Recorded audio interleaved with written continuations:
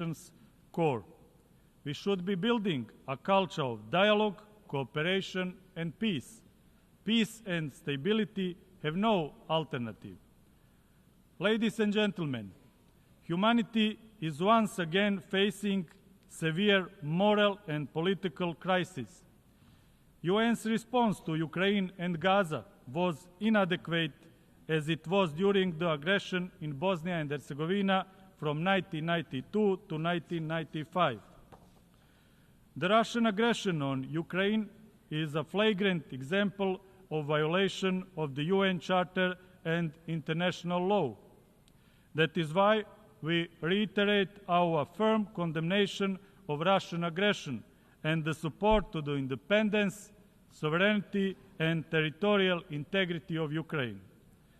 The suffering and hardship of Palestinian children and civilians is terrifying.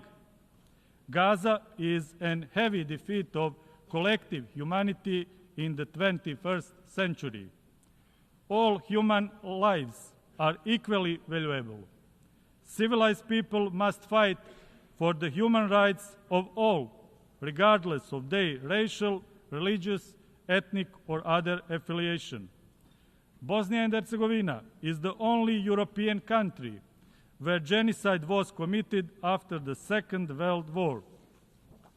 This was ruled by the highest courts of the United Nations. Judgments on genocide committed against Bosniaks have legal, historical, civilizational, and moral significance. Unfortunately, the ideology, politics, and media that fostered the genocide are once again threatening Bosnia and Herzegovina.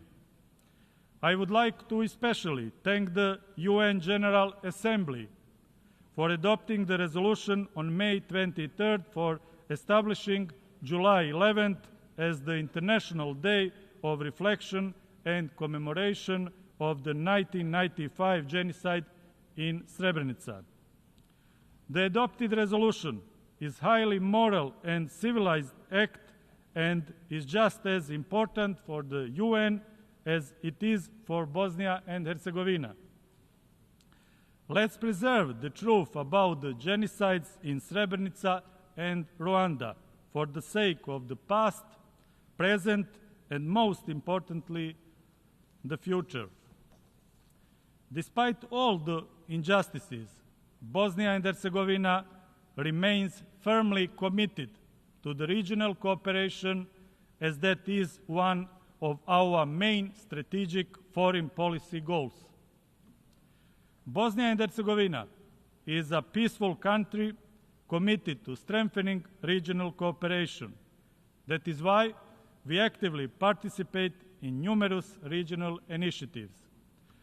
For the peaceful future of the Western Balkans, it is crucial that all countries acknowledge there is to be no changes of states' borders. Those who try to do differently risk a dangerous destabilization of the region with unforeseeable consequences. Ladies and gentlemen, here at the podium of the UN General Assembly, I want to publicly warn the global audience that once again the leadership of Republic of Serbia is threatening the sovereignty and territorial integrity of Bosnia and Herzegovina. The greater state aspirations of Serbia toward the territories of other countries in the region are the essential reason why Bosnia and Herzegovina and the Western Balkans are exposed to new dangers. One evidence of this is the destructive declaration by the so-called All-Serb Assembly adopted in Belgrade on June 8 this year. It is not just a declarative act, but a dangerous greater state program document that threatens the Dayton Peace Agreement and the state of Bosnia and Herzegovina. The content of this declaration directly contradicts the democratic and civilized, well-established procedures, international and national law, the fundamental principles of the European Union, and the principles that are the foundation of relations between the UN members. This declaration is a threat to regional peace and to the independence, sovereignty, and territorial integrity of Bosnia and Herzegovina. Ladies and gentlemen, finally, as the chairman of the presidency of Bosnia and Herzegovina, I want to emphasize that I am proud of my heroic and dignified homeland, Bosnia and Herzegovina. My country achieved a civilizational and moral victory in the previous decades, despite genocide, the crimes against humanity, and activities of joint criminal enterprises.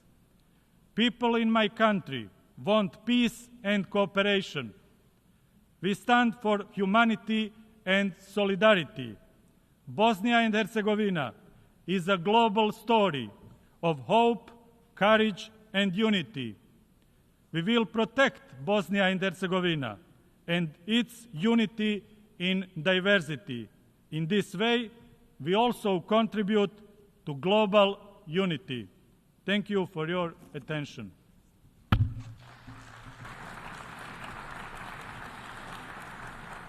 On behalf of the Assembly, I wish to thank the Chairman of the Presidency of Bosnia and Herzegovina. The Assembly will hear an address by His Excellency Alexander Stubb, President of the Republic of Finland. I request protocol to escort His Excellency and invite him to address the Assembly.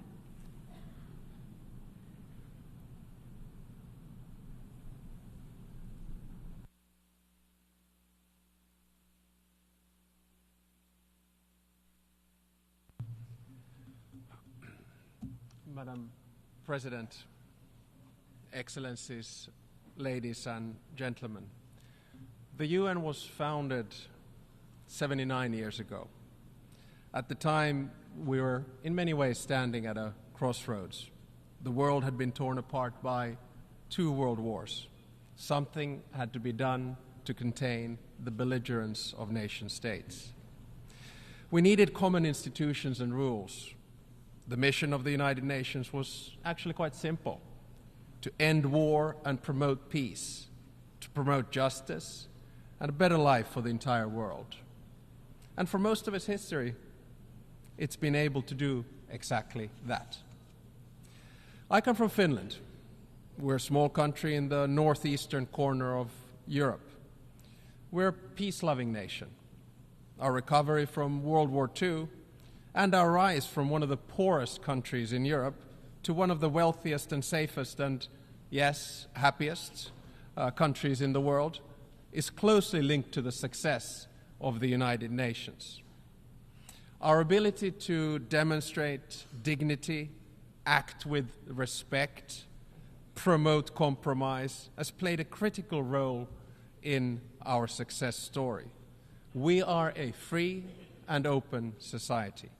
We understand the value of this institution as we've first-hand experience of what it can bestow on a country and its citizens at its best.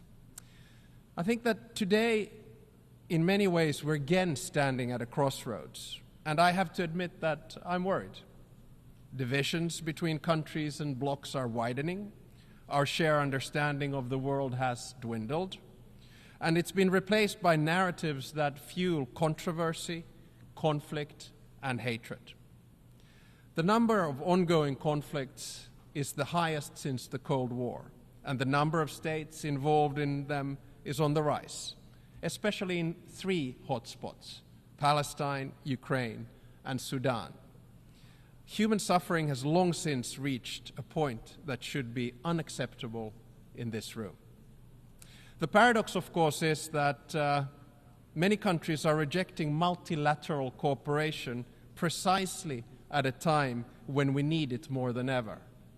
In my speech today, I will focus on 3 points and I'll try to be as concrete and constructive as possible. First, on what unites rather than divides us. Second, on how to end the current wars.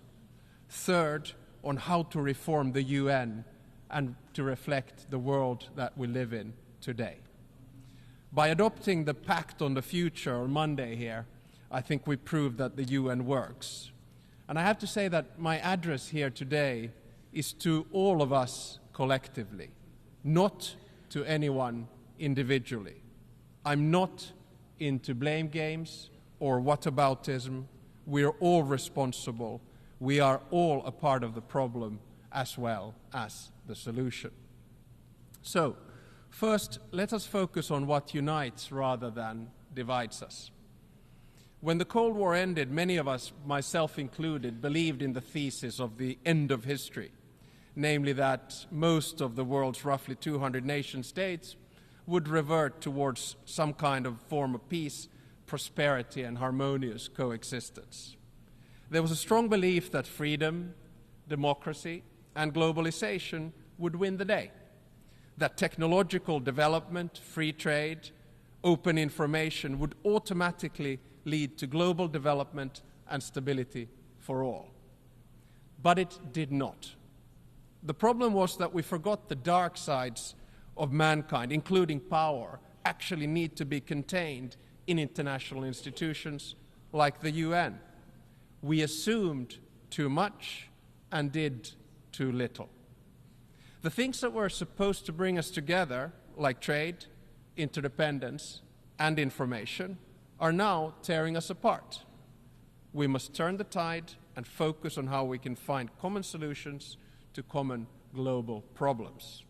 Now, the biggest challenges in the world, climate change, technology, sustainable development, and conflict, are precisely the ones that we must work on together. We need the UN more than ever. We must get back to the trajectory where our common challenges drive cooperation instead of conflict. We must look for win-win solutions for all rather than zero-sum games benefiting the few. To mitigate and adapt climate change and to halt biodiversity, we need to work together. Our future depends on our response to these challenges in very concrete terms. We cannot respond to the very tangible concerns of small islands, developing states, only by planning. We need results. If we do not solve the climate challenge, the crises that follow become unsolvable. The same goes for technology. Some 30 years ago, we thought that digitalization, artificial intelligence, robotization, and biotechnology would automatically deliver a better world for us. That technology would be a force for good only. We forgot that all disruptive technologies work in both directions, good and bad. So in many ways, we're slipping away from the Sustainable Development Goals. Global poverty is on the increase. When basic needs from nutrition to security are not met, it is impossible to focus on the vision for the future. We've made progress on many accounts, but we need to make sure that the fundamental rights that we have all agreed on together apply to everyone at all levels, regions, nations, peoples, and individuals. We need to ensure that the rights of women and girls are respected. The rights of gender and sexual minorities need to be protected globally. No matter which region we come from then, our rhetoric and actions are often inconsistent. We say one thing and then we do another. Right now, we are at a stage where we must do what we say and work together. So let us focus on what unites us rather than separates us. My second point is about conflict. When the UN was founded, the underlying idea was never again. Never again should anyone experience the horror that our predecessors went through in the first half of the 20th century. The founders of the United Nations promised to save succeeding generations from the scourge of war. They at least partially succeeded. But are we, the new generation, succeeding? The simple answer is no. Only this year and last year, hundreds of thousands of people have been killed. More than 10,000 children in Gaza. Child abduction is being used as a weapon of war in Ukraine. Millions of people worldwide have been forced to leave their homes. Malnutrition and disease are on the increase. Current wars highlight a glaring contradiction. Critical decisions about war and peace are made by a tiny number of people, often driven by a cynical need to hold on to power. The global majority, who have the interest in peace, do not have enough power in the international system to keep them in check. This is true in Ukraine and Palestine, as well as Sudan. In Ukraine, a just peace, based on President Zelensky's 10-point peace plan, is clearly in the interest of the global community. The war continues because Russian leaders are not willing to end it. While Russia is doing its best to blame others for its own aggression, we systematically revert to the principles of international law and the UN Charter. Neither Russia nor any other country has a historical right to anyone else's region or people. The core of the UN Charter is respect for sovereignty and territorial integrity. Finland condemns, in the strongest possible terms, the Russian aggression in Ukraine. Finland equally condemns the attempts to manipulate the global information space to destroy the principles that have sustained world peace for decades. I call on President Putin to end this war and end it now. In Palestine, we must ask ourselves whose interests are driving the war. Peace meets the interests of the global majority and the Palestinians and the Israelis. A ceasefire, a two-state solution, and regional security arrangements would ensure stability as well as economic and societal development across the region. International law holds the key to a solution that would keep both Palestinians and Israelis safe. After the most recent tragedies, there's no other direction but forward, and we must find a solution. There are no more excuses. This war needs to end, and it needs to end now. In Sudan, regardless of which of the groups who are fighting will finally win the war, the victims of that war will be the civilians and the transition to civilian rule built by them. The civilian rule behind which the entire international community has promised to stand, and the civilians for whom we promise to seek a better future. In Sudan, we have failed to apply the principle of African solutions to African problems. Instead, Sudan is becoming an arena for regional and international rivalry. Our shared goal is to build a Sudan that would be an equal partner for all of us in security, trade, and in the multilateral forum. And it is moving further and further away from it. No one benefits from this development in the long term. I call, therefore, upon the UN to take the center stage in conflict resolution and prevention once again. Peace mediation cannot be transactional. It has to be centered in the United Nations. International law, the UN Charter, and the territorial integrity and sovereignty of states must prevail. My third and final point is that we need the UN more than ever, and without far-reaching reform, I'm afraid it will be sidelined. It all begins with agency, with a feeling that we all have a say. Whether it's about climate change, technology, sustainable development, or conflict, the same challenge remains. The current international institutions do not reflect global realities. The majority of the world is not properly represented in the global institutions, and their interests are not met. This must change. Ending wars would benefit most of us, if not all of us. But currently, we do not have the mechanisms to drive the interests of the global majority. Many countries do not feel they have a say in global institutions, and as a result, the institutions are losing their legitimacy. Shortcomings in multilateral institutions encourage many to seek solutions outside traditional international institutions. Alliances, whether based on interest or values or both, are creating a transactional world of disorder where size and power benefits a minority rather than the majority. The cold truth is that we cannot postpone reform any longer, and in many ways history is on our shoulders, just as it was with those who founded the United Nations in 1945. If our goal is to focus on what unites us rather than divides us, we need far-reaching reform of the UN Security Council. So let me try that reform then and see what you think. Finland, three-point proposal today is very concrete. Some might say overly optimistic, but I do feel we have to begin somewhere. So here we go.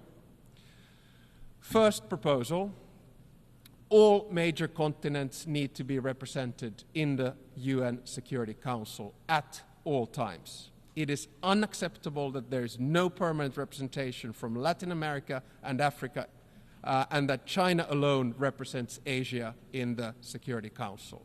We therefore propose that the number of permanent members be increased by 5. More concretely, 2 from Asia, 2 from Africa, and 1 from Latin America. The total number of permanent members would thus be 10. That, combined with 10 elected members, would ensure that the Security Council would hold roughly 10% of the UN's members at any given time. My part of the world, Europe, should think hard about how best to divide its existing 2 seats. Second, no single state should have veto power. I fully understand that the veto was necessary in the aftermath of World War II, but in today's world, it has too often incapacitated the Security Council and halted decision-making here in New York. The UN agencies are not subject to national vetoes and are working effectively precisely because no single member can prevent them from doing so. My third and final proposal is that if a permanent or elected member of the Security Council violates the UN Charter, its voting rights should be suspended. This decision should ultimately be taken by the General Assembly, and there should be no room for double standards in the United Nations. So, ladies and gentlemen, despite all of our challenges, I want to end on an optimistic note. My optimism stems from an innate belief that when humans are faced with a binary choice, we often end up doing the right thing. Our choice today is simple. We can continue towards a multipolar world of disorder, or we can start getting serious about solving our common problems through multilateral institutions and a reformed United Nations. As my mentor and great friend of the UN, the late President Martti Ahtisaari, said in his acceptance speech for the Nobel Peace Prize in 2008, and I quote, "Peace is a question of will. All conflicts can be settled, and there are no excuses for allowing them to be eternal." End of quote. Let us keep Martti's words in mind and start working towards peace. Thank you very much.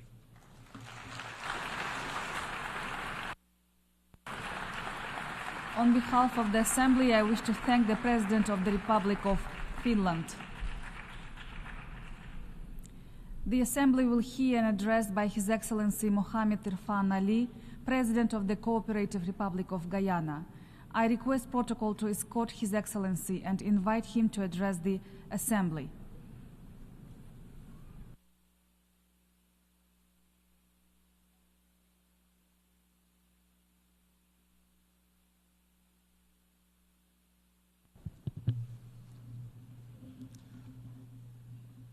Madam President, Excellencies, if it is we all agree on ending and preventing wars?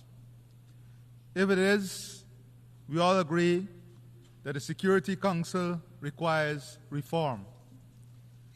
If it is, we all agree that the international financial system is unfair and unjust to the developing world. And if it is, we all believe in climate, food, and energy security, then what is stopping us from acting? We will all be doomed in the court of conscience for knowing what is right while ignoring what is wrong. Madam President, of the myriad of challenges confronting our world, climate change threatens our very existence, adversely affecting development across all countries. Rising sea levels and temperatures, severe natural disasters, and shifting and extreme weather patterns disrupt agriculture and food security, threaten water supply, and displace communities. These impacts are particularly devastating for small island developing states. Each year, we make the annual pilgrimage to COP, filled with hope for tangible outcomes. And each year, we are regaled and renewed unkept promises are the order of the day. This cycle of hope, followed by disappointment, cannot continue if the Sustainable Development Goals are to be met. We must break free from this pattern of empty pledges. We must unequivocally and immediately fulfill all pledges for the sake of our planet and the future of all its inhabitants. Let me tell you about my country, Guyana, a country that is 83,000 square miles, 86% of which is tropical forests. Guyana has the second highest percentage forest cover on Earth and one of the lowest deforestation rate.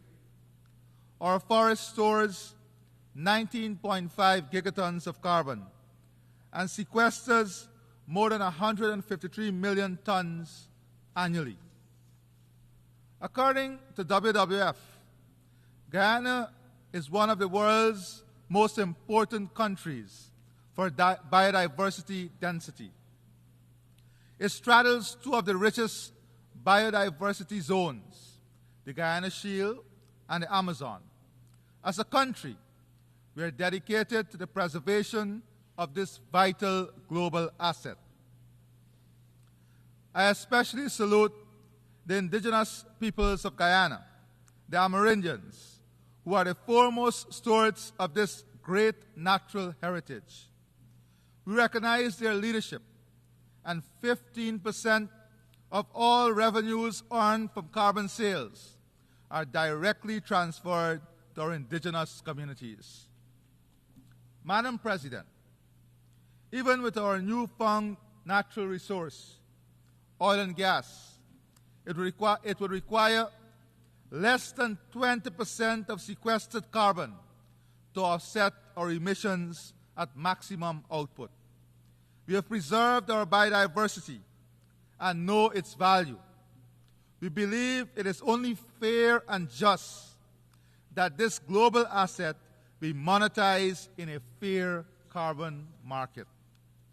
Today, I am pleased to announce the launch of a global biodiversity alliance. We will convene the first Global Biodiversity Alliance Summit in 2025, which will focus on creating a market for biodiversity credits, scaling biodiversity conservation debt swaps, accelerating biodiversity bonds, establishing a blueprint for biodiversity taxonomies, and promoting nature-positive action. We do not take this announcement by mere words.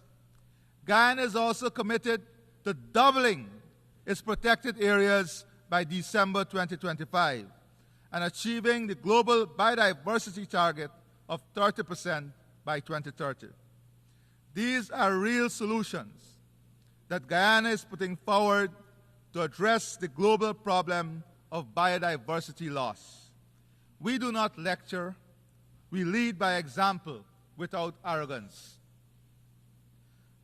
Madam President, according to the UN Food Security and Nutrition Report, in 2023, an estimated 28.9% of the global population, 2.3 billion people, were moderately or severely food insecure. The primary causes were conflict and insecurity, extreme weather events, including those related to El Nino and climate change, and economic shocks. To effectively address food insecurity, we must take more concerted action to address its root causes, reducing conflict, mitigating climate change, and enhancing food production and trade in food commodities. By prioritizing peace and climate action, we can create environments where food systems, crops, and livelihoods are not threatened by conflict and weather extremes. In turn, enhancing food production and ensuring fair and efficient trade in food commodities can reduce food insecurity. So too can the full involvement of women and youth. In Guyana's National Agricultural Strategy and Policy, at least 35% of our agro-businesses will be owned by women and 60% by young people. While I've spoken of food insecurity, the global malnutrition rates are also alarming and must be addressed. Nutritious, safe, and sufficient food are crucial to a healthy population. Madam President, the United Nations must continue to be a beacon of hope amidst a turbulent global environment. The theme of this year's assembly, and I quote, "Leaving no one behind, acting together for the advancement of peace, sustainable development, and human dignity for present and future generations," end of quote, resonates with the vision set out in the United Nations Charter. This vision demands decisive action and enlightened multilateralism. Today, we find ourselves in a world where the quest for peace is met with a defiant echo of conflict, where the promise of sustainable development is eclipsed by the dangerous specter of climate change and food insecurity, and where the dignity of millions of people is trampled upon with impunity. In Ukraine, the sovereignty and territorial integrity of a nation are being violated. Yet, decisive action by the United Nations Security Council remains fettered by the veto. Justice demands that we defend the territorial integrity of all states, large, small, powerful, and weak. Equally concerning is the conflict in Sudan, which rages on with devastating consequences for the people of that country, including famine and mass displacement. This conflict will continue to undermine efforts to achieve lasting peace and sustainable development. This assembly must also condemn the continued oppression and persecution by the Taliban of women and girls in Afghanistan, who face not just lack of access to education and restrictions on their movements, but now even their voices cannot be heard in public. Closer to my home, CARICOM has been actively supporting a Haitian-led process for the restoration of democracy, peace, and stability in Haiti. We welcome the deployment of the UN-authorized multinational security support mission led by Kenya as a crucial step towards stabilizing the security situation. We call on the international community to urgently scale up financing for the MSS and secure its renewed authorization so that the mission can succeed.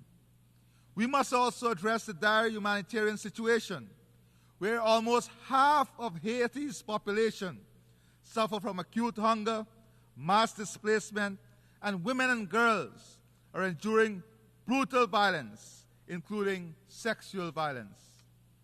Guyana is leading CARICOM's effort in mobilizing humanitarian effort and support for Haiti. Excellencies, I'll be reaching out to you for your support. We must stay the course with our Haitian brothers and sisters in their quest for durable peace and sustainable development. The people of Haiti deserve nothing less.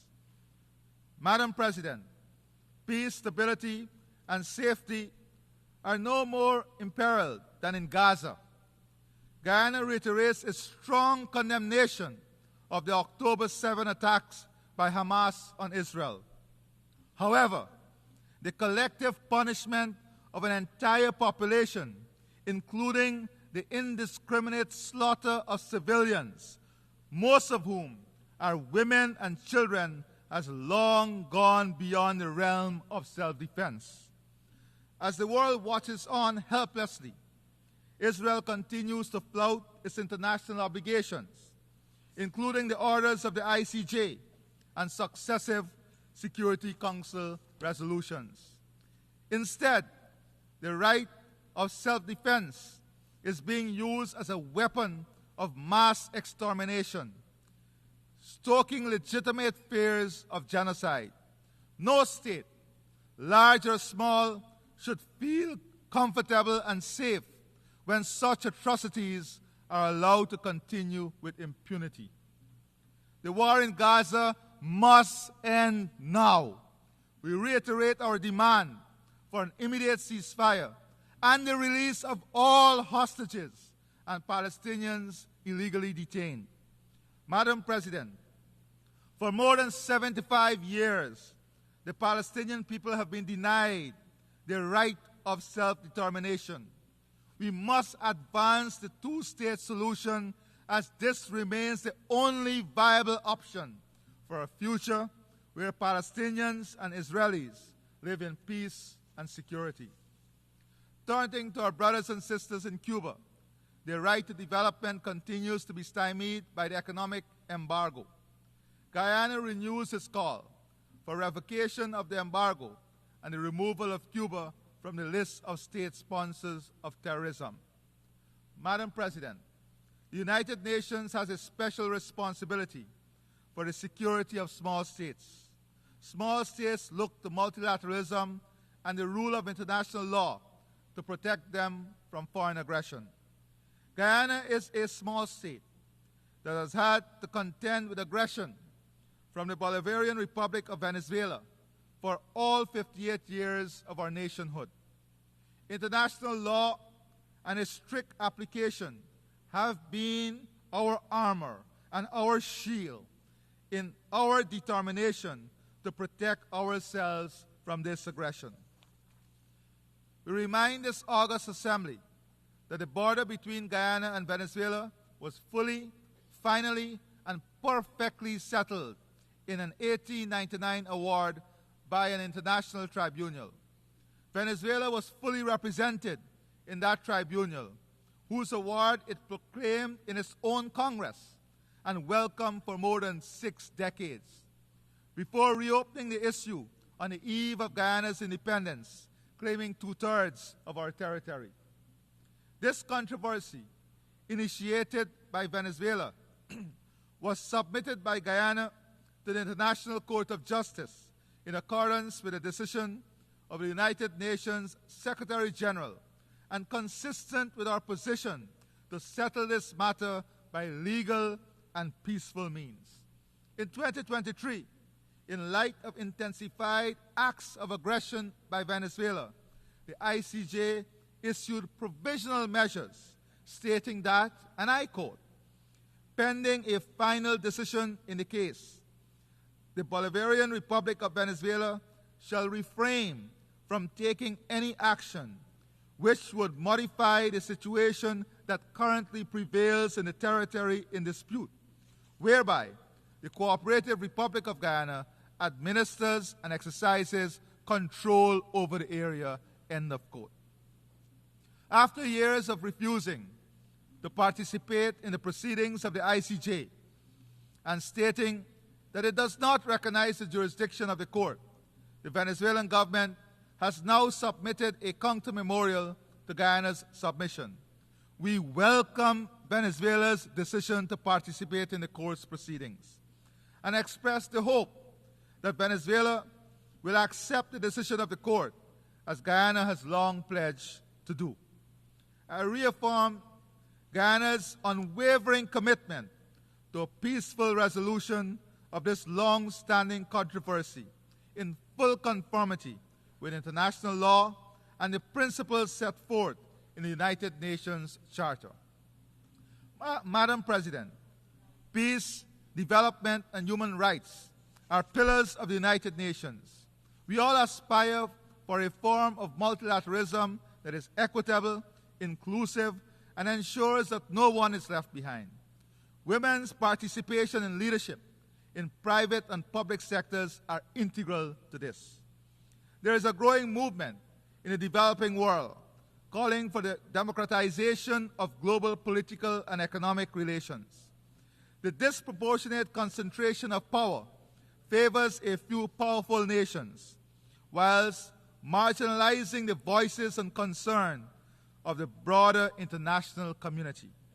Developing countries are justly demanding more inclusive and representative decision-making processes in institutions and organs such as the UN Security Council, the World Bank, and the IMF. The World Trade Organization must also be reformed to ensure fairer trade for developing countries. These reforms must go beyond fair representation and ensure that the policies and practices of these institutions align with the developmental needs and aspirations of all countries. In the emerging global order, we must ensure the United Nations remains at the forefront of global governance. If multilateralism is to trump unilateralism, the UN's role as the world's foremost multilateral organization is pivotal. With the necessary resources and resolve, the UN can ensure a future of peace, sustainable development, and human dignity. The future we seek, a future where no one is left behind, demands courageous action. The UN must fulfill its role as a custodian of greater global peace, the foremost promoter of sustainable development, and an unflinching protector of human rights, human dignity, and international law. And since the UN is all of us, this body of nations, this is a collective responsibility for us all. Let us not be found wanting. Let us act together for the advancement of peace, for the achievement of sustainable development, and the preservation of human dignity, now and for generations to come. I thank you.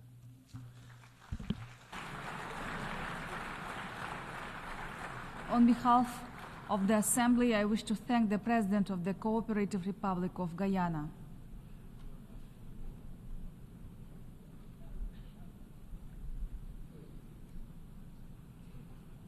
The Assembly will hear an address by His Excellency José Raúl Molina Quintero, President of the Republic of Panama.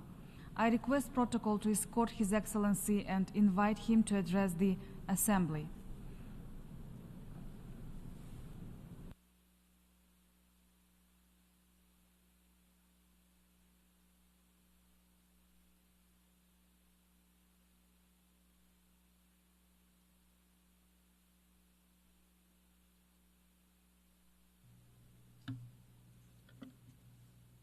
Muy buenas tardes.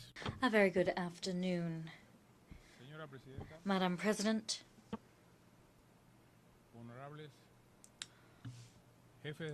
honorable heads of delegation, ladies and gentlemen.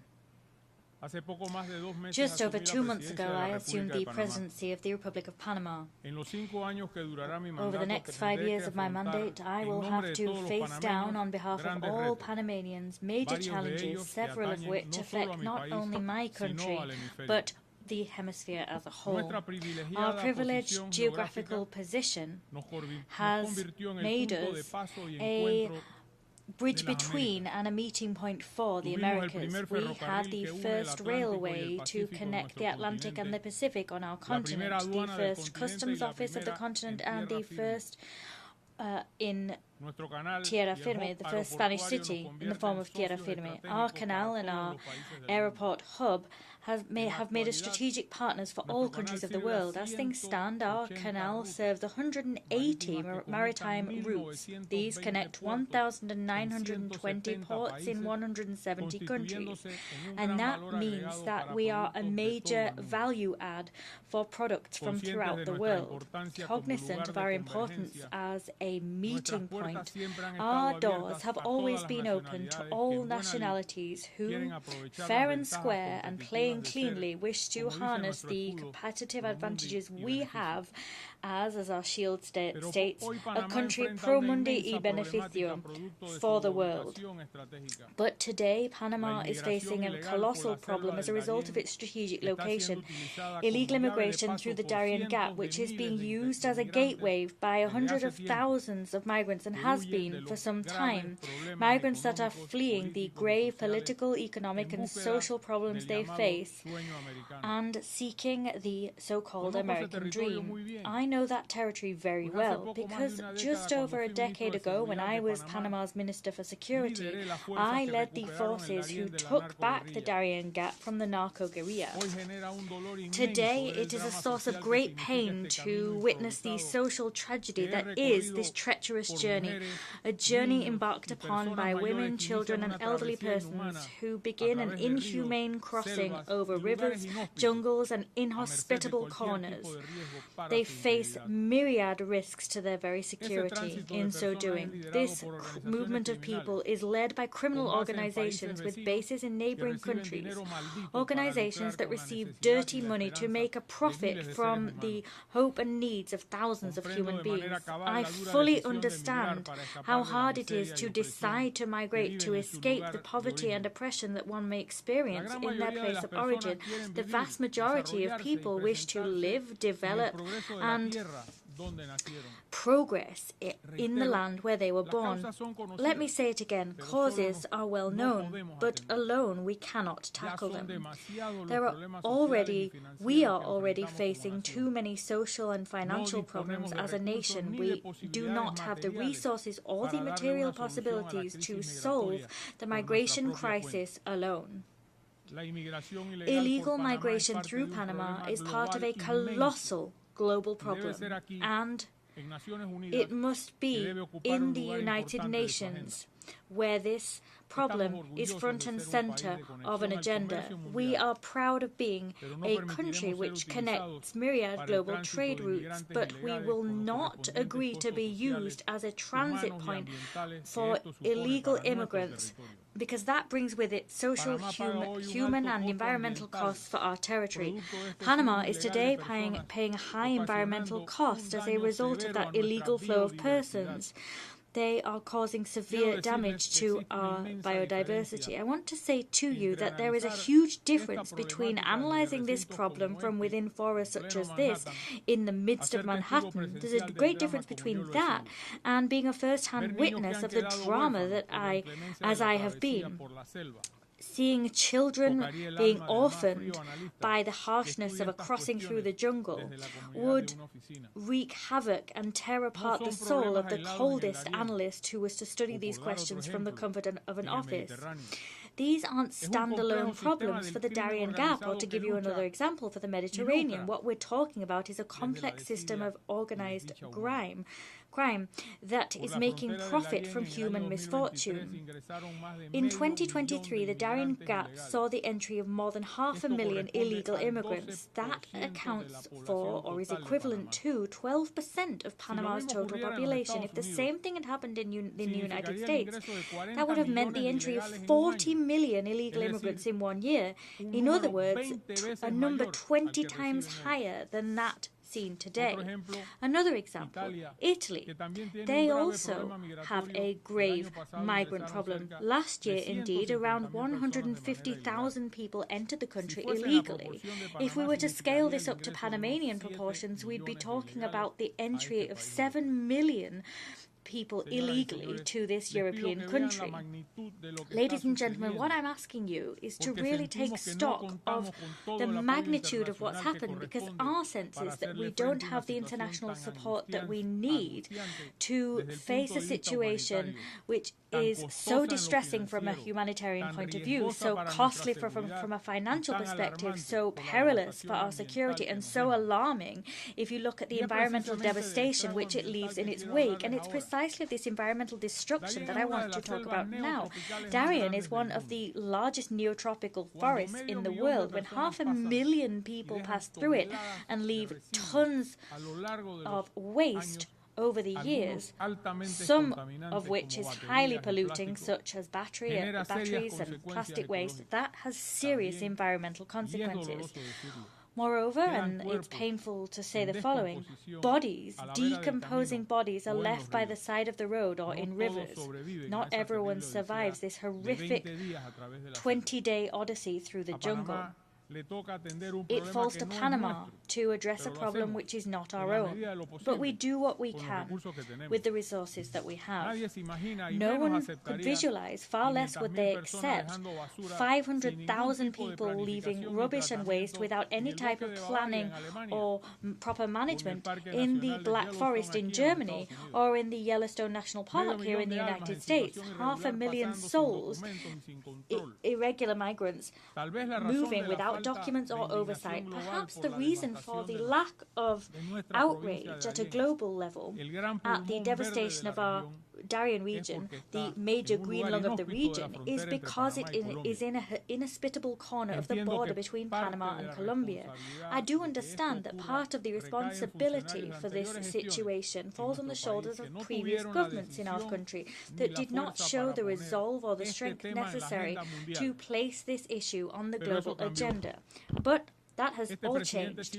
This president will speak out about this problem and will use every international forum to demand a shared effort to halt the flow of illegal migration. Madam President, in Panama today, we have the new border of the United States because Darien is the corridor traveled by those who seek in this country a better life. Panama has always been on the side of peace and the progress of nations.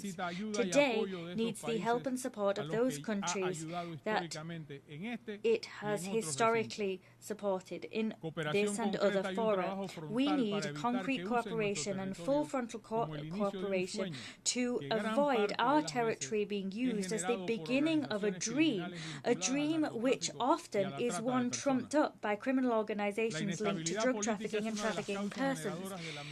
Political instability is one cause of mass migration. When there are grave institutional crises that exist over time, their immediate consequence is the fleeing of their citizens. Venezuela is a specific example of the above. It is for that reason that I now want to talk about our regional political situation, which incidentally is the major driver of the migration crisis we're experiencing. The increasing breakdown of Venezuela's institutional system has led to a stampede of 8 million Venezuelans, according to data data back from the UN Refugee Agency. Behind this figure is a genuine migration tragedy. International organizations haven't provided a resolute or credible response to this problem throughout the years. Recent events in Venezuela have further tarnished the country's already dishonored institutions. Let us be clear. Awarding oneself a triumph without publishing vote counts is like wanting to win a trial without presenting any evidence. Wanting to win without publishing vote tallies is like losing and not accepting the results. In fact, the current regime has lost the support of its staunchest defenders in the region, or, in the very best of scenarios, it has received fragile and tenuous support expressed only as silence. It is resoundingly clear that the current regime will not leave power, nor will it recognize its defeat. As such, I call upon the appropriate organizations to take resolute actions against the manifestly anti-democratic behaviors and attitudes seen. I want to emphasize here that this is not an ideological issue. We're not talking about a simple difference in schools of thought. What we're talking about is strictly heeding the people's will that is the mother of all wills. Panama is open to dialogue with the rest of countries, any country in which there is respect for the political and representational system arising from every country's national constitutions. I'm bringing up the Venezuelan issue here because it's very difficult for me to talk about health and the environment when 8 million of our neighbors have been forced to flee their home, fleeing the poverty, besetting a country that should have been an economic power. How can we talk about regional sustainable development as we witness this interminable political crisis face the whole continent? I can't look at everything through a rose-tinted lens in my speech when what we have is the spilt crimson blood of immigrants risking their lives in our jungle pursuing a dream of liberty. As they move through the Darien Gap, they contaminate the region, leaving a trail of destruction and desolation in their wake, and it's up to us to pick up, repair, and pay for all of that. If you really care about sustainable development, I ask you as member states to staunchly defend the environment and establish precise mechanisms to redress the damage that has occurred in the Darien Gap. I'm talking not only about the environmental damage, but I'm also asking you to tackle the causes that led to this migration, such as the self-proclaimed triumph of the current Venezuelan regime. As a third point, I want to talk about the unjust discriminatory lists that my country has been placed upon, lists that are cobbled together by tyrannies and which put us together with tyrannies that have committed the worst atrocities. We are put on lists with countries that don't open their doors to the world, that don't respect democracy, that foster terrorism. We don't agree to being part of these lists that are drawn up by the private interests of nations that themselves can't succeed in being competitive or attractive to their fellow citizens. Panama will not allow this affront, far less after all the efforts we've made. We've made significant reforms to our financial and legal systems in recent years to meet the most stringent standards of transparency and prevention of money laundering and other organized crime. But that hasn't been enough. Our nation has demonstrated its readiness to work with international organizations, and we've signed many tax information exchange treaties with myriad countries. That wasn't enough either. As a consequence, the measures that we've been forced to take whilst waved in front of us has been the false promise of being delisted. These measures have been catastrophic for our economies. And yet we still haven't been able to get ourselves removed from these reckless lists. Panama is not a tax haven, nothing like it.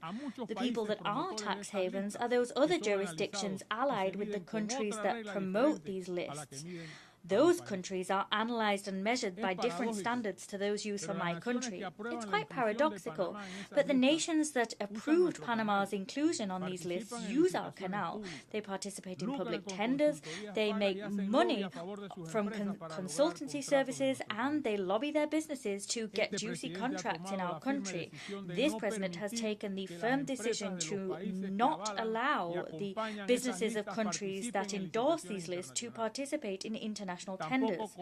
Neither will those very same countries benefit from our vote in international fora. At the same time they point their finger at us, they've enjoyed benefits and have not suffered any restrictive measures. The aim of their bias is to ensure that despicable stigma continues to hover over Panama. Panama that is a responsible country when it comes to financial fair play. I want the best for my beloved Panama. I didn't accede to the presidency to make other countries feel good. I did so to meet my country's demands. Talking of lists, I want to tell you that Panama is one of the countries in the world that is carbon negative. In other words, we remove more carbon dioxide from the atmosphere than the CO2 we emit. But this glittering status has brought us no benefit whatsoever. Vast swathes, of our territory is protected, and that brings with it major challenges in terms of achieving genuine development. Today, countries that utterly destroyed their biodiversity for the sake of development force other developing countries to abide by standards of environmental care that they dismissed. This produces an imbalance in terms of opportunities for progress. On the one hand, we're forced to maintain our forests in a primary state, and on the other hand, fingers are pointed to us and we're placed on lists which make it difficult for investment to arrive and which stymie the development of a globally competitive financial system. We do not accept the rules of this game. I want to reiterate the message I delivered when I assumed the presidency. I said there and I'll say now, Panama is an ally of good causes, and we will no longer allow fingers to be pointed at us unjustly in such a way that harms our economic capacity, our prestige, and in a way that besmirches the very image of our country. I'd like to say to you what an honor it is for the Panamanian people to become non-permanent members of the Security Council, as we will do in January this year. That will be the 6th time in history. That accolade is the fruit of sustained work over time. We've been given that seat because of our country's work to fight against terrorism, to fight trafficking in persons, and to fight drug trafficking. Panama contributes to peace and concord between peoples. I am sorry for hammering home this point again and again and again, but all of this is completely impossible to reconcile with the aforementioned list. We can't accept that a country whose conduct is unimpeachable and a country that works in favor of peace, freedom and international security be lumped together and tarred with the same brush with those who do quite the opposite. We're placed on arbitrary lists that don't tally with reality. All of that is genuinely unacceptable. We'll continue fighting peacefully and doggedly to put an end to this unnecessary and discriminatory harassment at the hands of countries that would never abide by the same conditions we are forced to. To conclude, I'd like to say that we'll continue building a country that is at the service of humankind. We'll care for our biodiversity. In the face of adversity, we'll defend our democracy in spite of concrete threats today hovering over our region. Panama will continue connecting global trade, fighting for freedom, being a part of the world, and calling for the respect that we give and the respect that we deserve as an upstanding nation. We are a noble working people, and we'll fight every day to make this world a better place to live. Distinguished members of this organization, Madam President, on behalf of Panama and all of the Panamanian people, many thanks for this opportunity.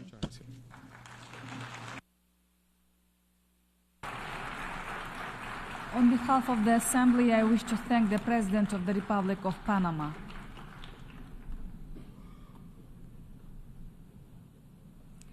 The Assembly will hear an address by His Excellency Faure Essazimna Nasingbe, President of the Togolese Republic. I request protocol to escort His Excellency and invite him to address the Assembly.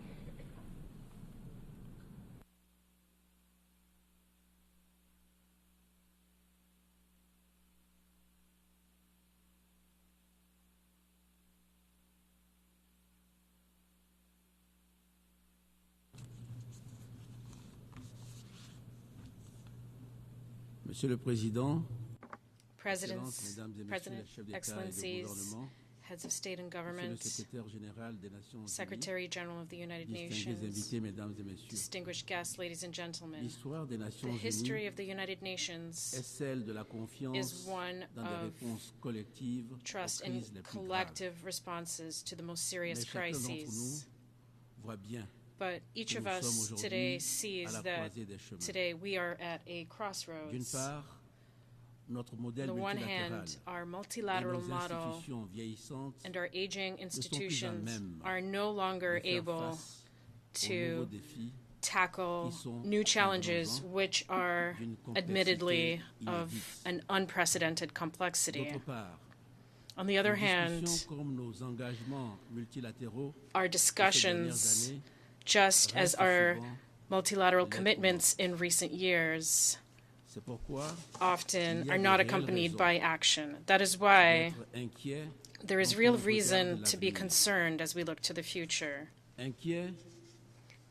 Concerned for the future of our planet, which is ravaged by complex crises. Concerned for the future of our youth, given the challenges that young people will inherit. And of course, I refer first and foremost to environmental challenges. And finally, concerned about the future of our institutions, which are not adapted to current realities and which no longer fulfill their promises. We have no choice. We cannot persist with our systems that no longer deliver on their promises and no longer reflect the realities of our world. We must begin a profound transformation.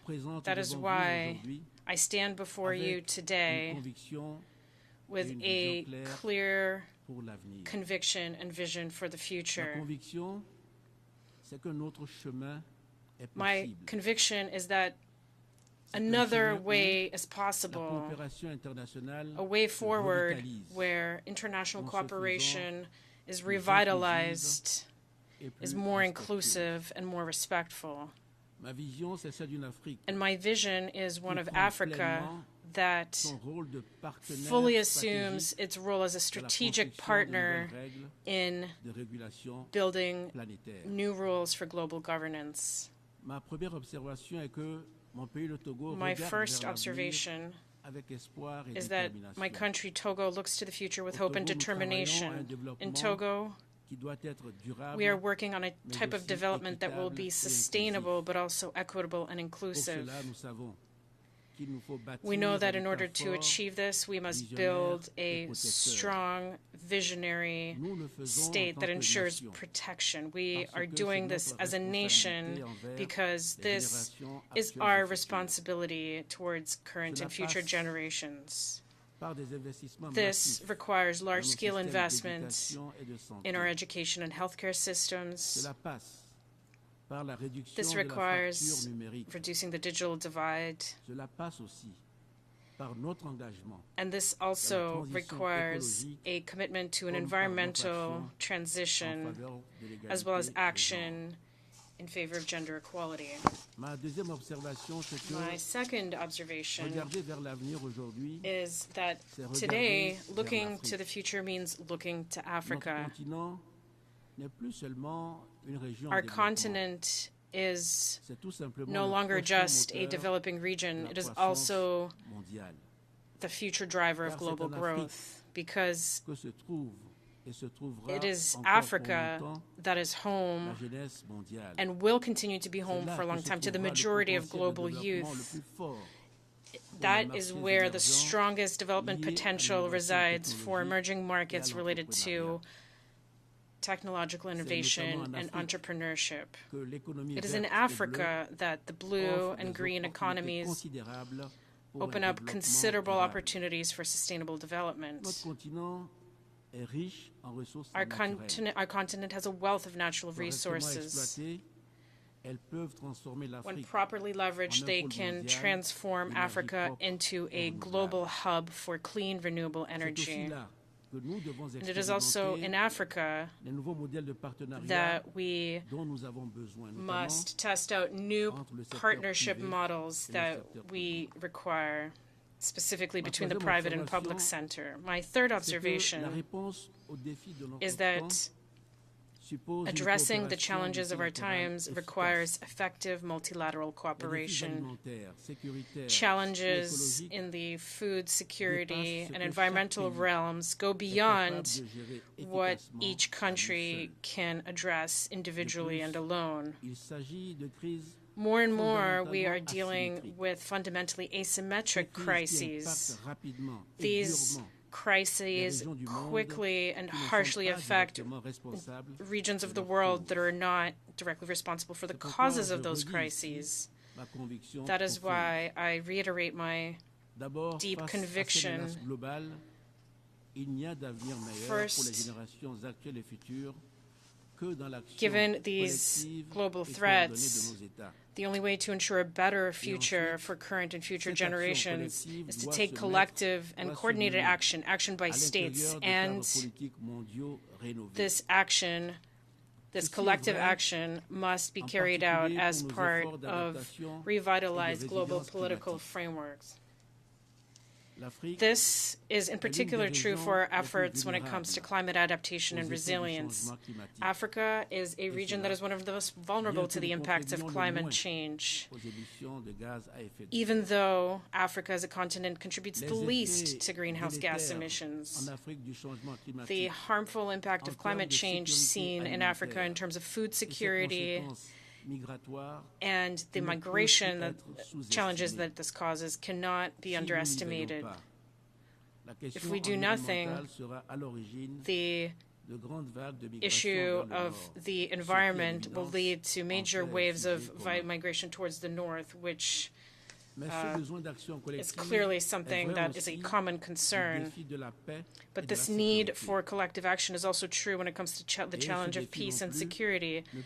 And that challenge is also a burden that can no longer be carried by Africans alone. In Western Africa, we face the persistent threat of terrorism. In my view, the answer to this requires a combination of inclusive dialogue, security reform, and economic development initiatives that would address and eradicate the root causes of violence.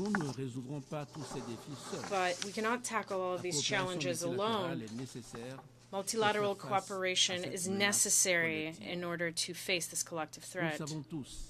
We all know that development,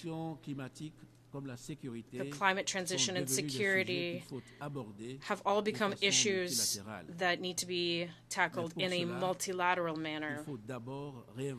But to do this, we must first refashion our model for international cooperation. And this brings me to my last observation. We cannot strengthen international cooperation without a new model for partnerships that is more equitable and more respectful towards African states. We urgently need to rethink our model of multilateralism in order to rebalance efforts in the context of international cooperation. And in that context, our continent, Africa, deserves particular attention.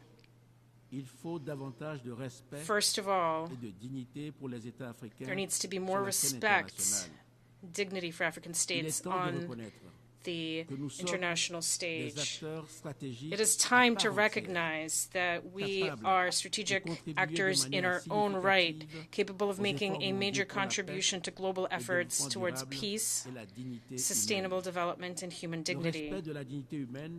Respect for human dignity is not only a principle that must guide our daily actions within our borders. The respect for and dignity of our peoples must be recognized through their representation and the elevation of their voice which must be heard and respected in international fora. And finally, we require a new model of international cooperation that is more broadly based on localization. Externally imposed so-called universal solutions can, it is true, have some advantages, but they do not always work. Despite the efforts made in recent years, international aid often remains disconnected from the needs and the capacities of the populations that receive this aid. Localization must be a major commitment to recognize local expertise while allowing states to play their rightful role in defining priorities and implementing programs. Togo is resolved to play a leading role in this transformation, and I call on all international stakeholders to support a more equitable and respectful cooperation. Excellencies, ladies and gentlemen, Africa is ready. It is ready to play its rightful role on the international stage, but it seeks to be respected, listened to, and supported in its efforts in an equitable way. Together, let us work on building a world where each nation and each individual can live in dignity, in harmony with others and with our planet. I thank you. On behalf of the Assembly, I wish to thank the President of the Togolese Republic. The Assembly will hear an address by His Excellency Bassirou Diomaye Diakhar Faye, President of the Republic of Senegal. I request protocol to escort His Excellency and invite him to address the Assembly.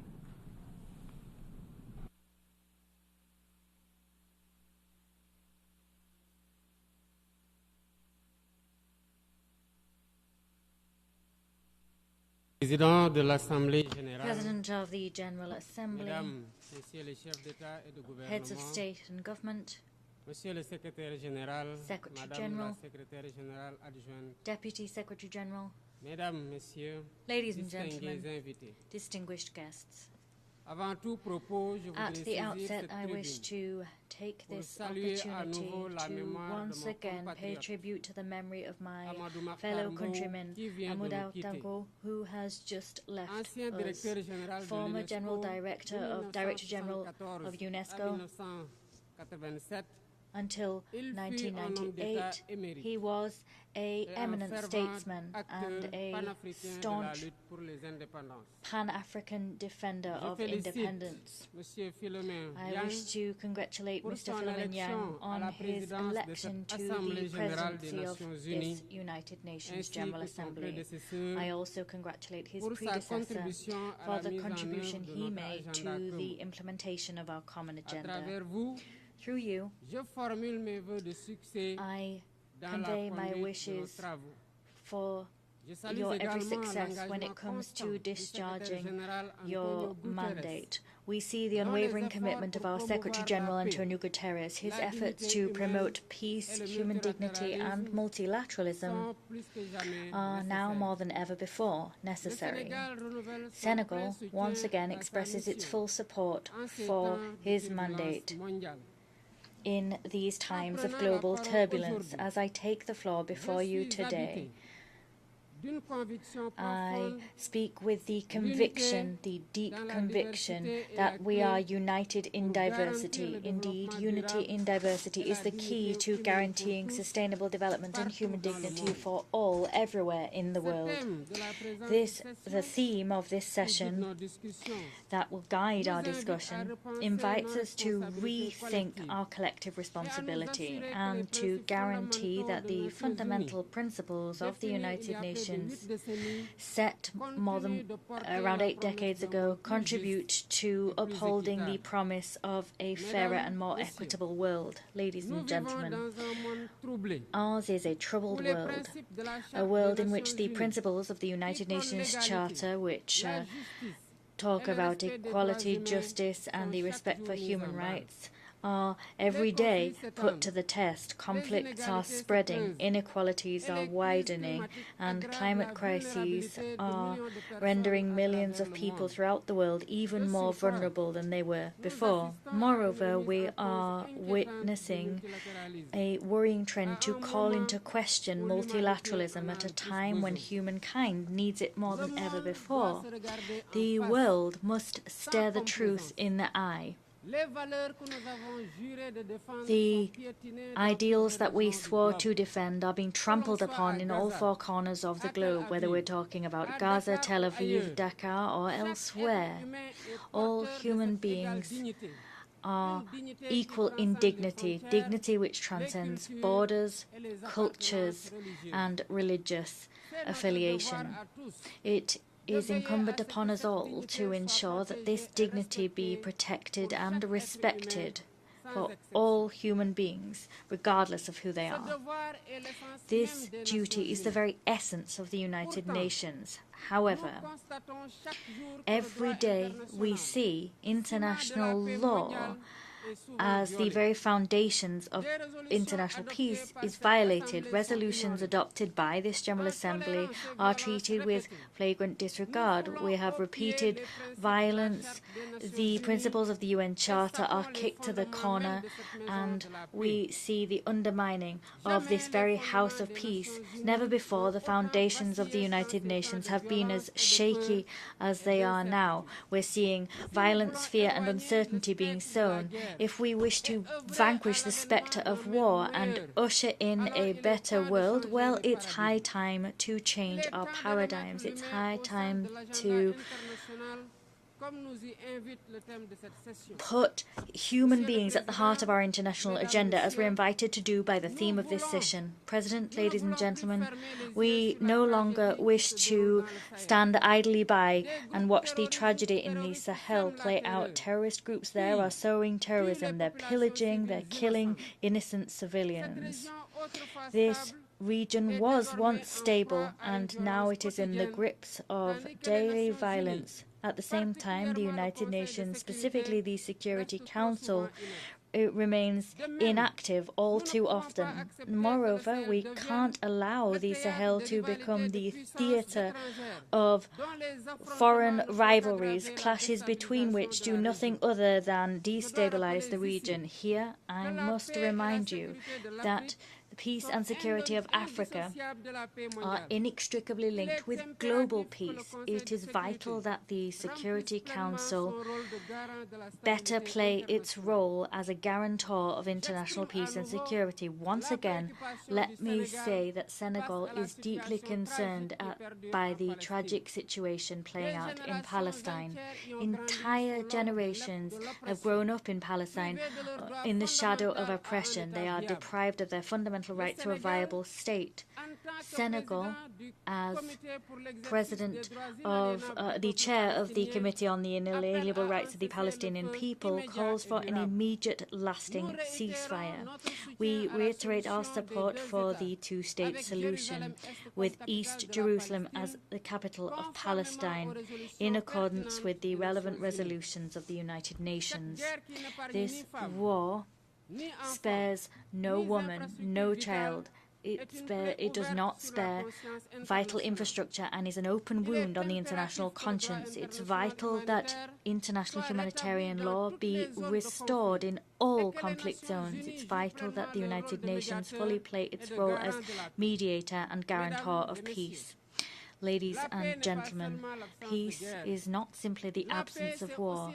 Peace is also every human being having the possibility of living in dignity, the possibility to feed themselves, have accommodation, get an education, and to receive health care. And yet, today, more than 750 million people are going hungry, and 1 million every day live in abject poverty. These figures are drawing the world ever further away from achieving the SDGs set for 2030. We can no longer allow mechanisms for global governance continue to reproduce these inequalities. It's high time to do away with a dog-eat-dog world and to build a new global contract based on solidarity and cooperation. This social contract must include major reforms to address political, economic, and the environmental challenges of our age.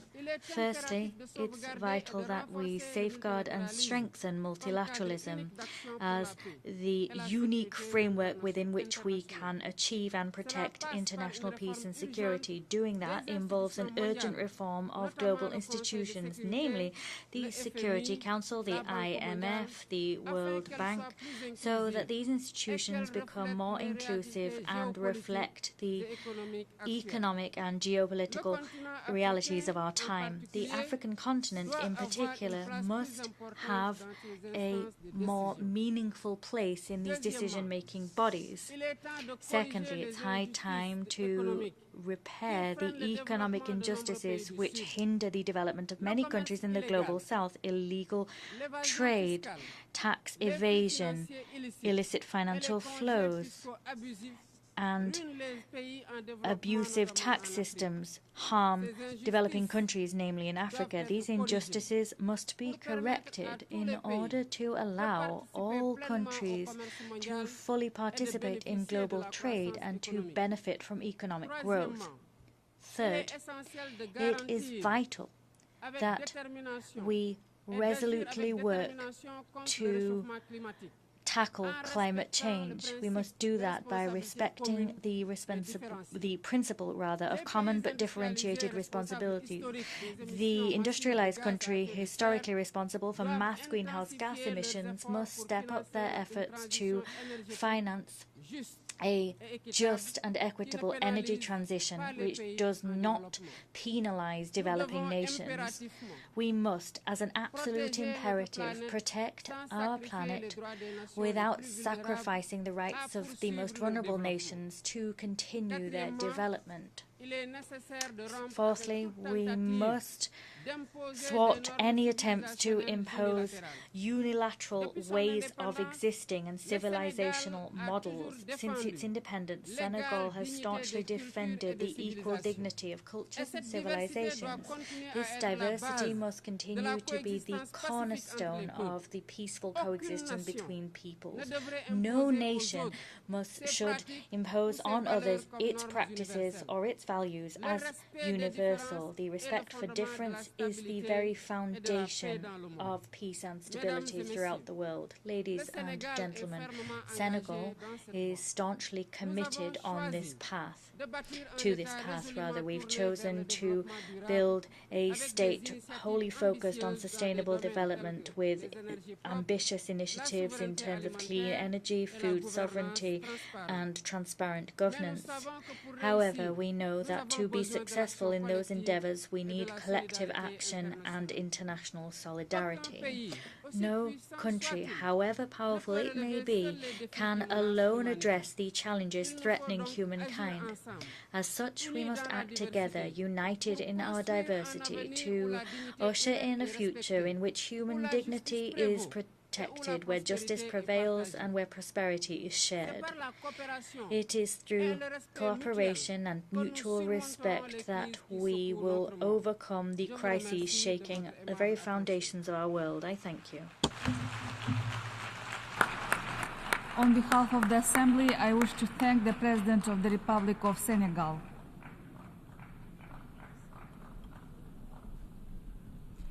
The Assembly will hear an address by Her Excellency Sylvanie Burton, President of the Commonwealth of Dominica.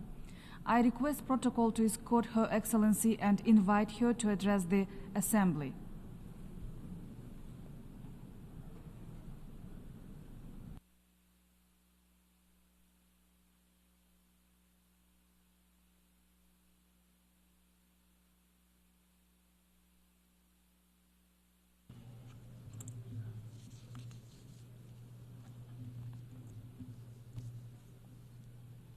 Madam President, Mabrika Mabrika, I greet you in the language of my Kalinago people, the first people of the Caribbean, of whom I am proud to call my ancestors.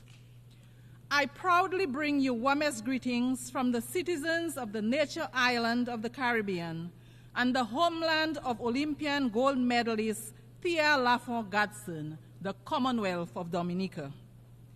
It is an extraordinary honor to address this august body in my capacity as the first female president of the Commonwealth of Dominica and as the first president of indigenous descent. Madam President, our organization was born out of the need to enable dialogue and facilitate cooperation among its members to avoid international conflict. Over time, however, our understanding of human development's contribution to peace building and civilization has improved to the point where cooperation to enhance the human condition now lies at the core of our organization's work.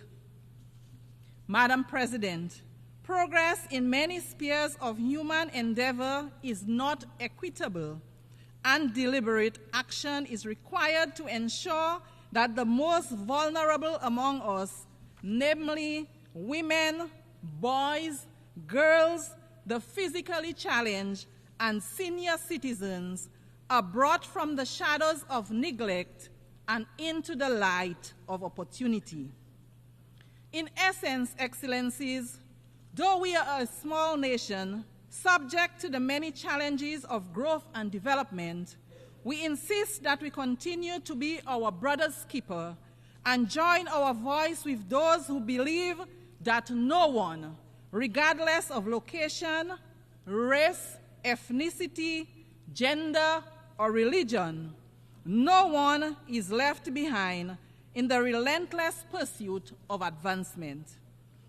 To leave no one behind in our quest for a sustainable and resilient future, we must embrace multilateralism to combat the many major global challenges we face. Madam President, we remain concerned that despite the resources and publicity given to UN Agenda 30, its outputs so far do not inspire confidence that we are on track to realize the much heralded goals. Alarmingly, the 2024 Sustainable Development Goals report indicates that far from building on the progress achieved during the first 5 years, and I quote, fully half of the 17 targets are showing minimal or moderate progress, while over 1/3 appear stalled or going in reverse. It is therefore the hope of my government and the Caribbean community, of which we are proud members, that this assembly will be known as the forum at which the United Nations family rededicated itself to ensuring that the SDGs remain central to our claim, that our civilizations are caring and progressive, and that our collective management, scientific and diplomatic capabilities will be assigned to ensuring that the well-being of the present and future generations is guaranteed. Madam President, for example, despite SDG 3, good health and well-being, the growing burden of non-communicable diseases, NCDs, is an urgent crisis that calls for unified and aggressive approach by all global leaders. The World Health Organization, WHO, concludes that NCDs such as cardiovascular disease, diabetes, hypertension, cancers, and chronic respiratory diseases account for 75% of all deaths worldwide. These diseases not only shorten individual lives, but also imperil the future of our societies, our economies, and our shared global development goals. The fight against NCDs is not one that any nation, particularly a nation as small as ours, can win alone. That fight requires strong leadership, innovative strategies, and collaboration at every level. In Dominica, we have made significant progress in enhancing our healthcare system to better meet the needs of those at risk or living with NCDs.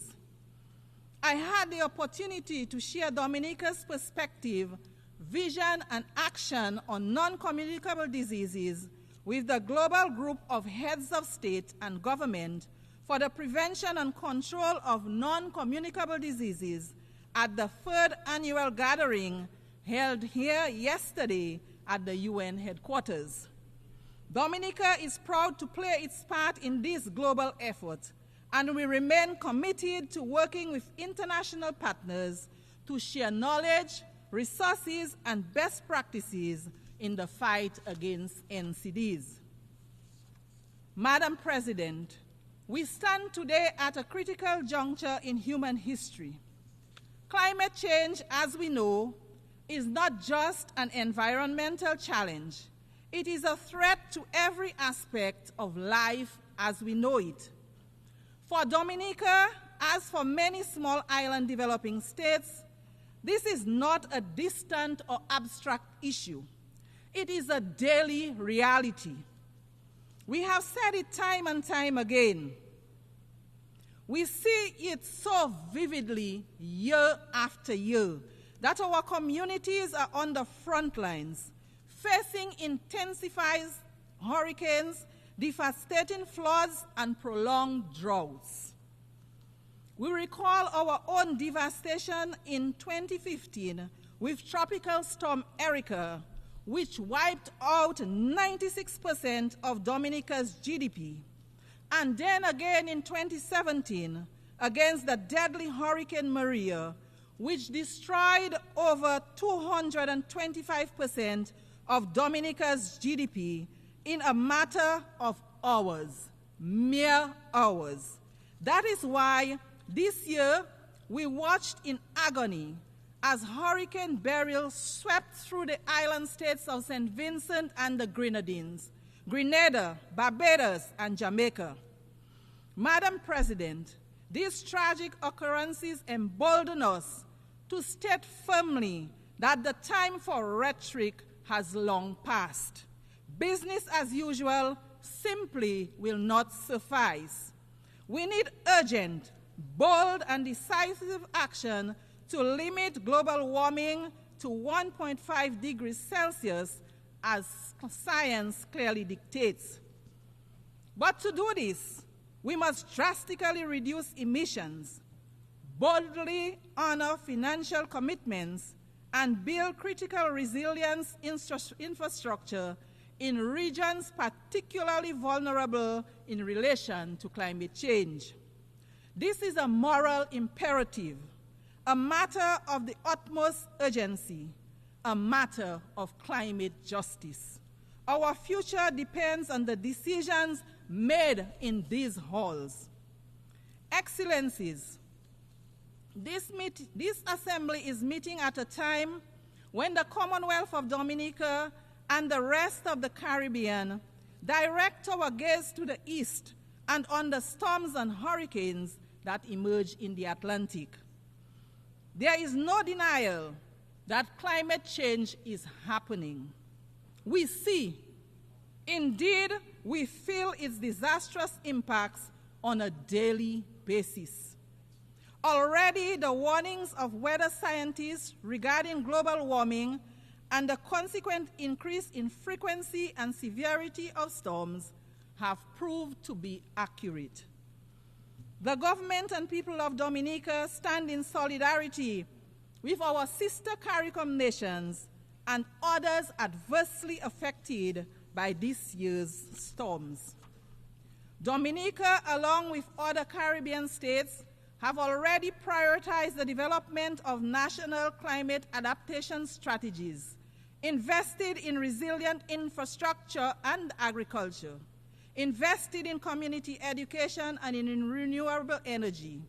Still, the reality is that, as important as our interventions in this crucial space are, they will remain ineffective if our friends and partners in the industrialized world do not honor their commitments to reduce global warming and provide the funding that is required to enable our low-emitting states to become resilient.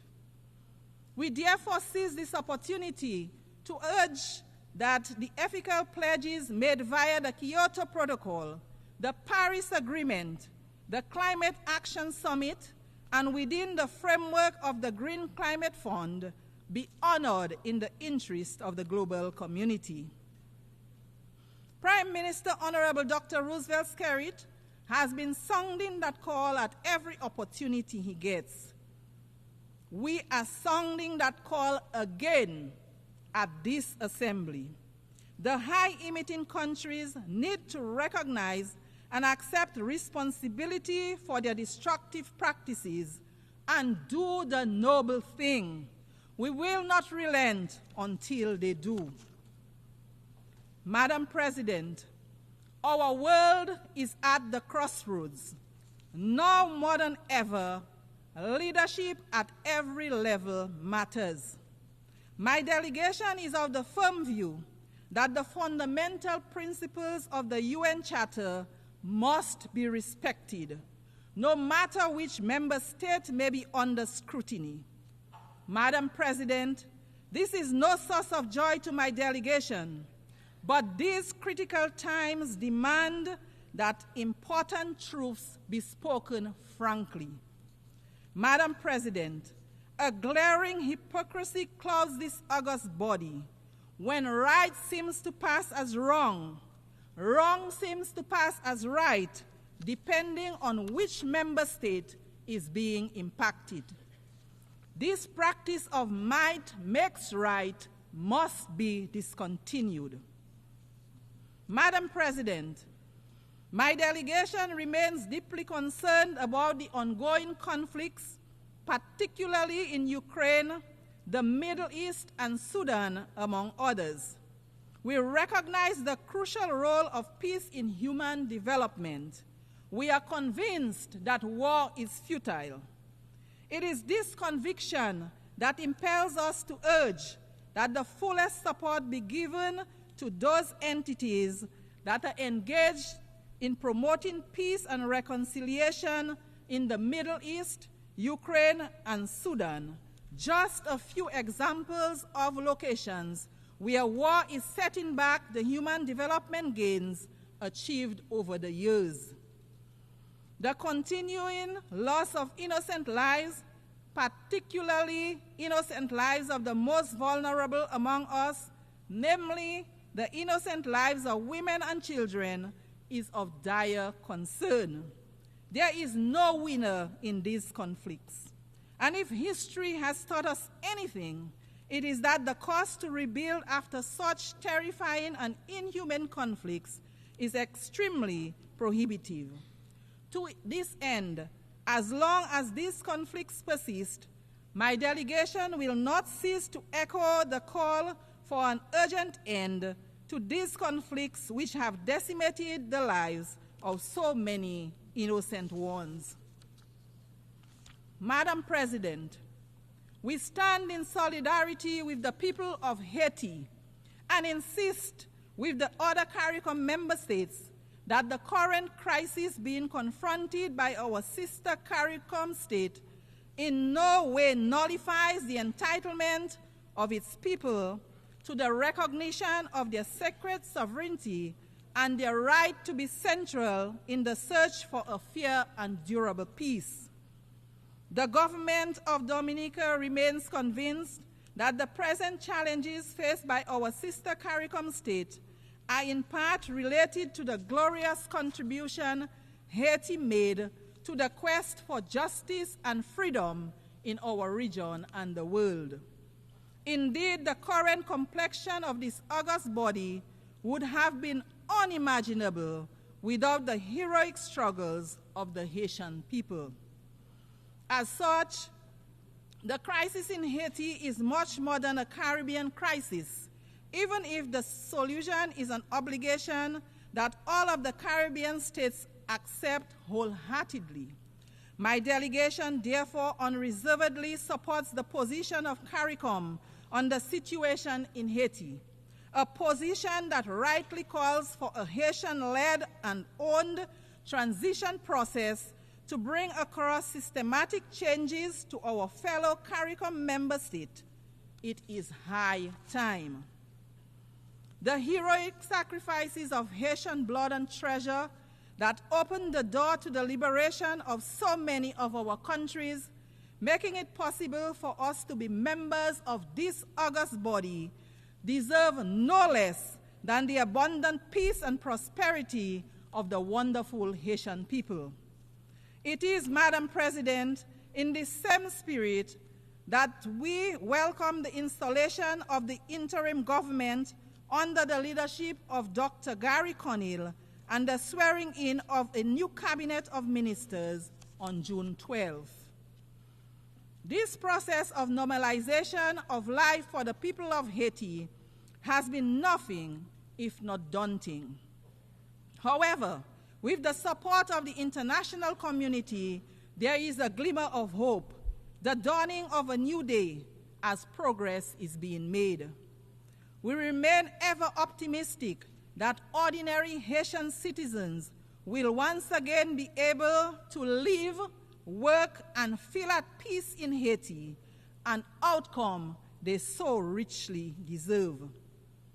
Madam President, no mention of this glimmer of hope for the Haitian people would be complete without recognition of the strategic support of the Kenyan volunteers, who have played a major role in bringing the security situation under some measure of control.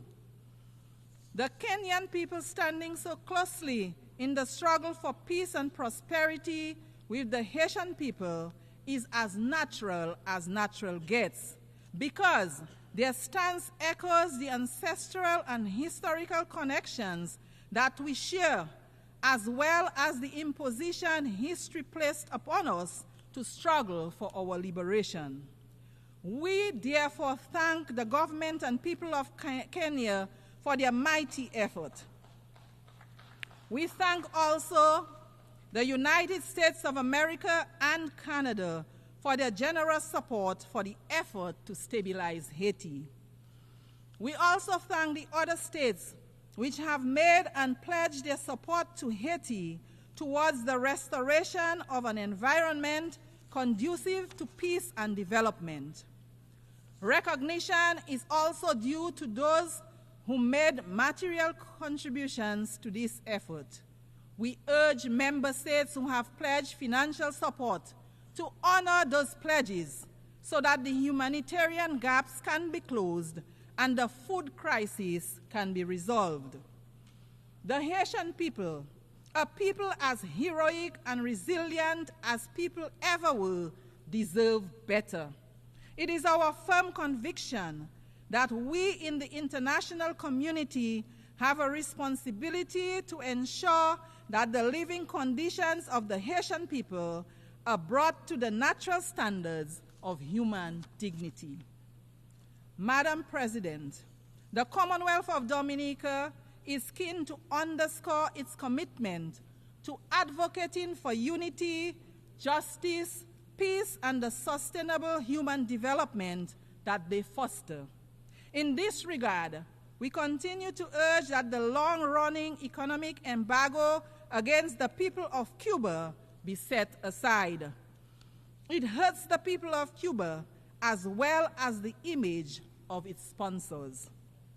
The trade embargo imposed against our brothers and sisters in Cuba continues to be of great concern to us in the Caribbean. Its lifting grows increasingly urgent. Therefore, the Commonwealth of Dominica once again joins the voices of the overwhelming majority of members of this global organization to call for the immediate lifting of trade restrictions and export bans imposed on the good people of Cuba. They are unjustified. They are unjustifiable. They are antiquated. They belong to a bygone era. They should cease to exist.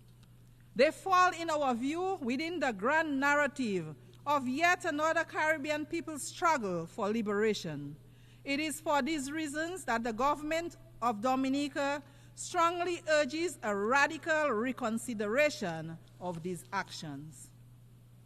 Madam President, our steadfast advocacy for respect for the United Nations norms of sovereignty and non-interference impels us as well to urge that the right of the government and people of Venezuela to resolve internal challenges without outside interference be respected. We renew our condemnation of the United States' imposition of sanctions on Venezuela. The resulting hardship forced upon the people of Venezuela needs an immediate and complete end. Madam President, in closing, my delegation is pleased to leave this august body with reference to a most valuable and appropriate gift for this forum at this point in time.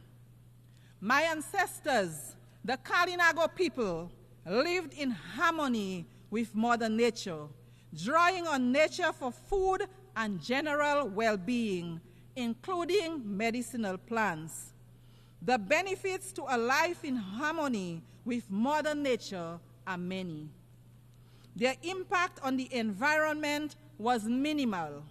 The benefits to human health were long, active lives with minimal burden of chronic diseases.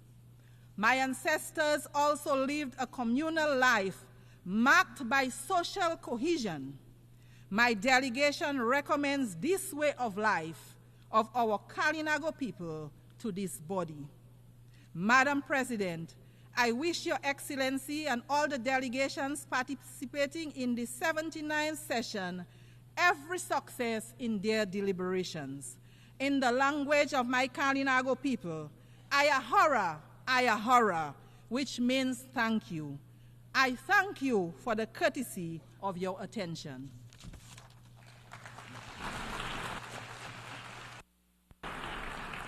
On behalf of the Assembly, I wish to thank the President of the Commonwealth of Dominica.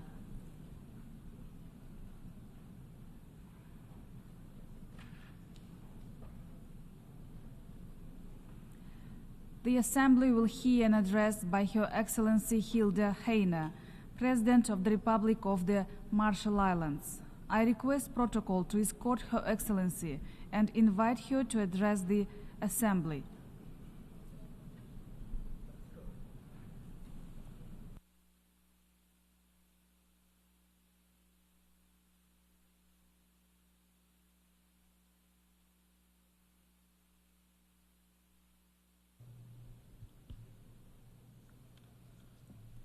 Madam President, Mr. Secretary General, Excellencies, I bring you warm greetings of Yahweh on behalf of the Republic of the Marshall Islands. Madam President, I congratulate you upon your election and look forward to your leadership. Madam President, we cannot ignore that our common multilateral progress is failing us in the hours of greatest need. Perhaps most at risk are human rights, the fundamental freedoms which must be afforded every citizen of this planet. This accountability applies to all, without exception or double standards. The Human Rights Council must also work towards a balanced agenda, an inclusive approach to human rights within our diverse global setting. Our own unique legacy and complex challenges with nuclear testing impacts, with climate change, and other fundamental challenges informs our perspective that the voices of the most vulnerable must never be drowned out. These convictions are why the Marshall Islands is a candidate for UN Human Rights Council term 2025 to 2027. With the endorsement of the Pacific Islands Forum leaders. Madam President, for nearly a year, nations around the world have expressed grave concern regarding extreme violence in Gaza and Israel, not just the horrific events which led to this grave conflict, but also the disproportionate and devastating response visited upon an innocent civilian population.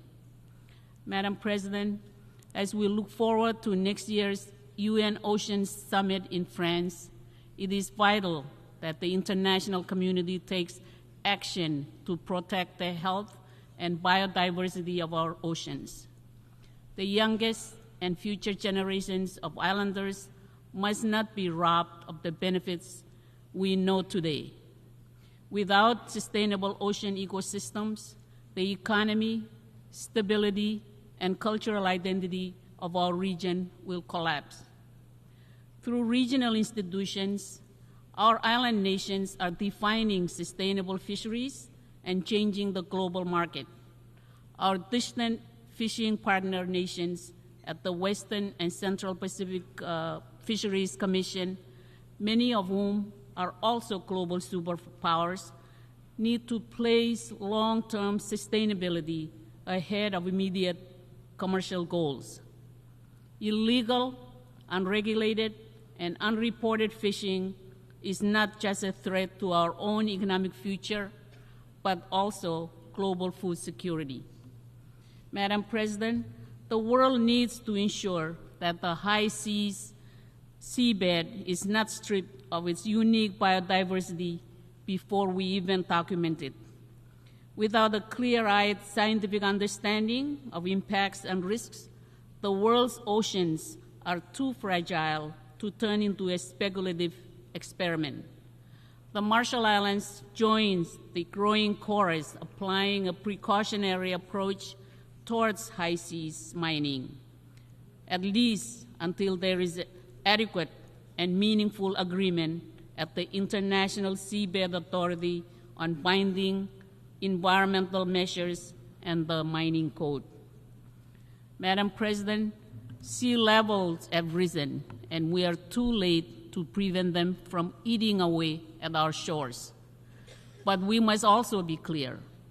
We will not be wiped out off the map, nor will we go silently to our watery graves.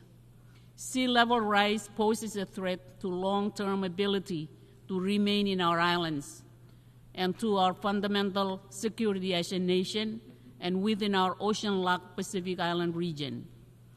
But for small island developing states, our stability and legal identity remains fixed in the future, just as it is now. The Marshall Islands strongly supports the recent declaration of the heads of state and government of the Alliance of Small Island States on sea level rise and statehood, and we urge other nations to join us in support. The Marshall Islands welcomes this year's high-level meeting on sea level rise and the ongoing work of the International Law Commission as an opportunity to engage on complex multilateral questions, even where SIDS have already established state practice. Madam President, we must do all that we can to prevent further melting of the cryosphere. By February next year, every nation on Earth has committed to putting forward new nationally determined contributions that set out how they'll reduce emissions to keep global temperature rise below 1.5 degrees Celsius.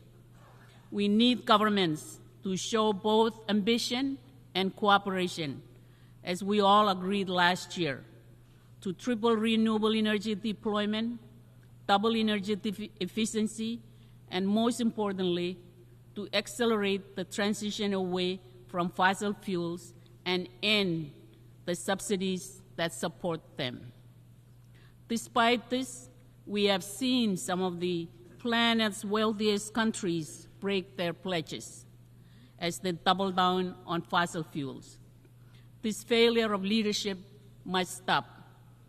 There must be no new coal mines, no new gas fields, and no new oil wells. the financial needs of this energy transition, for adapting to climate impacts, and for repairing the rising loss and damage are in the trillions of dollars. In Baku later this year, we will decide whether that money is made available to developing countries. We must see vastly increased contributions. We must also find money wherever we can. Instead of rewarding some of the richest and most polluting businesses on the planet, we should repurpose these funds to the rollout of renewables and to directly supporting the poorest and most vulnerable. Right now in the IMO, Pacific Island negotiators are leading efforts to agree on a universal greenhouse gas levy, which gives the right incentive to drive decarbonization of the shipping industry and raises revenue in the billions, a portion of which should be used to address the climate impacts from shipping pollution and help build resilience in vulnerable countries. I urge every country to join us. The Marshall Islands emphasizes the importance of the advisory opinion from the International Tribunal for the Law of the Sea regarding the marine environment from climate-driven pollution. We look forward to the advisory opinion from the International Court of Justice regarding the climate obligation of states. Madam President, the Marshall Islands experienced 67 known atmospheric nuclear tests between 1946 and 1958, resulting in an ongoing legacy of death, illness, and contamination. The impacts are handed down generation to generation. These impacts continue to challenge our human rights. In our culture, our identity is our land. Testing impacts left behind deep scars, with communities remaining in exile from their home islands, billions of dollars in unmet adjudicated claims, and a social and environmental burden upon our youngest and future generations. To help ensure nuclear risk is eliminated, the Marshall Islands is working towards accession to the 1963 Partial Test Ban Treaty, as well as the Treaty of Rarotonga and its nuclear-free zone. Madam President, we did not choose this nuclear fate.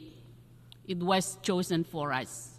UN Trusteeship Resolution 1082 and 1493 were adopted in 1954 and 1956 respectively, despite petitions to the contrary by our Marshallese leaders.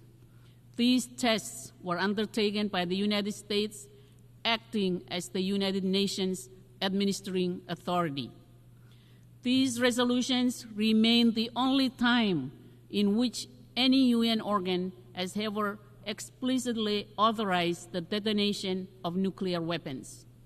We cannot undo the past, but as a United Nations, we owe it to ourselves to make amends through the adoption of a resolution which formally apologizes for the failure to heed the petition of the Marshallese people. By doing so, all of us will begin the process of healing and to reestablish faith and trust in this institution. Madam President, our strong work on human rights and nuclear testing impacts is a fundamental and foundational effort to address transitional human rights, and we call attention to document HRC/57/77, the report of the UN High Commissioner for Human Rights on the nuclear legacy in the Marshall Islands and its human rights impacts. In particular, I emphasize my nation's unequivocal support for the High Commissioner's important conclusions and recommendations on further action for my own government, for the United States, and for the United Nations.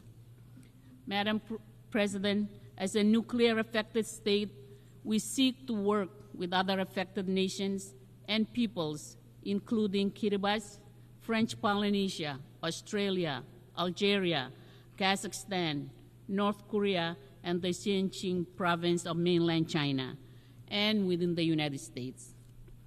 All should realize that the responsibility to fully address the harms resulting from the use, detonation, or testing of nuclear weapons lies, respectively, with the member states that have done so.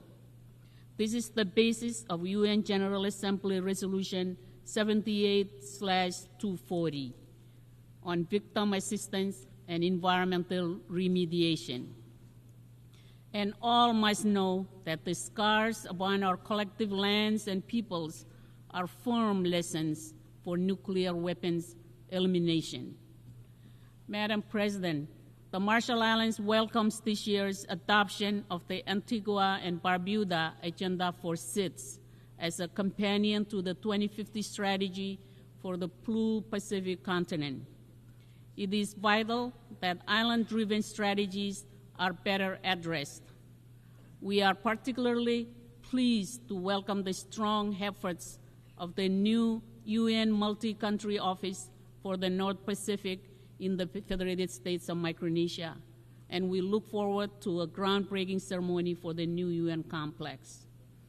Madam President, this year's Triennial Conference of Pacific Women hosted in the Marshall Islands demonstrated the region's continued commitment to advancing gender equality with a focus on the health of women and girls, gender-responsive climate justice, and gender-based violence to strengthen and uplift women and girls across the Pacific. It is important in our work going forward that we progress national implementation at scale and build intersections with UN Women and international system assistance, including as a full region and with the UN North Pacific Multi-Country Office. Madam President, we have long understood island-led security in our region, but for many, we are only starting to build formal security foundations at a time when full policy strength is needed to turn the Pacific Islands Forum Boyd Declaration on Regional Security into action. Recent UN action under the Secretary General's Peace Building Fund is a key step up to strengthen treatment of the link between climate and security. We now need to address with our own direct Pacific voices geopolitical tension to ensure that our democratic island priorities drive our future, free of external influence and coercion. Climate impacts pose a grave security challenge alone, but tackling them with core institutions under external stress, coupled with our underlying fragility, risks epic disaster. Madam President, Russia's continued aggression against Ukraine is a threat to basic democratic norms, human rights, and international accountability. As island democracies and as vulnerable nations in the shadow of changing geopolitics, the war in Ukraine is of great concern to the Pacific Islands, as though Eastern Europe was next door. Madam President, the Marshall Islands look forward to the upcoming high-level visit of the Pacific Islands Forum Troika Plus grouping to New Caledonia.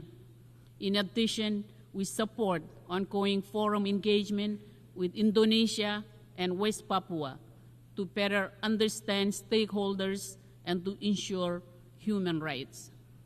Madam President, if we are truly serious that no one is left behind, the UN would not be blinded to Taiwan's efforts and partnership towards achievement of the SDGs. Only this independent, democratic government can represent its 23 million people. UN Resolution 2758 does not mention Taiwan and should not be used as a pretext to exclude Taiwan from participating meaningfully in the UN system. This resolution has been misused to threaten cross-strait and regional peace and security. This was never its original intent. It cannot serve as a sound basis to prohibit Taiwanese citizens and journalists from the UN premises. The UN Secretariat should maintain neutrality and should not be complicit in limiting media freedom. Madam President, as key risks worsen in and around the world, multilateralism must be strengthened. For small and vulnerable nations, the United Nations, despite all its faults, remains the only institution which offers us a vital platform to voice our concerns, issues, and at times seek shelter from the ravages of conflicts and climate change. The word multilateralism can be expressed in the Marshallese proverb, "Warin Kangal," meaning the coral where all the fish congregate to seek shelter and feed. Let us all nourish and maintain it for ourselves and future generations. Mr. President, the United Nations is that very coral, Warin Kangal. Let us leave no country behind. Thank you, and komoltada.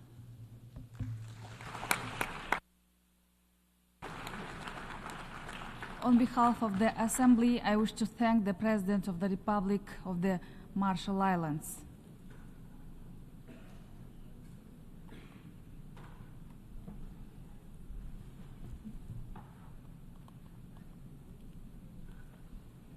We shall now continue the general debate.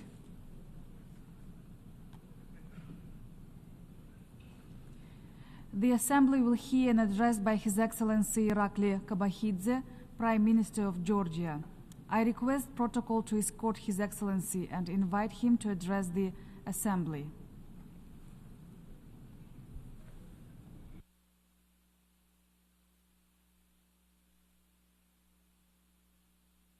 Madam President, Mr. Secretary General, esteemed colleagues, ladies and gentlemen, dear friends of my country, it's a great honor to be with you today to address so many different nations of the world.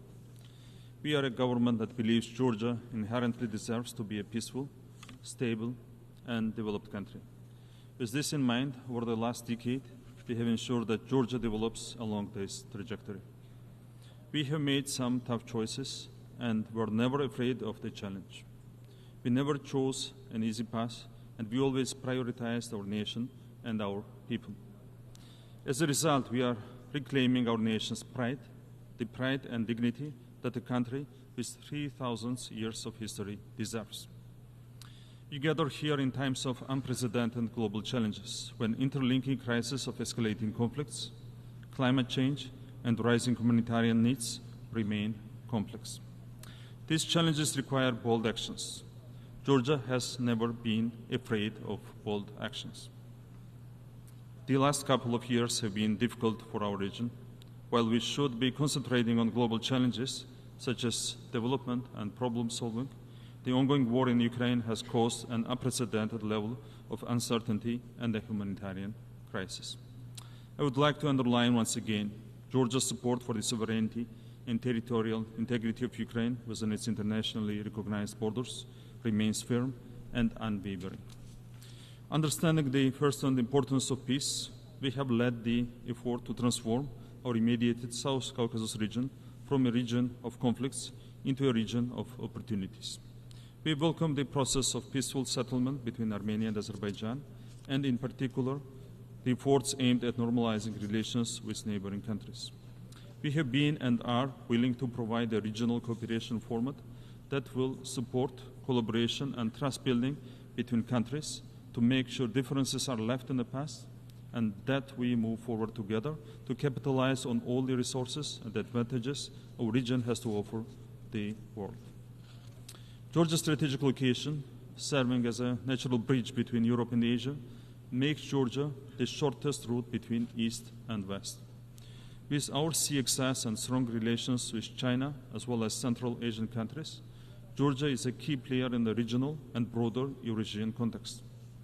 We are a hub not only for the exchange of goods, but also for energy transit and much more. Georgia ensures that 7 landlocked countries of the South Caucasus and Central Asia are connected with the rest of the world via our port infrastructure, which we are committed to further developing with the soon to commence Anaklia deep sea port construction. If you look at the political map, Georgia is the single safest and most reliable transit route to ensure the timely and efficient movement of goods and services. Our commitment to maintaining and enhancing our role as a reliable transit corridor ensures we are able to support our strategic partners in Europe with their energy security needs. By diversifying supply routes and investing in robust infrastructure, Georgia can offer additional predictability in east-west connectivity, especially within the framework of the Middle Corridor initiative. As we all know, the last couple of years have brought significant challenges. Despite these multiple tests, Georgia has demonstrated a remarkable resilience to such external shocks. Our average annual economic growth since 2021 has been 9.7%. Thanks to strong macroeconomic fundamentals and fiscal discipline, the government debt and the fiscal deficit declined to 39.3% and 2.5% respectively. Additionally, Georgia has maintained one of the lowest regional inflation rates, further showcasing its economic stability. Despite significant economic improvement and cutting the poverty rate in half over the last 10 years, further reducing poverty and inequality is at the heart of Georgia's socioeconomic development agenda. In 2023, the employment rate showed significant improvement, coinciding with an increase in the labor force participation rate. The positive trend continued in the first half of 2024 as well, when the unemployment rate decreased to a record low of 13.7%. Georgia's effective performance is duly reflected in international rankings from the world's most reputable agencies. The Global Competitiveness Survey by the World Economic Forum ranks Georgia 20th in the world and 11th in Europe in terms of corruption control, while in terms of rule of law, Georgia ranks 29th in the world and 14th in Europe. The International Budget Partnership's Open Budget Survey ranks Georgia as number 1 in terms of budget transparency globally. Transparency in the Time of War by the European Research Center for Anti-Corruption and State Building placed Georgia 17th in its 2023 ranking, ahead of 15 EU member states and 4 G7 states. Additionally, Georgia is the 25th freest economy in the world according to Fraser Institute's Economic Freedom of the World Report, once again ahead of many leading economies. The Heritage Foundation's Index of Economic Freedom ranked Georgia 19th in Europe and 32nd globally, once again ahead of many EU countries. According to the OECD FDI Regulatory Restrictiveness Index, Georgia ranked 8th among more than 80 countries as one of the most open economies in the world in terms of attracting investments. That's the reason why Georgia's FDI to GDP ratio is one of the highest among peer countries. FDI in 2023 amounted to $1.9 billion USD, representing 6.2% of GDP.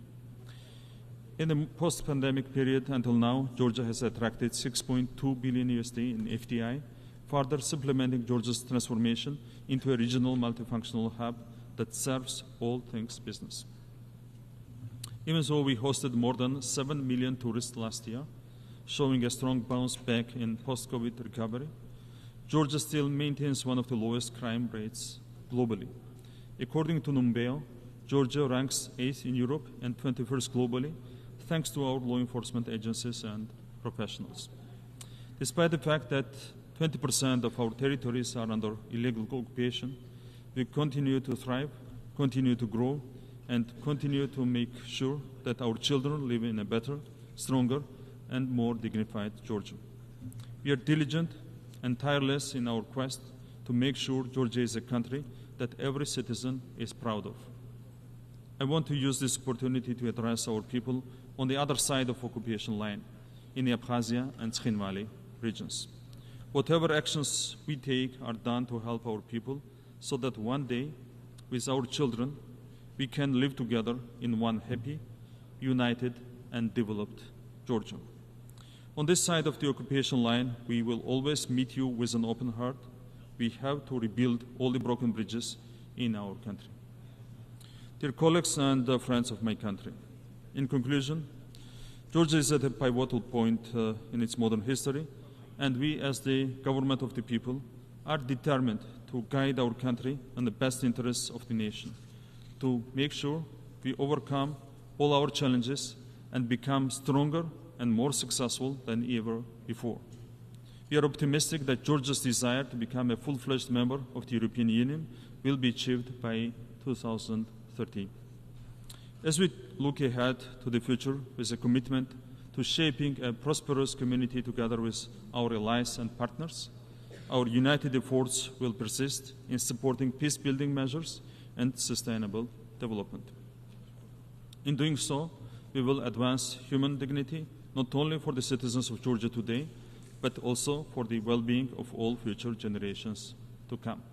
Thank you very much.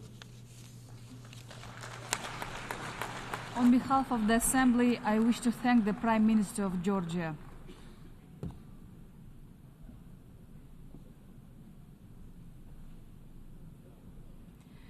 The Assembly will hear an address by His Excellency Pedro Sanchez Perez Castellón, President of the Government of Spain. I request protocol to escort His Excellency and invite him to address the Assembly.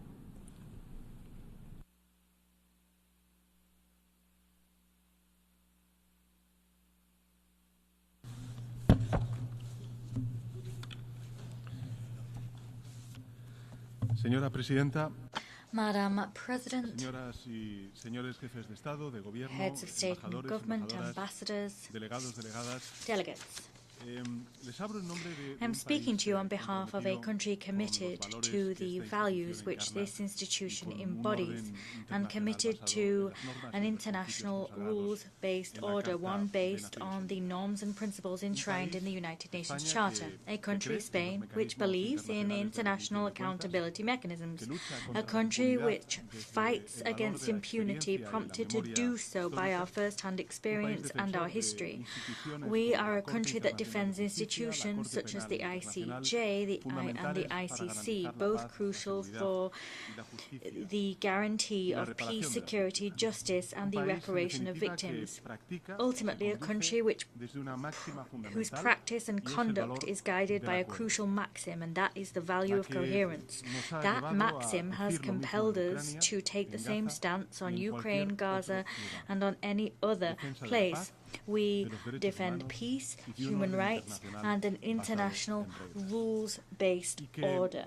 ante las dudas de otros, In the responde face con of más the confianza doubters, en el we multilateralismo. respond by placing greater Ese trust in mismo sistema multilateralism. multilateral This very que el same mundo multilateral levantó system pieza a pieza is de las one which cenizas the de la world built barbarie, brick by se brick encuentra on the hoy ashes bajo of una barbarism enorme is presión. today withstanding presión que great impacta de pressure. lleno en Pressure tres which is dealing a aspiraciones heavy esenciales blow para to el three progreso key de las ambitions naciones: for la the paz, progress of la nations, democracia peace, y el democracy, desarrollo. and development. Tres These are aspiraciones three inalcanzables aspirations, por peace, separado, democracy, and la development, una which sin las cannot otras. be achieved La in paz es isolation. One incompatible cannot con be la achieved tiranía. without the other La two. democracia, a Peace su vez, is necesita incompatible proveer with tyranny. bienestar y desarrollo para Democracy legitimarse needs to como lo que es, provide well-being and la development in forma de order to organización earn social y política legitimacy for más what it avanzada que is, el the hombre most ha advanced creado form of en la social and historia. political organization that man La has paz ever sin created. democracia Peace es without la paz de las democracy is cárceles. the peace of La jails, democracia sin desarrollo prisons. ni progreso es la Democracy antesala without de la development and autocracia, progress como is a atestigua precursor un to pasado rico en autocracy, enseñanzas que as nunca clearly evidenced by a deberíamos past olvidar. rich in lessons that Por we tanto, must trabajar never activamente forget. por la paz, Consequently, la primera de working estas tres actively for peace, aspiraciones, the first of these es three hoy aspirations, is mucho más que una today exigencia much moral, more than a es moral una imperative. necesidad It is instead existencial. an existential Por need. primera vez, For the señoras y first señores, time, en dos ladies and décadas, gentlemen, in 2 crece decades, el the número de number of conflictos conflicts in the world Crece is el growing. número de países The number involucrados of en countries guerras fuera involved in de sus wars fronteras. outside of their Niveles sin borders is precedentes growing, desde rising to levels 1945. not seen since Aumenta el número de 1945. víctimas, We're seeing an de increase in the number of heridas, victims, the de wounded, mutilados, the de personas maimed, and desplazadas. in the number of Y lo hace displaced también persons. Also growing is the economic impact of violence. It today accounts for up to 13% of global GDP, according to some studies. That is, in other words, the equivalent of all the wealth created in 1 year by 180 countries combined.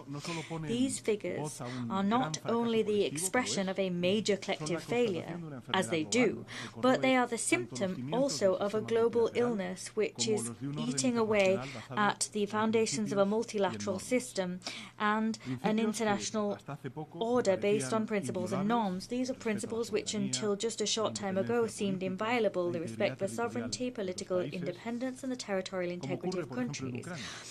These principles are being eroded in Ukraine, as we gather in this hall, indeed.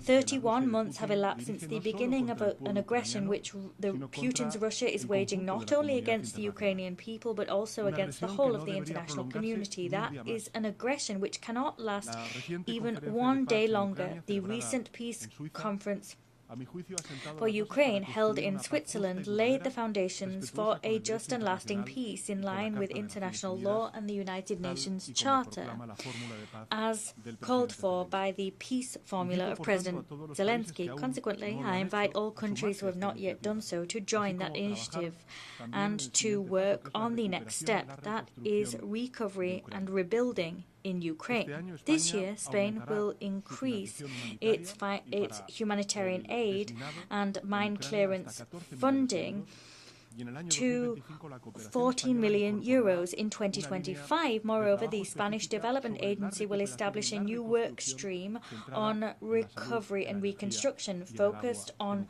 food, water and energy in Ukraine.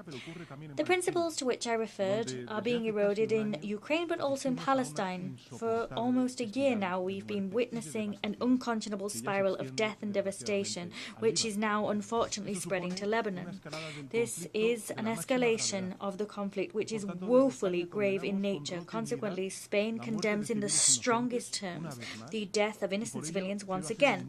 And consequently, I wish to once again call for de-escalation, détente and diplomacy. International humanitarian law must be respected, as must international law. We must put an end to the conflict in Gaza and tackle the root causes of the Israeli-Palestinian conflict. That's the only way that we'll be able to successfully extinguish the hotbeds of tension that are jeopardizing regional and global stability. Everything we're seeing daily in Gaza and now unfortunately in Lebanon is forcing us to think about the very validity of international humanitarian law. Just as we mark the 75th anniversary of the Geneva Conventions, Spain will continue doing everything it can to provide humanitarian aid to the Gazan population, with UNRWA as the key actor on the ground. However, none of this will be commensurate with need without a ceasefire. Everything except a ceasefire is insufficient. Once again, I appeal for a ceasefire, the release of hostages and the access of humanitarian aid. In any case, the evidence is resoundingly clear. We cannot go back to the situation which previously prevailed. It is imperative and urgent to apply a two-state solution for Israel and Palestine to coexist side by side in peace and security. That is the only possible solution to a conflict which has already dragged on for decades and which has claimed so many innocent lives. Moreover, the advisory opinion of the International Court of Justice, requested, moreover, by this General Assembly of the United Nations, has ruled that the occupation of Palestinian territories is illegal. What we're seeing is an occupation which must immediately stop. The time has come to work on the stabilization phase. That Spain is committed to the PA and determined to increase that support. Ladies and gentlemen, as you will be well aware, Spain took the decision to recognize the state of Palestine on the 28th of May. That was a decision supported by the overwhelming majority of Spanish society, and one whose only aim is to further the quest for peace in the region. a desire which has long been held. In 1949, a Spanish man, Pablo de Azcárate, was the first representative of the UN mediator in Palestine. Today, it continues to be moving to read his notes about that mission, which are full of bitterness in the face of the catastrophe that he senses was around the corner. Pablo Azcárate, was a man in exile, a Spanish Republican that the dictator prevented from returning to his homeland. It is perhaps for that reason that he empathized so much with the suffering of that land, and his name deserves to ring out loud and clear 75 years since those events. This year, before the end of this year, Spain and Palestine will hold the first intergovernmental meeting to broaden and deepen our bilateral relationship. I also want to underscore the importance of the recent meeting in Madrid of the Euro-Arab Islamic Group to catalyze the peace process and to allow the two-state solution to come to fruition. It is urgent that we convene the peace conferences with the parties in the international community. This is an initiative supported by more than 90 countries, and that is a peace conference which will allow us to revive the spirit of dialogue which prevailed in Madrid in the beginning of the 1990s, when the Israelis and Palestinians sat around the same table to negotiate. At such a complex juncture, I wish to reaffirm Spain's unconditional support for and commitment to peace. Demonstration of that commitment is the 670 Spanish troops deployed in UNIFIL under the command of a Spanish general. The work of peacekeeping missions is key in many arenas, such as in the Western Sahara. We will continue to support the special envoy of the United Secretary General to achieve a mutually acceptable solution which abides by law and which exists within the UN framework. But it's clear that beyond peacekeeping missions, we must tackle the underlying causes of conflict, as indicated by the new agenda for peace championed by the Secretary General. We resolutely support that agenda. With that in mind, the Indo-Pacific has become a center of gravity, and we must all contribute to maintaining peace in that region.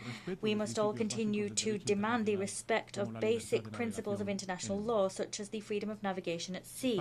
Spain is willing to collaborate to the work of partners to maintain stability and security. Ladies and gentlemen, while this turbulent landscape could cause us to lose heart, we can look at some projects such as the European project as an example of hope. No one would have imagined that in only a few decades we'd have seen such radical change in Europe's geopolitical landscape. Consequently, as part of the European Union, Spain is committed to that agenda for peace.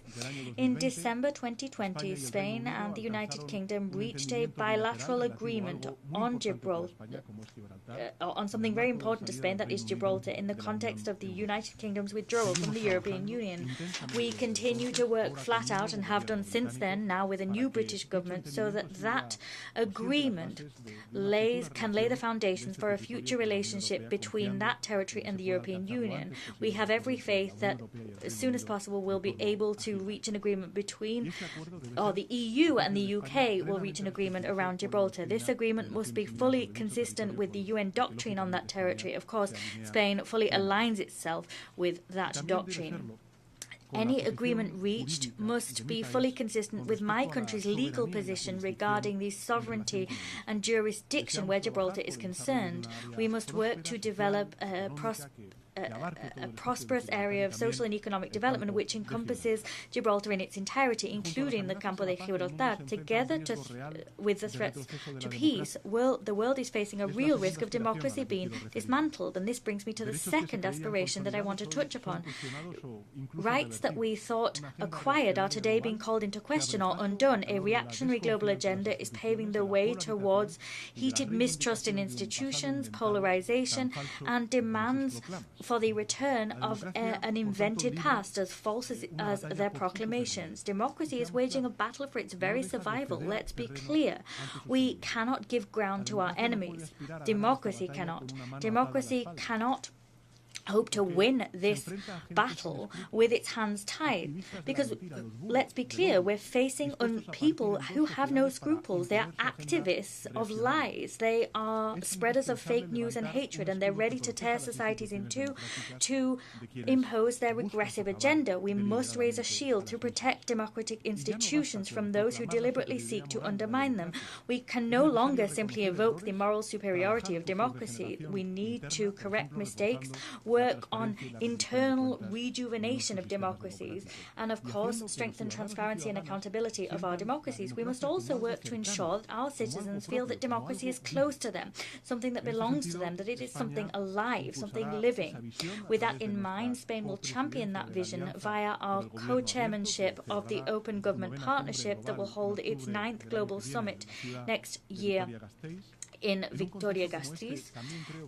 Against the backdrop to which I've referred, I think that the relationship between the EU and Latin America and the Caribbean becomes newly meaningful. These are two regions called upon to work together with a shared vision of the world.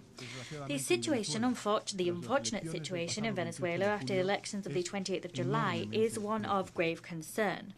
I wish to once again reiterate Spain's unstinting commitment to democracy and the defense of human rights in that country. I wish to condemn any detention of or threat against political leaders. It is vital that the will of the Venezuelan people be respected. There must be a recount of votes in absolute transparency. This recount must be verified.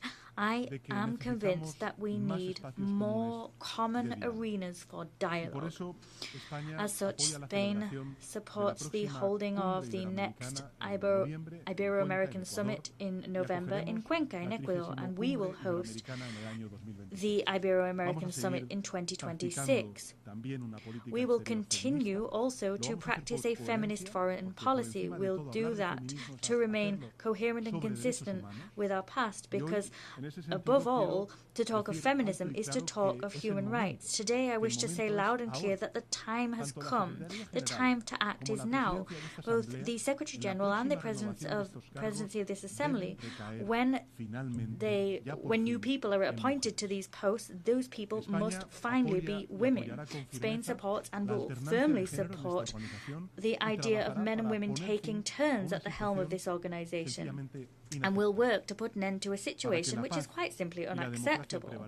For peace and democracy to prevail, it is vital, ladies and gentlemen, to heed the third aspiration that I want to talk about, and that is the Sustainable Development Agenda. Democracy and peace gain legitimacy by their results. They gain legitimacy from their ability to provide well-being, to fight against inequalities in all their forms, and their ability to champion social justice, to promote the dignity of human beings. But it's not just a question of covering current material needs. It's also about doing that without compromising the ability of future generations to meet their own needs. It's about safeguarding the future of our children, and it's about linking development and sustainability and seeing that as an existential need, not simply a moral imperative. I'm not going to issue a fatalistic speech about the climate emergency. We are all well aware of the impact on migratory flows and the cost of not acting where climate action is concerned, but I'm not going to succumb to the melancholy of those that say that our battle is a lost one. I won't do that. Science is the answer. Science that puts the human being at the heart of our concerns and its concerns, and it's science that today reminds us that there's only one alternative. We need to eliminate fossil fuels. There needs to be more renewable energies and more energy efficiency. If we follow this guide, not only is there light at the end of the tunnel, there are major opportunities for development and substantive improvements to global competitiveness. I know all of this from my own experience. More than half of the electrical energy produced by Spain last year came from renewable sources. And at this point in this year, this volume is already surpassing 60%. There's much, much more behind these figures than cheap clean and affordable energy for millions of homes. There's also better and more employment in emerging sectors and more opportunities for territories that hitherto haven't had industry. That's why it's so important to strengthen international development financing so that we can turn it into an authentic lever for prosperity for countries in need. Spain is a country that knows that in order for its 48 million people to aspire to a better future, we have to work so that the 8 billion inhabitants of our globe also have a dignified life and a better future. We have platforms on which we can, or within which we can take action to achieve wholesale reform of IFIs and within which we can update them.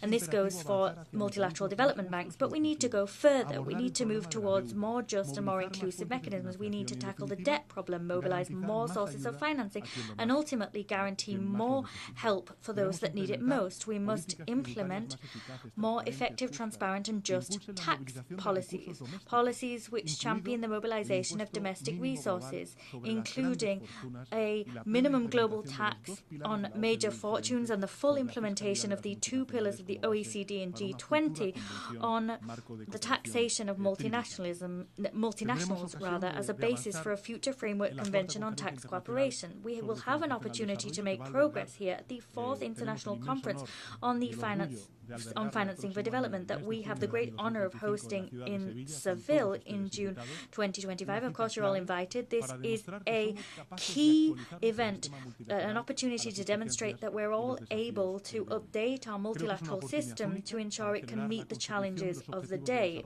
Seville will be a unique opportunity to expedite the achievement of the SDGs to which we are committed, that is fighting poverty, eradicating hunger, eradicating AIDS, or ending gender discrimination, among many other challenges. It might be difficult to believe, but today we continue to hear insane speeches which criticize such noble ends and see ideological dictats in agendas where there's nothing other than common sense and humankind. Discourses, speeches which criticize this clearly humane agenda that is Agenda 2030 and call it a concoction of global elites. That is the craziness of our times. We will be of a rational voice and will work to ensure that the FFD negotiating process is transparent and inclusive and that it brings about tangible results. Today we have experience which shows us that reform is key. We've reformed our cooperation for development system, and today I wish to say to you that we intend to increase our contribution to the UN development system to the tune of 25% between 2025-2027. As part of this vision, Africa is a key partner for Spain, and my belief is that it should also occupy its rightful place in the international community. That is key. We need Africa as a partner in addressing major challenges, but also there are no more excuses. The time has come to give the African continent the place it deserves. It's this spirit that has driven forward our new strategy for Africa. What's at stake is not only strengthening bonds between countries in the region, but it's also about ensuring that our prosperity, security and progress are closely linked to the prosperity, security and inclusive progress of the African region. Humanity is facing many old challenges, such as those to which I've referred somewhat superficially. However, new challenges are emerging, such as those created by the expansion of AI. So often in the past, the emergence of disruptive progress creates fear and mistrust, and this isn't the first time this has happened. The discovery of writing, many said, would annihilate the acquisition of knowledge by memory. Many people said that the printing press would limit the depths in which we could think. Even electricity was seen as a silent assassin of peace in the home. All new disruptions feel somewhat overwhelming, but what makes a difference is our ability to take a firm hold of the reins of progress. We need to combine progress with unimpeachable ethical rectitude, and that will be vital as we move forward. A few days ago, we learned of the 7 key recommendations of the advisory body of the Secretary General for the global governance of AI. We must support these recommendations and continue with this joint effort to ensure that the decisions around AI do not remain in the hands of the few, and to ensure that the development of AI is done ethically and responsibly for the benefit of all of humankind. There are always harbingers of doom, but data tells us that we know how to control progress. And I want to share some data with you, ladies and gentlemen. In just over a century, child mortality has reduced from 50 to 4% across the globe. The number of university students has doubled in only 2 decades. The percentage of women holding seats in parliament now stands at 27%. That is double what it was in 1990. The world has doubled its installed solar capacity in only 4 years. At the same time, energy produced by fossil fuels is drastically reducing. Let us not accept that the dawn of a new era of violence and wars is inevitable. The future is a relatively recent conquest for humankind. Being able to look forwards, get priorities in order, and think about the future is a privilege that modernity has given us. Let us therefore honor our responsibilities by looking ahead without fear and with hope. Let us choose to recast multilateralism in such a way as to leave us with a much better future than that which we currently stand to leave our children. Let us confront this task with creativeness, audacity, with hope and ambition, the ambition that our age demands. Many thanks, ladies and gentlemen. On behalf of the Assembly, I wish to thank the President of the Government of Spain. The Assembly will hear an address by His Excellency Allah Maye Khalina, Prime Minister, Head of Government of the Republic of Chad. I request protocol to escort His Excellency and invite him to address the Assembly.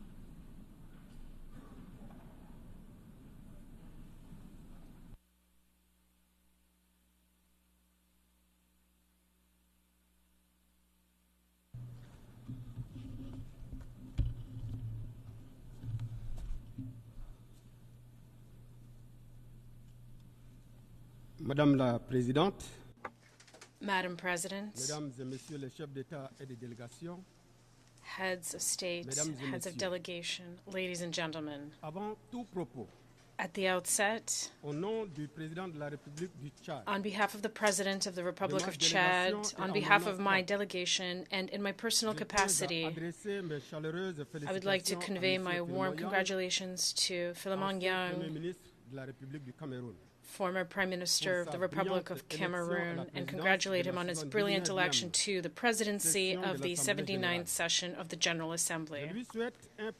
I wish him every success in his work and assure him of the support of my delegation throughout his mandate.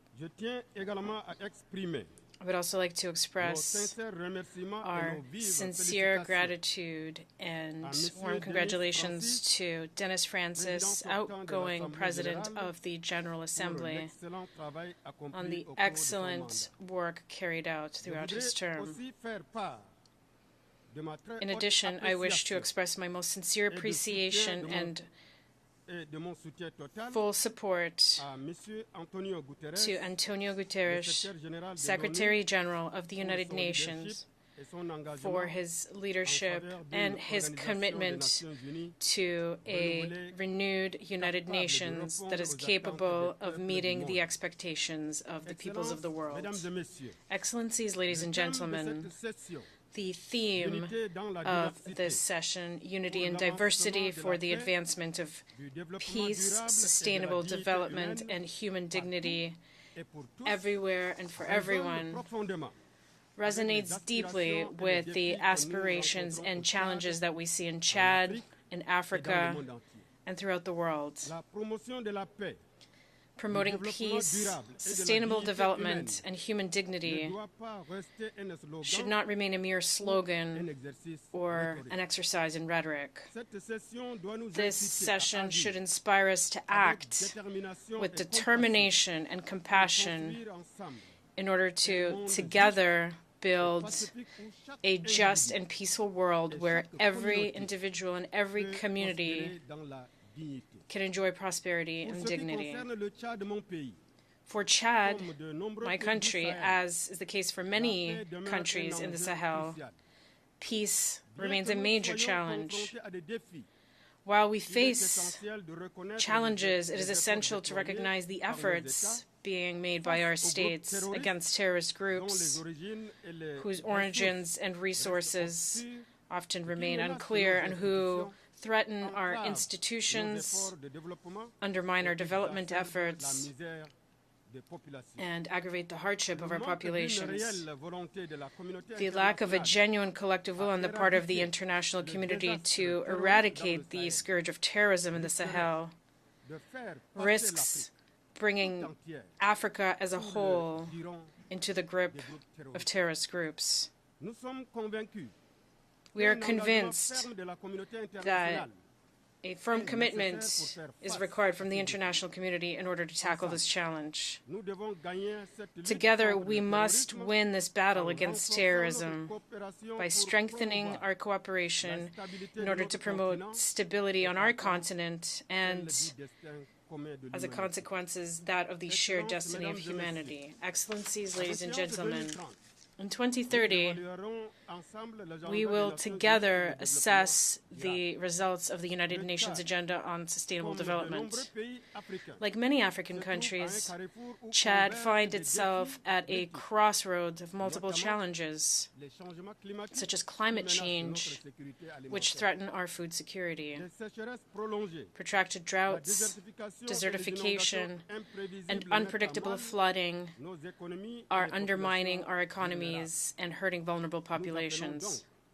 We therefore call on the international community to honor its commitments on climate financing and climate justice, as well as on the transfer of green technologies. Chad, under the leadership of President Mahamat Idriss Déby Itno, democratically elected based on a well-rounded political program and an ambitious program, and whom I have the distinct honor of representing at this 79th session, has been working tirelessly to improve access to education, safe drinking water, energy, healthcare, and economic opportunities. We must fight poverty and inequality, particularly gender-based inequality, by building a renewed global partnership that recognizes the specific needs of the least developed countries and ensures full inclusion. We ask for equitable access to vaccines, as well as to cutting-edge medical technologies, because healthcare and education are the foundations of human dignity. We are likewise determined to promote social inclusion, the empowerment of women and youth, and the protection of human rights. And the support of the international community is essential in this regard. Excellencies, ladies and gentlemen, the future that we are building today will shape the world that we wish to bequeath to future generations. In Chad, our young people, comprising more than 65% of our population, are our greatest wealth. We are investing in their education and their participation in political life in order to prevent our youth from being instrumentalized by radicalism and violent extremism. In addition, we call on the United Nations to support an open labor market and to ensure an environment that allows young people to flourish, because the reason for the migration of African youth is the great divide that separates our states, even though we share a common destiny. Excellencies, ladies and gentlemen, in the context of our domestic policy, we are proud of our political transition culminating in free, democratic, and transparent elections, which have resulted in the election of the President of the Republic, Mahamad Idriss Déby Itno, to the presidency of our country for a term of 5 years on May 6th. This milestone reflects our commitment to a peaceful, democratic, and inclusive governance of our country, thus strengthening our democracy. Excellencies, ladies and gentlemen, climate change also represents a major global challenge with devastating consequences for vulnerable regions such as the Sahel. The recent floods in my country, which have affected more than 1.5 million people, make this reality clear. Given the magnitude of this situation, we call for international solidarity in order to address this emergency. Meanwhile, our country is hosting more than 2 million refugees, which represents nearly 15% of our population. This is placing a heavy burden on our resources and exacerbating the humanitarian emergency. This figure is due to a massive influx of Sudanese refugees caused by the crisis in Sudan, in addition to the hundreds of thousands of refugees coming from other neighboring countries. We call for strengthened solidarity on the part of the international community to support refugees as well as host populations. Excellencies, ladies and gentlemen, the ongoing hostilities in Sudan are prolonging the suffering of civilian populations in Sudan and exacerbating the humanitarian situation both in combat zones as well as in neighboring countries such as Chad, which continue to see a daily influx of new refugees. Chad regrets that the numerous appeals for calls for a ceasefire have not been heeded by the warring parties. My country is deeply concerned by the continuation of clashes in Sudan, which further worsen the humanitarian situation as well as its repercussions for neighboring countries, including Chad.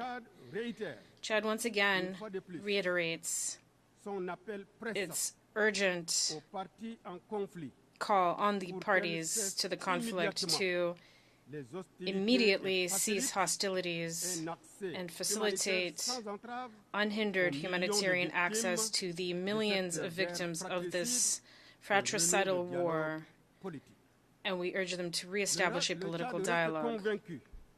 Chad remains convinced that the current crisis in Sudan cannot be solved by force. It can only be solved through peaceful means, through an inter-Sudanese dialogue aimed at achieving a lasting peace. Chad reaffirms its support for all initiatives currently underway to restore peace and stability in Sudan. With regard to the Libyan crisis, we call on all the parties to do their utmost to overcome the political impasse in which the country finds itself.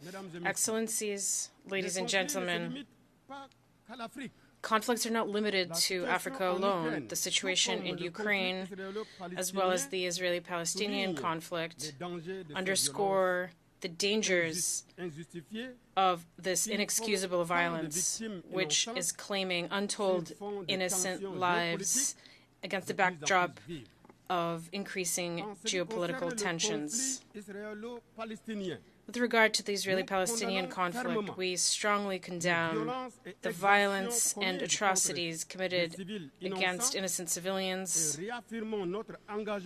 and reaffirm our commitment to a two-state solution, as well as the inalienable right of the Palestinian people to self-determination, while calling for a peaceful solution and a negotiated solution to this conflict.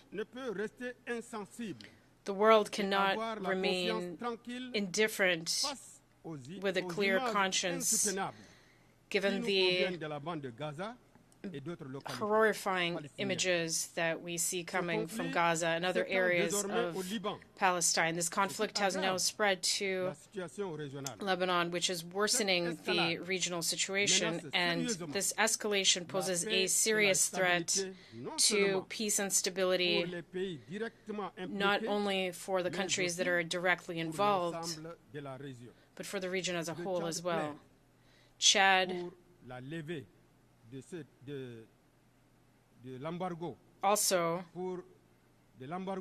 calls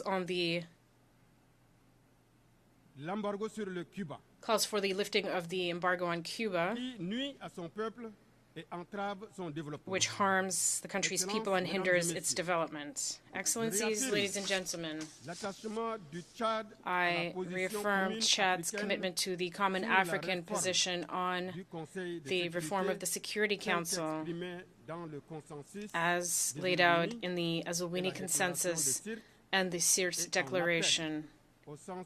We call on the sense of justice and solidarity of all nations to prevail in order to accelerate this much desired and eagerly awaited reform. Africa is asking for nothing more than the redress of a flagrant injustice dealt to an entire continent, a continent with more than 1 billion souls, a continent deprived of its legitimate place in global governance. Madam President, Excellencies, ladies and gentlemen, the path towards a future of peace, development, and human dignity is fraught with pitfalls. But it is our collective responsibility to follow that path. To conclude, Chad reiterates its commitment to the founding ideals and principles of the United Nations Charter and urges the international community to strengthen multilateralism in order to build a peaceful world, a world with greater justice, fairness, and solidarity. Thank you for your kind attention.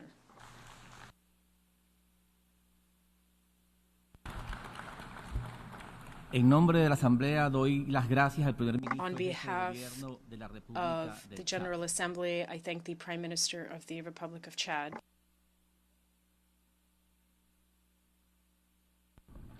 Doy ahora la palabra al excelentísimo I now señor give the floor Peter to Sijarto, His Excellency Ministro de Peter Relaciones Exteriores y Sijarto, Comercio de Hungría. Minister of Foreign Relations and Trade of Hungary.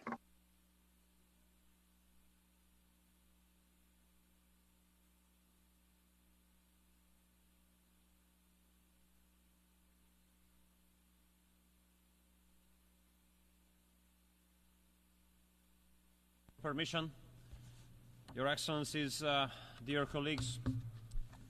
Unfortunately, I have to start by saying that we are living in the age of dangers.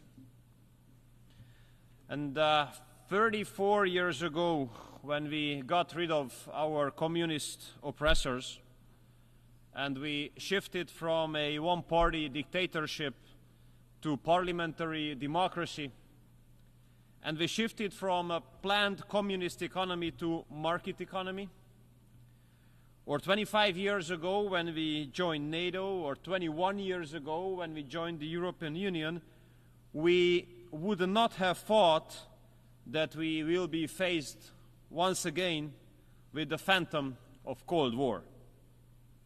And similarly, a couple years ago, we would not have thought that war would return to Europe.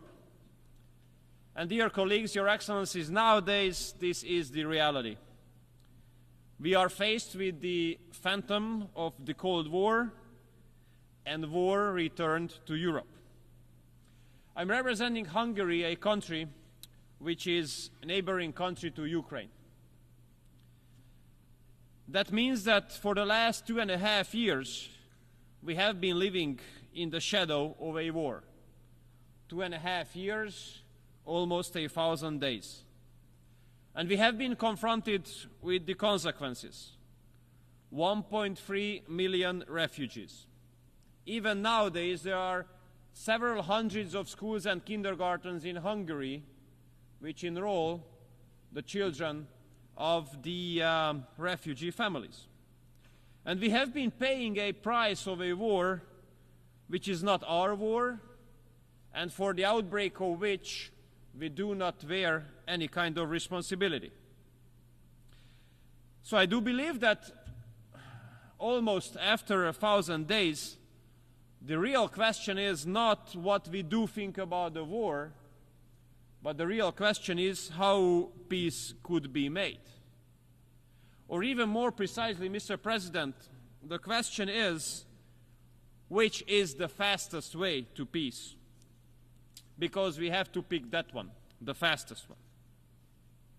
Because the later peace will be reached, the more people will die, the more destruction will take place, and more families will be torn apart. And we Hungarians don't want more destruction. We don't want more families to be torn apart. We don't want to see more videos about violent conscription. We don't want more people to die, especially putting into consideration the 150,000 Hungarians living in Ukraine, a community members of which have been mobilized to the Ukrainian army. Many of them have been deployed to the front line, and unfortunately, many of them have died already. And I think that after almost 1,000 days, this is high time to make an honest stock-taking and to analyze what has worked out and what has not worked out, what the international community or Europe has made as a reaction to the war. And if we are honest to ourselves, we have to say that practically nothing has worked out what international community and Europe has done as a reaction to this war. Nothing has worked out what was based on an assumption that there might be a solution at the battlefield. We have to raise the question honestly whether weapon deliveries have made any sense. And obviously they have made no sense. No sense because weapon deliveries have not changed the situation at the battlefield, and they have not brought us closer to peace either. Weapon deliveries have only increased the volume of weapons on both sides of the front line, causing more casualties and causing the prolongation of the war. And I do hope that those who are still thinking about delivering more weapons to Ukraine will consider this impact and this consequence as well. And similarly, I hope that those who are supposed to make decisions whether the weapons delivered from the West would be allowed to be used against strategic depth in Russia will make a responsible decision. Because if Western weapons will be allowed to be targeted at strategic depth for Russia, that would cause a serious risk of escalation for sure. And I do believe that in case of such a crisis situation, we really have to put into consideration the weight, the significance of words. Because in such situation, words do have a much more serious significance than in peace times. And we are seriously concerned in Hungary about the open and shameless reference of possible use of nuclear weapons. So, dear colleagues, basically nothing has worked out of those measures which have been based on the assumption that there might be a battlefield solution. That means that solution must be looked after somewhere else. And if you raise the question, where should we look for this solution, then the answer is around the negotiating table. Therefore, Hungary argues in favor of an immediate ceasefire and the start of peace talks. This would be the fastest way to peace. And with this, with starting peace talks many lives will be saved. I know it's easy to say, but very complicated to implement. Why? Because international liberal mainstream made peace as a cuss word. And whoever argues in favor of peace will be immediately attacked and stigmatized. And it's a huge mistake as well that diplomacy is now being given a diverted definition.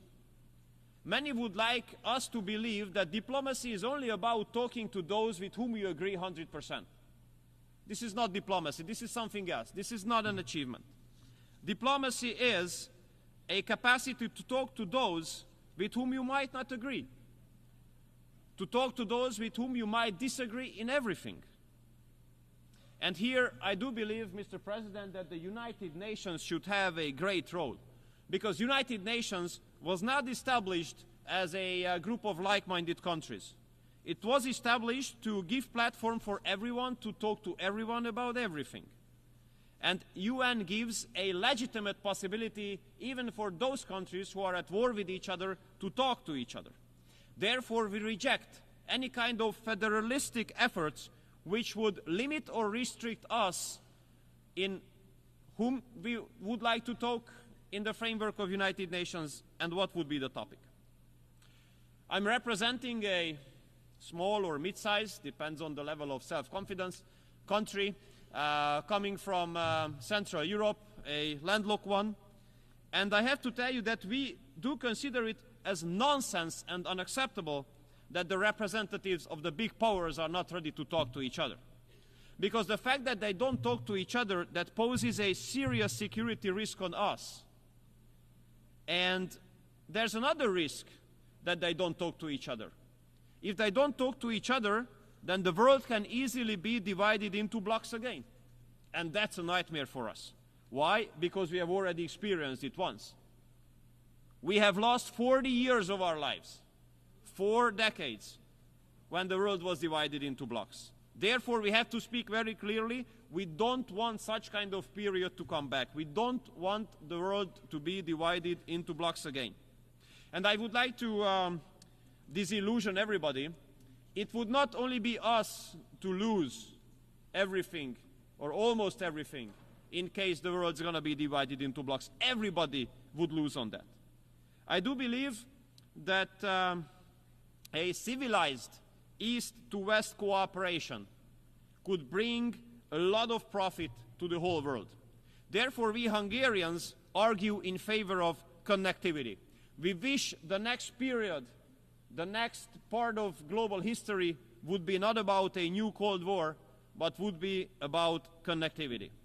And although we are a relatively small country, but we can serve as a good example. What a big growth potential is being represented by a civilized East-to-West cooperation. We have been carrying out a pragmatic, patriotic foreign policy based on common sense and aiming at reaching the national interests. And as an outcome of that, Hungary became a meeting point of East and West. The biggest corporates of the Eastern and Western economies are meeting in Hungary. Imagine in Hungary, the top German premium car makers and the top Chinese electric battery manufacturers are not only working together in one country, in one city, they are building their factories next to each other on the neighboring plots. So therefore, I have to underline that the strategies of those corporates which have a determining impact on continental economies cannot be successful without free global economic cooperation. Dear colleagues, it has not been a long time ago that that time Federal Chancellor of Germany was speaking about a economic and trade cooperation zone starting from Lisbon, ending at Vladivostok. And it has not been a long time ago that European political leaders spoke about Eurasian cooperation. Unfortunately, nowadays, we are far away. But it's not impossible to return there. But there's one very important major precondition. Global politics must change fundamentally. What would that mean? It means in our reading that global politics must come back to the basis of mutual respect. And dialogue and diplomacy must return as the major tools here. And this is absolutely not hopeless, because our experience here at the General Assembly being convened in New York, our experiences do prove that the friends of peace are in majority in this chamber. And we Hungarians are proud to be part of this global majority for peace. And we are ready to support all global initiatives which are aiming at reaching peace. And we are ready to discuss all peace plans. And we consider it as unacceptable that some countries would like to give exclusivity to one or another peace plan, acting as if the other one would not exist. We absolutely want all peace plans to be discussed. And here I would like to commend the People's Republic of China and Brazil for putting together a plan. And we do hope that that plan will be on the agenda as well. Dear colleagues, if we could reach peace, it would not only save lives of the people, but would give a big support, a big help to many countries in the transatlantic community where I'm coming from, to get rid of the huge burden of hypocrisy. And I tell you why. Many Western colleagues of ours like to say that they got rid of the energy sources of Russia, for example. This is one of the biggest fake news ever, because the Western countries continued to do business with Russia just like others. They just simply deny it. If you look at the share of Russian gas in the LNG ports in western part of Europe, you might be surprised. Or if you have a look at the oil arriving to the western countries in Europe, where it comes from originally, you might be surprised as well. And if you look at who is the #1 uranium supplier of this very country, United States, you would be surprised as well. In order to avoid your homework to look for it, this is the Russian Federation. Dear colleagues, all this prove that economic sanctions are totally useless in this regard. They absolutely don't work out. They put much more harm on some European economies than on the Russian economy. Many Western countries and Western economies do evade the sanctions. So I think it's no wonder that we cannot recall any successful sanction mechanism in history. These sanctions do not make any sense as well. Dear colleagues, the war in Ukraine puts a serious security risk on Europe. But this is not the only security risk there. We in Europe have been faced with massive waves of illegal migration. And unfortunately, Brussels made a huge mistake there, because they wanted to manage migration instead of stopping it. And this approach has encouraged a massive number of people to hit the road, to pay thousands of euros to smugglers, and take the life hazard to come to Europe. But we Hungarians, we do stick to our own right to make a decision on our own, whom we allow to enter the territory of our country and whom we are ready to live together. And I think, Mr. President, that UN is the best place to recall international law. International law speaks very clearly. Everyone who has to escape from his or her home has the right to stay temporarily on the territory of the first safe country, but not on the second, on the third, or the fourth one. Therefore, Hungary will continue to stop the flow of illegal migration on its border, through which basically we save Europe from further huge security-related challenges. And in the meantime, this is insane that while Hungary is protecting its border, has to pay a fine of multiple tens of hundreds of millions of euros because of complying with international law. So my summary goes as follows, Mr. President. In the last 10 years, Hungary has carried out a pragmatic, patriotic foreign policy strategy aiming at national interest and guaranteeing the security of our own citizens. And we will continue to do so, as we will continue to be always honest and open. And we will do always what we say, and we will always say what we think. It might be unusual nowadays. How it is possible? It is possible because there's an unusual political stability in Hungary, which is very unique in Europe. We have won all elections in the last 18 years, the one-party right-wing government. That means that people like what we are doing, they support what we are doing, and they give the approval to continue. And the government will continue. We will not have the intention to satisfy NGOs or external actors, but we will always have the intention to satisfy our own electorate, our own citizens, because we do believe that democracy is all about that, the people. Thank you so much for your kind attention.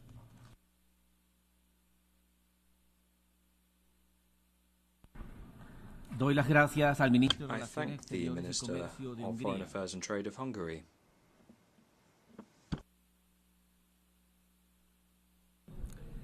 I now give the floor to His Excellency Bakhtiyor Saidov, Minister of Foreign Affairs of Uzbekistan.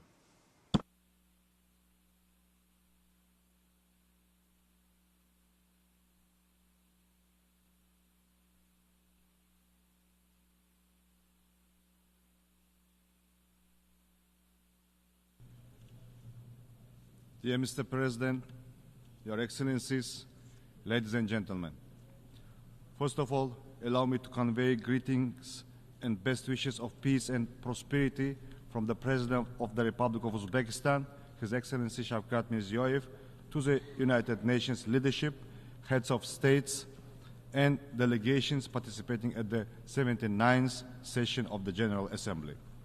Let me also express my sincere gratitude for the opportunity to address this esteemed assembly. I would like to thank the UN Secretary General, Mr. Antonio Guterres, for his firm focus on Central Asia. This was once again confirmed by his recent visit to our region, which laid a solid foundation for further expanding cooperation with the United Nations. Our debates are taking place at a time of escalating global challenges. Wars and conflicts, triple planetary climate crisis, worsening of the world economy and technological gap are affecting all countries without exception. We firmly believe that the United Nations must remain central in addressing the challenges of the 21st century. Resolving global issues at the national level is crucial for maintaining stability and the well-being and prosperity of our people. In this context, achieving the Sustainable Development Goals is very important. The consistent implementation of the SDGs has been identified by the President of our country as a cornerstone of Uzbekistan's state policy. Our Uzbekistan 2030 development strategy is fully aligned with SDGs. In recent years, Uzbekistan has made significant progress in poverty reduction, improving public access to education, transitioning to a green economy, and promoting gender equality. Our GDP has more than doubled, and the poverty rate has fallen almost 4 times in less than 10 years. We are taking solid steps to create jobs and improve the quality of human capital with the aim to reduce the unemployment rate from 11 to 7%. Full-scale implementation of the SDGs is impossible without attracting investments and advanced technologies. Uzbekistan is actively pursuing these goals, leveraging our state resources and private sector. However, many developing countries face challenges in accessing global financial resources. We share the view to reform the international financial system to establish a modern financial architecture. Humanity's future is closely linked to the development and application of modern technologies. New scientific advancements should bring people and nations closer together, not separate them. We proceed from the principle that access to technology is not a privilege, but a right for every person and every nation. Digital technologies are especially crucial. We have adopted the Digital Uzbekistan 2030 strategy. We are rapidly advancing our IT sector. Yet, there is another side of the coin. Rise of the digital technologies presents new challenges, particularly concerning the uncontrolled use of artificial intelligence. Based on this idea, at the previous session, Uzbekistan supported and co-sponsored UN General Assembly resolutions on utilizing safe artificial intelligence for sustainable development and strengthening international cooperation. We will continue to advocate for broad international collaboration to address these issues. Last year was one of the hottest in the history of meteorological observations. We have witnessed record-breaking heat and extreme cold conditions worldwide. This once again proves the growing urgency of the climate change problem. Central Asia is among the most exposed and vulnerable regions of the world climate change. The air temperature in Central Asia is rising faster than the global average. This creates a wide range of problems which pose serious risk to food and energy security. Thus, the level of the water availability per capita in Central Asia has halved over the past few decades. The Aral Sea disaster continues to have an extremely negative impact on the ecosystems of all states in the region. We call on the international donor community to expand projects in the Aral Sea region aimed at mitigating the devastating consequences of this disaster. The Aral Sea became the first region in the world to be granted by the UN the status of a zone of environmental innovation and technology.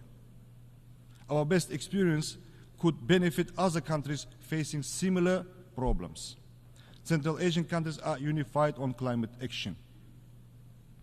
Last December, at the initiative of the President of Uzbekistan, the General Assembly by consensus adopted a resolution that Central Asia in the face of environmental problems, strengthening the regional solidarity for sustainable development and prosperity. We also developed a regional climate change adaptation strategy and established a climate council to create a national climate change program. At the same time, we are aware of the need for broad international cooperation to effectively overcome these challenges. In this regard, we propose to adopt the UN Resolution International Year of Land Restoration and Increasing Drought Resistance. Ladies and gentlemen, our updated constitution sets ambitious goals for building a welfare state. Uzbekistan is committed to enhancing social protection, improving service quality, and implementing international standards. For this purpose, we have established the Social Protection Agency. We plan to hold the World Conference on Social Protection in 2025, and we invite all UN member states to hit this important event. Empowering women and girls is a key component of our state policy. Uzbekistan has made notable progress in ensuring gender equality, ranking among the top 5 countries in this regard.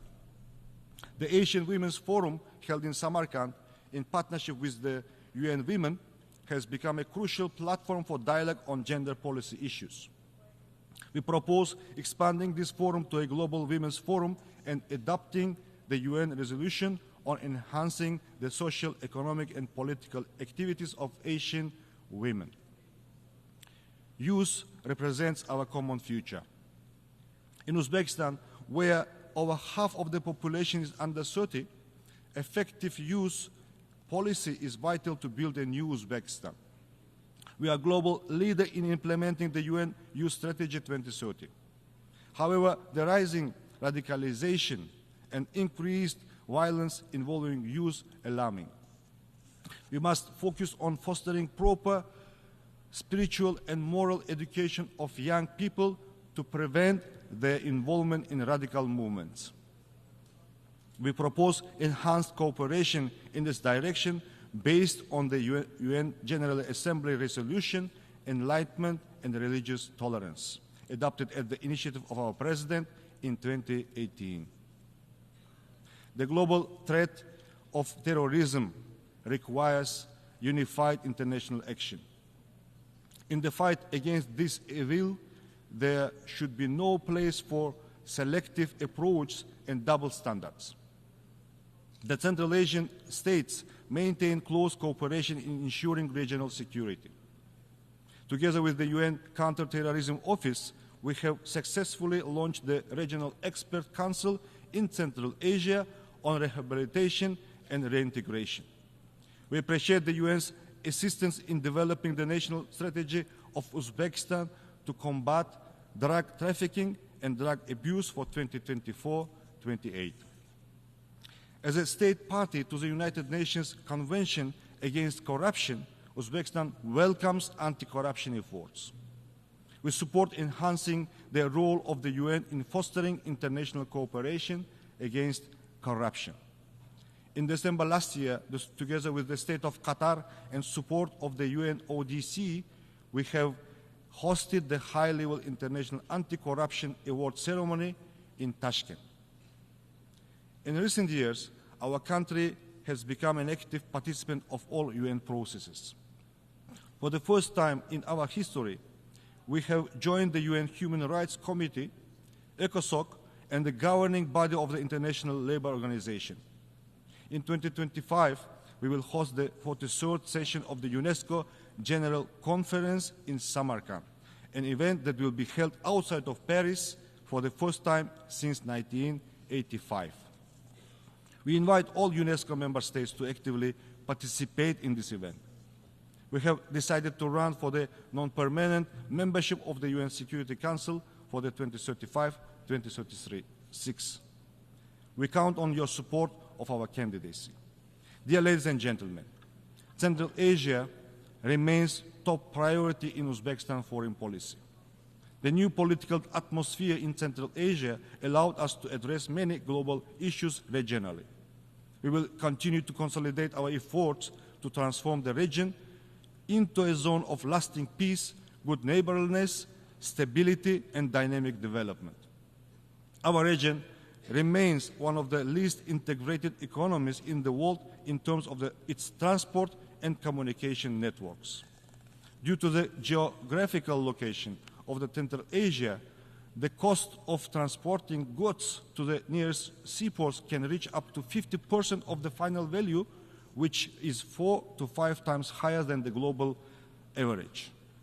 Today, our region is firmly focused on connecting to major global markets and revitalizing the Great Silk Road.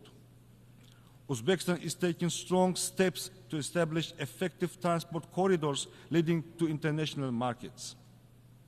We are implementing an ambitious project to build the Trans-Afghan Railway, which will provide access to global ports and have a positive effect on the economic development of our vast region.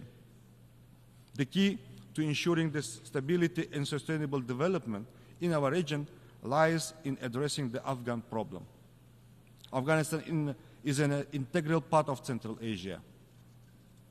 Unfortunately, the international community has been unable to implement measures capable of reversing the challenging situation in this country. Uzbekistan is pursuing a pragmatic policy towards Afghanistan. We will continue to contribute to Afghanistan's economic reconstruction and the development of its transport and energy infrastructure. We are ready to expand the educational center for Afghan citizens in the Uzbek city of Termez into the Global Training Center. Recently, we have established the Termez International Trade Center designed to foster a favorable business environment and enhance logistics. In order to achieve stability, it's crucial to uphold the UN's central role in resolving the Afghan issue and developing coordinated strategies to ensure sustainable development. Your Excellencies, in conclusion, I would like to once again emphasize that the challenges and threats we face today can only be addressed through comprehensive international efforts. Uzbekistan remains committed to actively participating in shaping the agenda for multilateral cooperation, achieving common goals, and supporting measures to reinforce the Central Asia role of the United Nations. I thank you for your attention.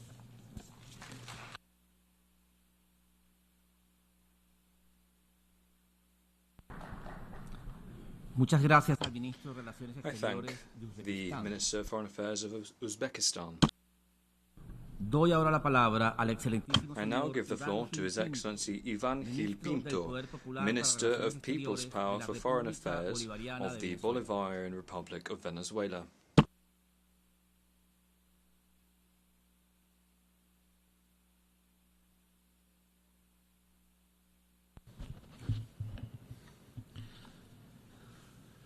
Distinguidas jefas, Distinguished heads of delegation, ministers, ambassadors, Mr. President, over these last few days, we have heard in this General Assembly two narratives. One, the discourse of the oligarchs and their satellites who seek to rule the world, and another, that of the dignified peoples who fight for their sovereignty and independence.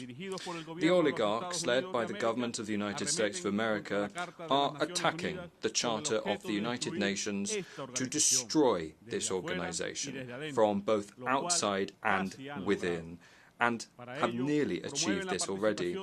To this end, they promote the involvement of private corporations, non-governmental organizations, and other strategies that disregard the sovereignty of states.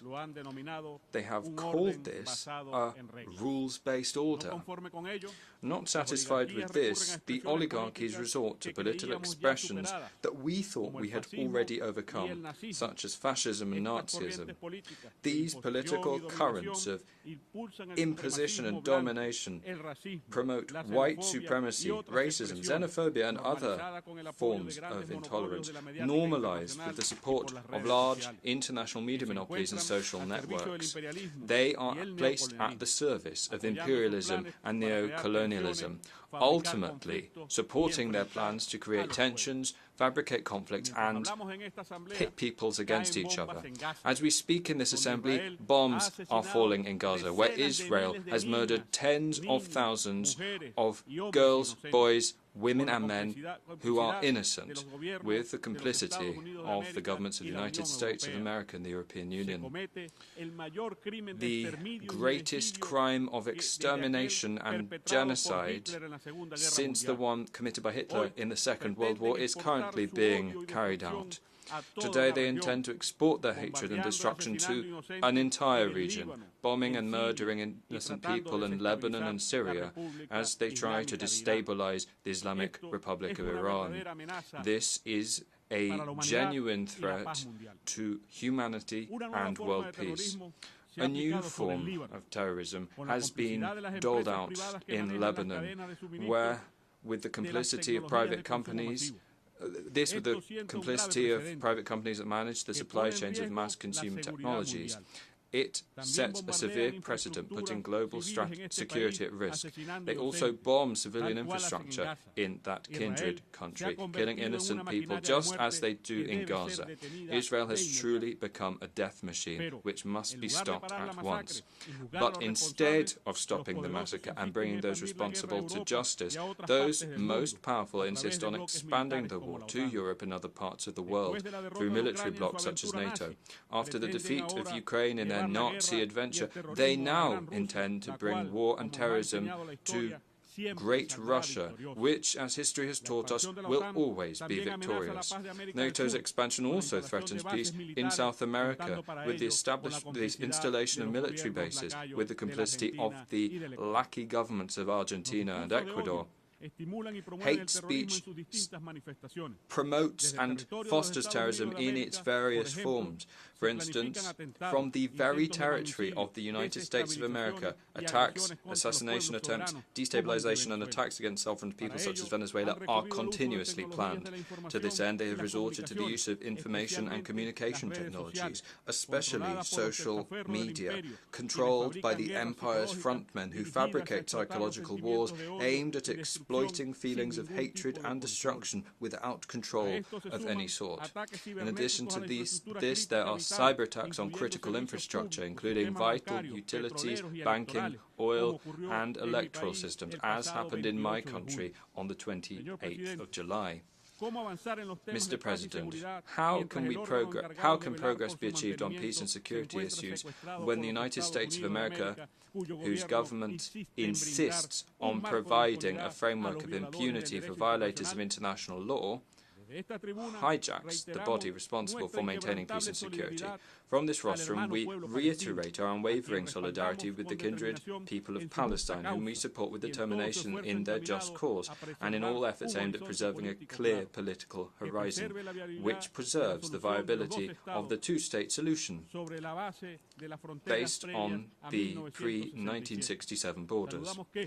We welcome the fact that for the first time in the history of this Assembly, the delegation of Palestine sits with us as another state. Today, more than ever, it is urgent that we ensure their immediate, fully fledged membership of this organization.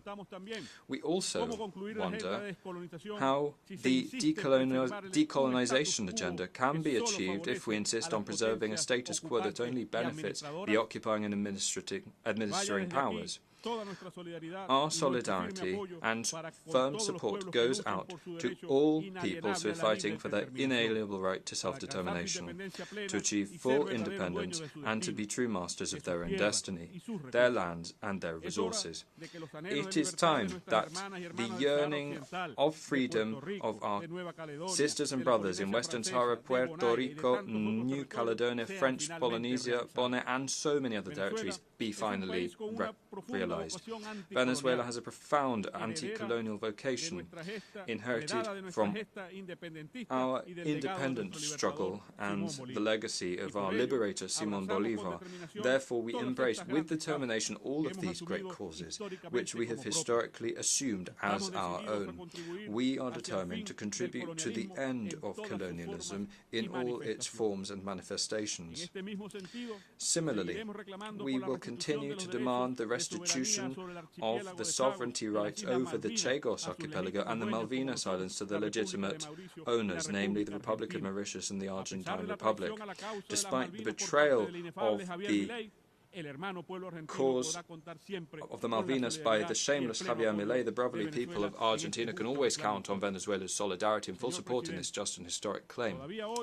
President, even today, the peoples of the world are still paying the price for the misfortunes left by the colonialism of empires such as the United Kingdom, which committed crimes on all continents and is now trying to erase from our memories this with total impunity. One of them, these harmful effects, which persists to date, is the disposition of Venezuela's sovereign rights over the Guayana Esequiba.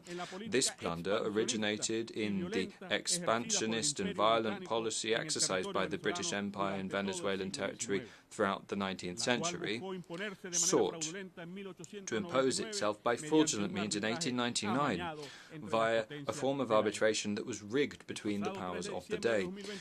On the 3rd of December 2023, the Venezuelan people expressed themselves clearly and decisively in an advisory referendum, granting an unavoidable and clear mandate to the Venezuelan state to recover the Guayana Esequiba, a territory that represents a sacred inheritance of the struggles of our liberators. In that referendum, the Venezuelan people ratified the historic position of our country of never recognizing the jurisdiction of the International Court of Justice in this case, nor any decision it may adopt on that matter. The President of Guyana has lied on this rostrum in this connection. Venezuela only recognizes the Geneva Convention of 1966 as the only way to reach a settlement that restores Venezuela's rights over the territory of the Guayana Esequiba. Today, the United States of America and Guyana are in violation of the Joint Declaration of Argyll, threatening regional peace, security and stability through the military presence of extra-regional actors and the illegitimate granting of oil concessions in a non-demarcated maritime area. In this context, we take this opportunity to reiterate our firm commitment to the CELAC proclamation of Latin America and the Caribbean as a zone of peace. It is time for Guyana to demonstrate its commitment to that proclamation, as well as dialogue, mutual respect, tolerance and understanding, thus returning to the Geneva Agreement. President, the illegal imposition of unilateral coercive measures against whole peoples by the United States of America and the European Union represents a flagrant violation of the Charter of the United Nations and every norm of international law. These measures constitute massive violations of human rights, including the right to development, as well as crimes against humanity. We reiterate our call for the complete, immediate and unconditional lifting of all regimes of so-called sanctions and blockades that today are enforced against more than a third of humanity, including 30 million Venezuelans. Our solidarity with the sisters and brothers in Belarus, the Democratic People's Republic of Korea, Cuba, Eritrea, Iran, Nicaragua, Syria, Zimbabwe, and so many others who suffer the effects of these criminal policies day by day. Mr. President, dignified peoples fighting for their sovereignty and independence have also raised their voices in these spaces and must be heard. Venezuela today faces the onslaught of new forms of colonialism. For several years now, the government in Washington has been carrying out a neo-colonial experiment which aims to destroy our democratic system, our institutions, our sovereignty, our independence, and the inalienable right of our people to self-determination in every possible way. This is a large-scale recolonization plan that attempts, based on a continued coup d'etat, to destroy our republic. For its execution, all options have been and continue to be on the table. Since the cruel, inhuman enforcement of a ferocious economic, commercial and financial blockade with almost 1,000 sanctions, which has cost our nation more than $642 billion in the last 7 years alone,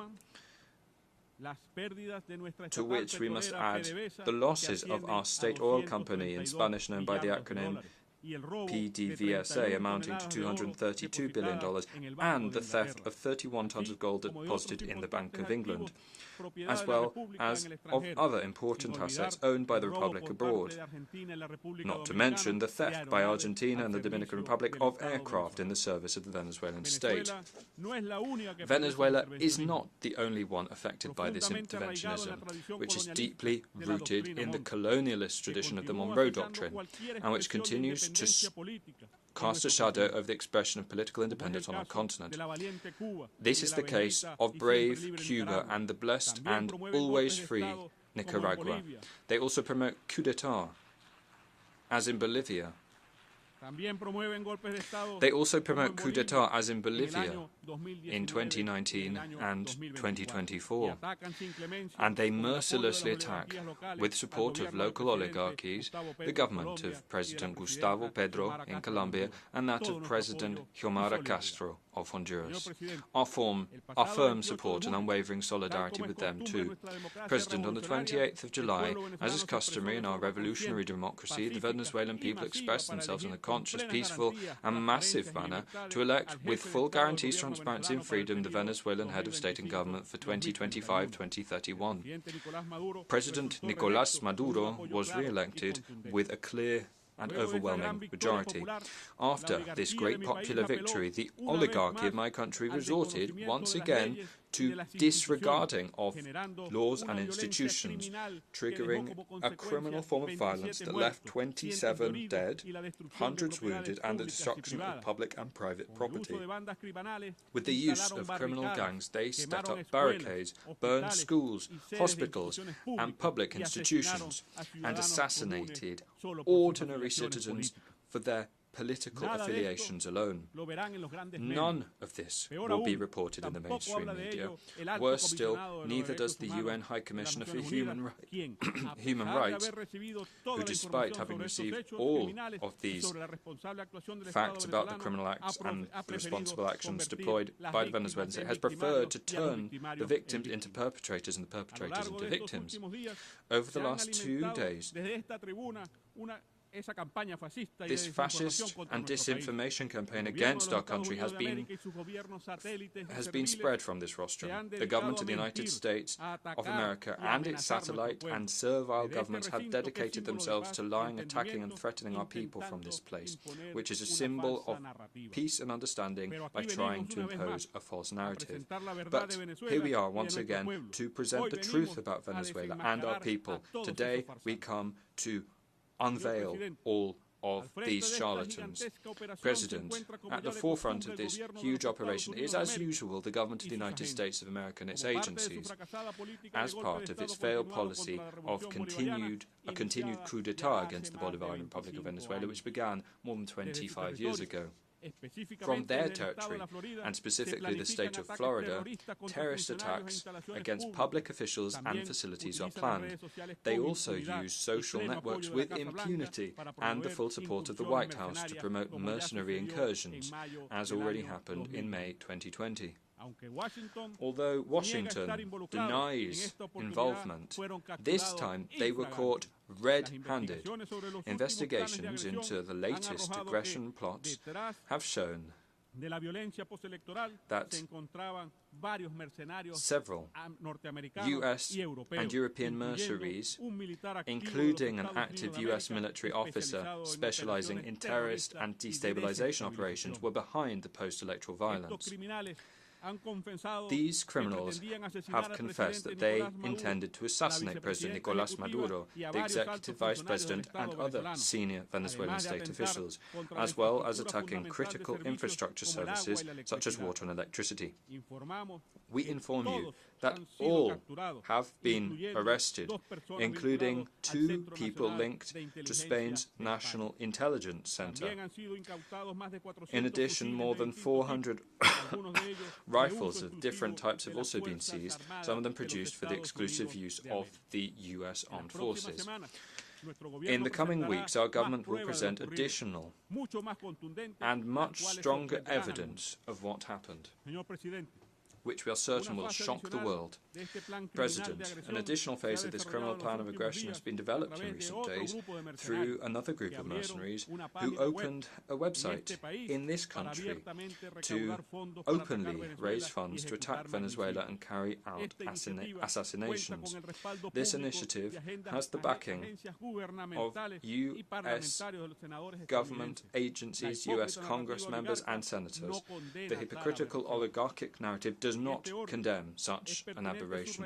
In this context, it bears underlining the obligation of the states to ensure that their territory is not used to finance, plan, facilitate, or commit acts of destabilization through the use of mercenaries and terrorists.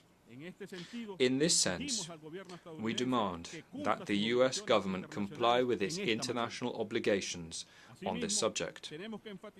We also have to emphasize that these terrorist plots, planned for months, took place at the very same time as the negotiations and signing of agreements between Venezuela and the United States of America in Doha in September last year, through which we sought to move towards a normalization phase of relations between the two nations. This is further proof that the empire's word and supposed goodwill cannot be trusted. The Venezuelan people demand the immediate fulfillment of all the commitments agreed in Doha, to lift all sanctions, unilateral coercive measures that illegally cast a shadow over our country, and we thank the government of the state of Qatar for its good offices as facilitator of these negotiations.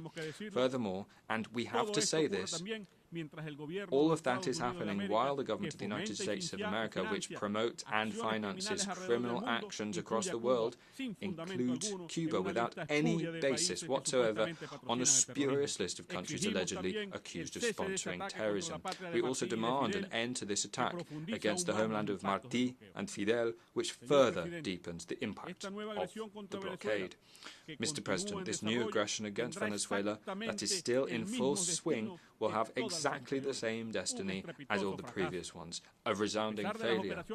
Despite the psychological operations aimed at creating confusion, despite Washington's overt and covert operations within the framework of so-called maximum pressure, social peace reigns in Venezuela today. The plans to create violence have been overturned thanks to the determination of our people to defend their right to live in peace. Today, moreover, Venezuela has experienced growth that has allowed it to insert itself strongly into the world economy, contributing its strength to the production of energy, food and basic goods and services. This success has been possible thanks to the determination of the Venezuelan people and the firm leadership that has managed to see down the blockade. Mr. President, at this juncture, our call to the free and peace-loving peoples of the world is to strengthen unity in the face of those who want to divide us in order to achieve their plans of neo-colonial domination. It is the time for the global south. It is the time for the longed-for new world order. It is time to consolidate this new multipolar and multi-centric world of peace and economic prosperity, free of hegemonies. It is time to rescue the founding principles contained in the UN Charter and to honour the promise that this organisation is at the service of we the peoples, as stated in its preamble. Venezuela puts its Bolivarian diplomacy of peace at the service of humanity to advance in that direction, as demonstrated by its leadership at the head of the Group of Friends in Defence of the Charter of the United Nations. These are the principles that constitute the narrative of free peoples, which are expressed in new forms of partnership based on the principles of solidarity and complementarity, as, for example, the Bolivarian Alliance for the Peoples of America, or ALBA-TCP by its acronym in Spanish, and BRICS, as well as other hopeful prospects for the emerging New World Order, in which our country seeks to insert itself at an accelerated pace. President, let me conclude by emphasising that in Venezuela we are still on our feet, waging battles hand in hand with our people in a permanent popular organisation and mobilisation in the struggle to continue consolidating our independence. No matter who is at the head of the US empire that speaks before this rostrum in a year's time, you can rest assured that the clear and rebellious voice of the people of the Bolivarian Republic of Venezuela will continue to be present in this forum under the strong leadership of President Nicolás Maduro Moros, as we stand determined to resist US imperialism. As Bolivar said, God grants victory to those who enshow constancy. Thank you.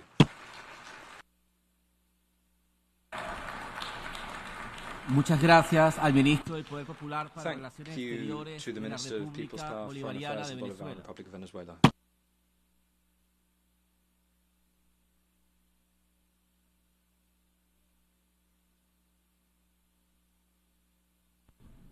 Doy ahora la palabra al I now give the floor to His Excellency Frederick Makamure Shava, Minister of Foreign Affairs and International Trade of Zimbabwe.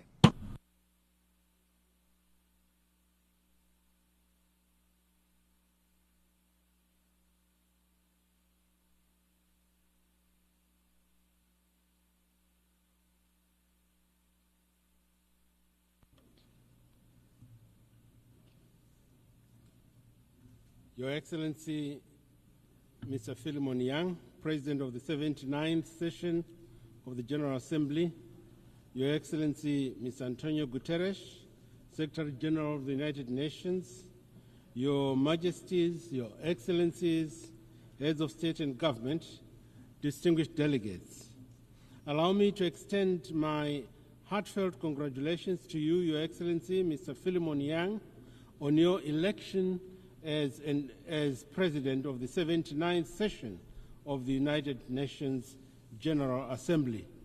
We are confident that under your astute leadership, significant progress will be made on the critical global agenda that is before us.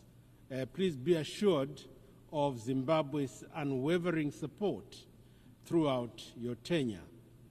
I would also like to pay tribute to your predecessor, Ambassador Dennis Francis, for his exemplary stewardship of the 78th session of the General Assembly.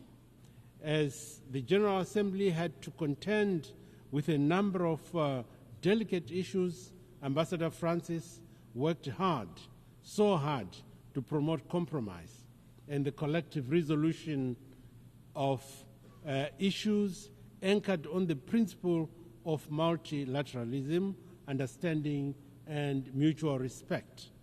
Mr. President, in an increasingly polarized and insecure world, dialogue and diplomacy are indispensable. Our world is besieged by numerous global challenges, both natural and man-made.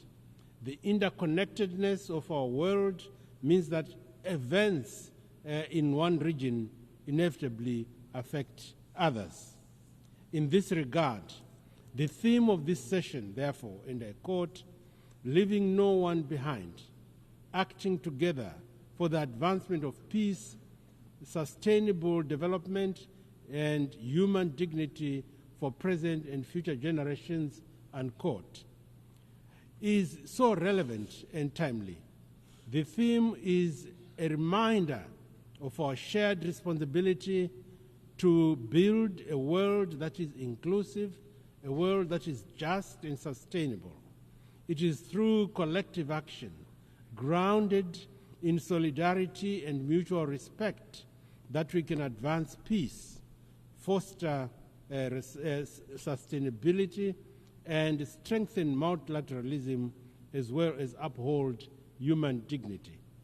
In this spirit of unity, we must prioritize the most vulnerable and marginalized populations, ensuring that no one and no place is left behind in our pursuit for progress. Sustainable development cannot be achieved without peace, and peace cannot be sustained without addressing the root cause of conflict, chief among them poverty, inequality, intolerance, scarcity exacerbated by climate change, and unwanted and unwarranted external interference in internal affairs of some states.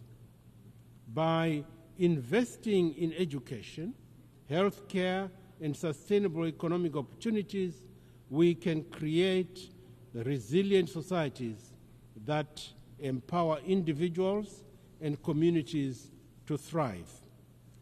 To attain this, we should commit to a renewed sense of global partnership, where every nation, large and small, continues to and benefits from our collective efforts. Mr. President, as the 2030 deadline for the Sustainable Development Agenda goals, SDGs, approaches, the global community is at a crossroads and needs to make a critical choice on how to advance these ambitions and ambitious targets. Climate change, geopolitical conflicts, and economic disparities continue to pose substantial barriers to the achievement of the 2030 agenda. It is therefore essential to accelerate action, enhance funding, and foster innovative solutions. The next 6 years are pivotal if achieving the SDGs is to remain within reach. Zimbabwe fully supports the proposed SDG stimulus so as to reinvigorate the implementation of these crucial goals that we set for ourselves. In this regard, the just held Summit of the Future was an opportunity and indeed an opportune moment for the international community to come together to forge robust frameworks and innovative strategies to address the complex and interwoven challenges we face. We must leverage this moment to reaffirm our commitment to multilateralism, sustainable development, and the principles enshrined in the United Nations Charter. It is imperative, therefore, that we adopt a holistic approach that integrates economic, social, and environmental dimensions, ensuring that we are all inclusive as we navigate the path towards a more resilient and equitable world. The devastating impact of climate change is our common challenge that requires collective action to enable vulnerable communities to adapt while at the same time mitigating the impact. Our SADC region has been affected by the El Nino-induced drought that has created a serious food and nutrition security. In that context, the SADC heads of states and government launched an international humanitarian appeal amounting to US $5.8 billion at the end of May 2024. That figure will go up as more countries of the region complete their own national assessments. The overreaching and overarching objective is to meet the immediate needs occasioned by the El Nino-induced drought, while at the same time building resilience for future shocks, including through the establishment of early warning systems. Excellencies, I wish to reiterate our steadfast commitment to the 2030 Agenda for Sustainable Development, spearheaded by our transformative Vision 2030.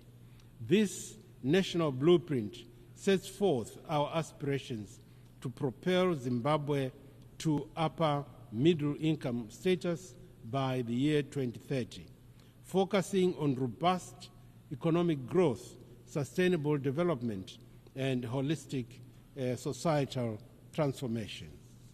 Our strategic thrust encompasses substantial investments in critical sectors that include infrastructure development, education, modern heritage-based education 5.0, model healthcare, and modernized agriculture, pivotal for ensuring the inclusive prosperity across all strata of our society. In earnest pursuit of the SDGs, Zimbabwe has recorded commendable strides across various domains. We have implemented rigorous policies such as our Agricultural 6.0 model aimed at bolstering food security, enhancing access to potable water and sanitation facilities, and investment in renewable energy. Our comprehensive and social protection frameworks and healthcare systems have yielded tangible reductions in poverty levels and disease burdens. Furthermore, we remain unwavering in our commitment to empowering women and youths, recognizing their pivotal as architects of sustainable transformation and development. The government of Zimbabwe is advancing a devolution policy driven by our mantra, which I quote, leaving no one and no place behind. The focus is on promoting grassroots development through empowering provincial and district authorities to lead the way in fulfilling their development aspirations. Our goal is to ensure that no community, no village, no town center or province is left behind in our development efforts. As a result of this policy thrust, we have witnessed a life-changing and transformative impact driven by this bottom-up approach. Our valiant developmental efforts notwithstanding, Zimbabwe is confronted by formidable challenges in its quest to attain the SDGs. The adverse impact of the punitive, illegal, unilateral sanctions, compounded by the exigencies of climate change, present real threats and barriers to our development strategy.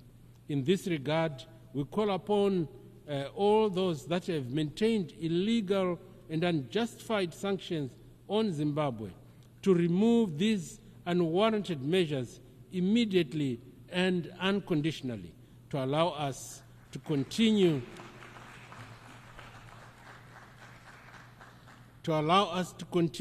with our noble efforts to uplift the lives and livelihoods of our citizens.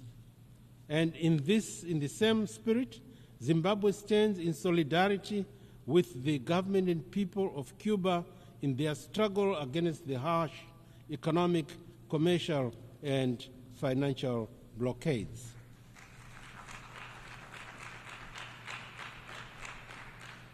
We call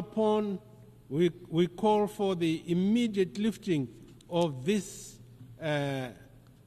stifling embargo to enable the people of Cuba to pursue their aspirations without hindrance and interference. Mr. President, my country remains committed to supporting the self-determination of both the people of Palestine and Western Sahara.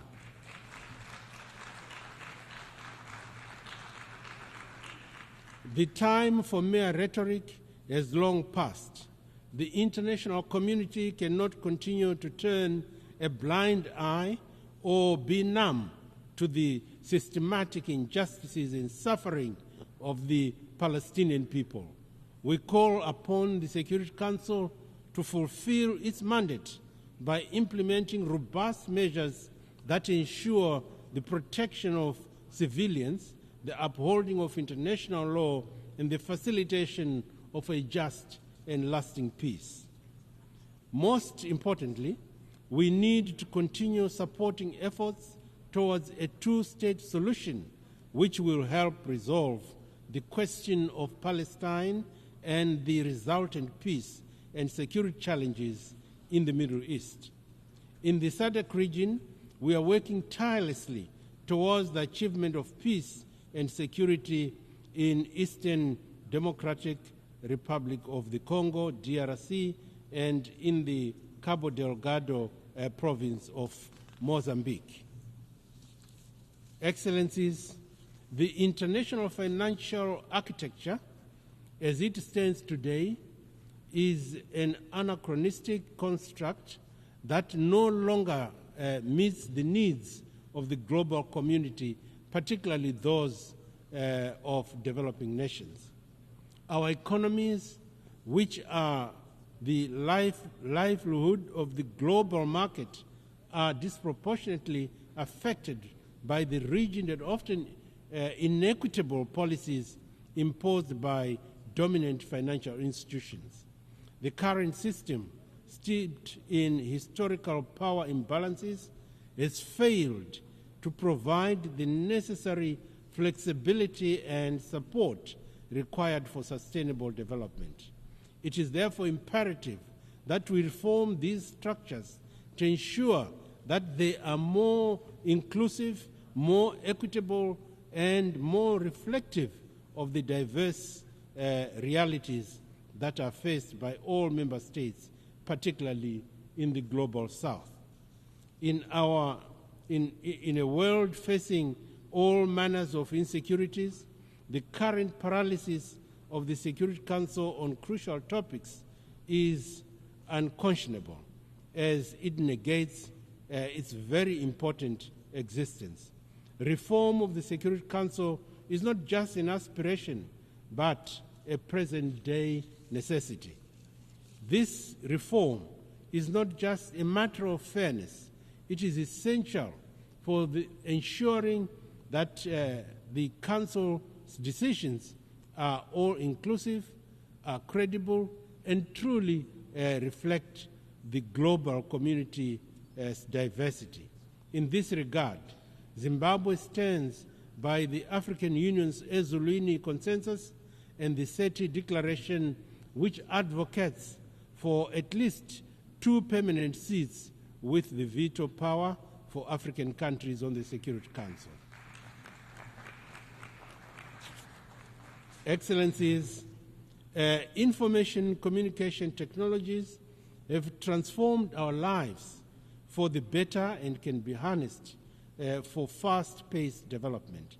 Yet, the same technology has also been employed to commit crimes and destabilize societies. It is therefore prudent for us to come up with a global digital governance framework in order to guard against the harmful consequences of this otherwise transformative technology. Zimbabwe is fully committed and will contribute positively in all negotiations aimed at global cooperation in both harnessing the good from the digital world and also combating the negative aspects and abuse of the same. Mr. President, as I conclude, I wish to reaffirm Zimbabwe's commitment to the purposes and principles of the United Nations Charter.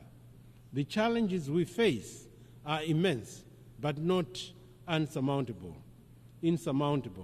By acting together, we can advance peace, we can promote sustainable development, and uphold human dignity for the present and future generations. Zimbabwe stands ready to collaborate with all member states to ensure that our shared aspirations for a better world are realized. Let us work in unison, guided by the spirit of multilateralism, solidarity, and mutual respect in order to address the pressing issues of our time and to build a more inclusive and just and sustainable future. I thank you for your attention.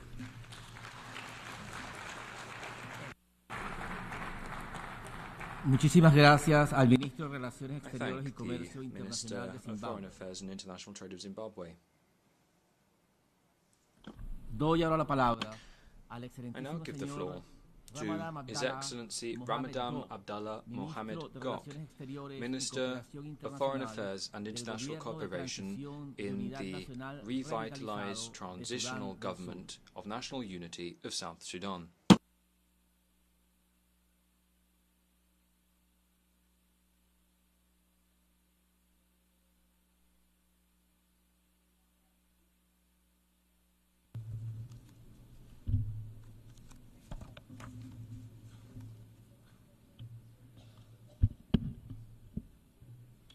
Mr. President, Mr. Secretary General, Excellencies, distinguished delegate, ladies and gentlemen, at the onset, allow me to extend warm greetings and congratulations on behalf of His Excellency Salva Kiir Mayardit, President of the Republic of South Sudan, to Your Excellency Philemon Yang on your election as the President of 79th Session of United Nations General Assembly. His Excellency President Salva Kiir Mayardit, President of the Republic of South Sudan, would have loved to be here but could not due to competing demands back home. Republic of South Sudan stand ready to support you during your tenure as at the helm of the General Assembly. Allow me also to warmly bid farewell to His Excellency Ambassador Dennis, who was the President of the 78th Session of the General Assembly of the United Nations for his stellar work in service of the ideals of the UN Charter. We are especially grateful for his proactive leadership as illustrated by goodwill visit to the Republic of South Sudan in June this year, which he undertook in support of the ongoing efforts to consolidate peace, security, and development in our country. Mr. President, the theme of the 79th session, leaving no one behind, acting together for the advancements of peace, sustainable development, and human dignity for present and future generations, speak directly to the present state of global affairs. The ideals and values envisioned in the UN Charter are as important, relevant, and crucial now as they were at the founding of this noble organization on October 24, 1945. They remain essential to addressing serious global challenges from conflict, nationalism, geopolitical competition, food insecurity, climate shock, natural disasters, pandemic, and threat to the international peace and security. Mr. President, distinguished delegate, the revitalized government of national unity in the Republic of South Sudan, as repeatedly stated by the President of the Republic of South Sudan, His Excellency President Salva Kiir Mayardit, is fully committed to consolidating peace in our country. The implementation of the revitalized peace agreement on the resolution of the conflict in the Republic of South Sudan is primary vehicle for ensuring peace and stability in our country. Thus far, we have made tangible progress in our quest for durable peace and political stability in the country, but we have been constrained by resource challenges to fully meet key benchmarks of the agreement. Nonetheless, all the signatories to the peace accord remain steadfast in consolidating the gains made so far in the form of relative stability and joining hands to complete the rest of the outstanding elements. This unity of purpose was illustrated in the recent endorsement by the Cabinet, the revitalized Joint Monitoring and Evaluation Commission, the RJMEC, and the revitalized National Legislature of 24 month of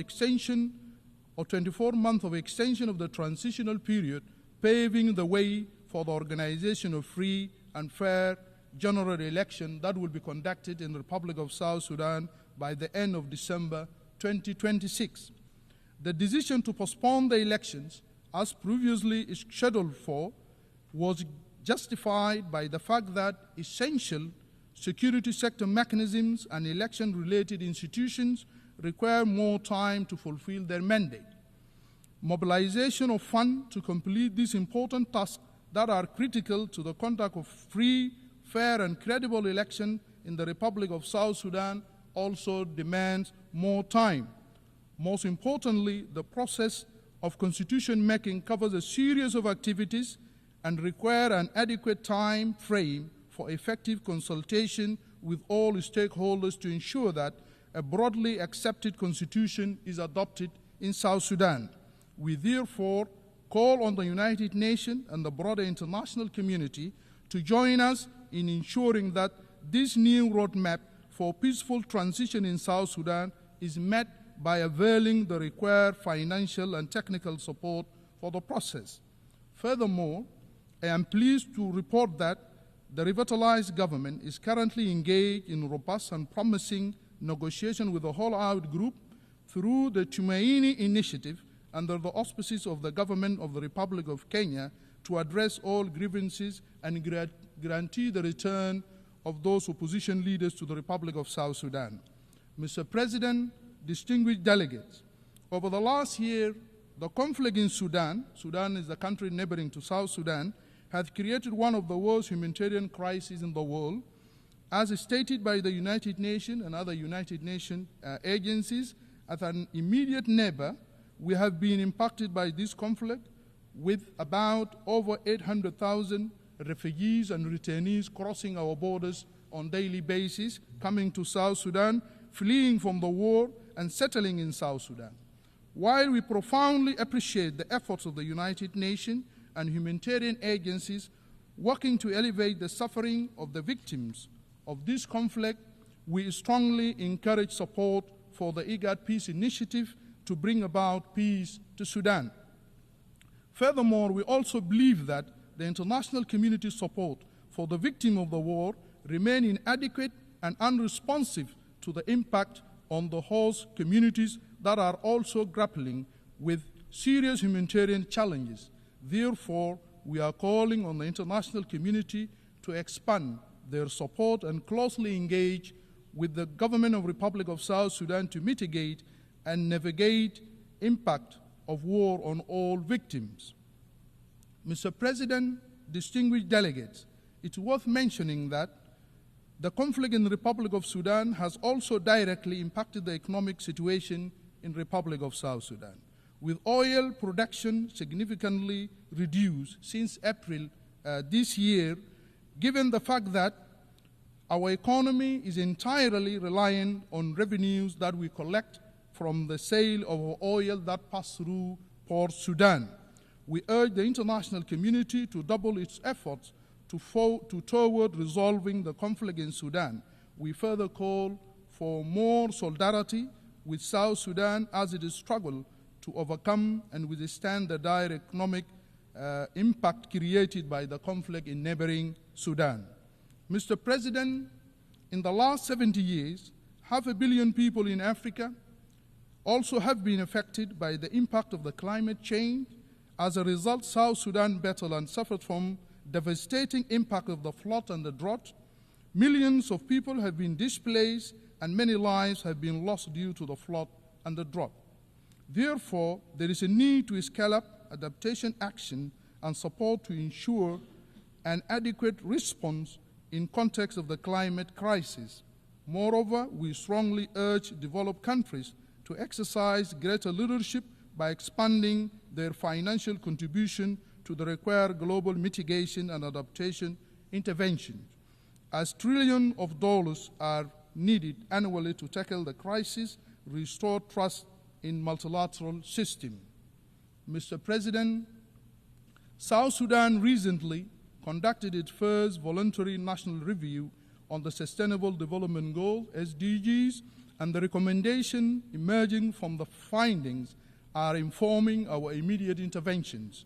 Moreover, our revised national development strategy and annual budget are crafted around a commitment to the SDGs. Furthermore, the Ministry of Finance and Economic Planning and the National Bureau of Statistics, with support from the UN agencies and our development partners, are working to strengthen the capacity of the national statistical system to collect quality and analyze timely and reliable data.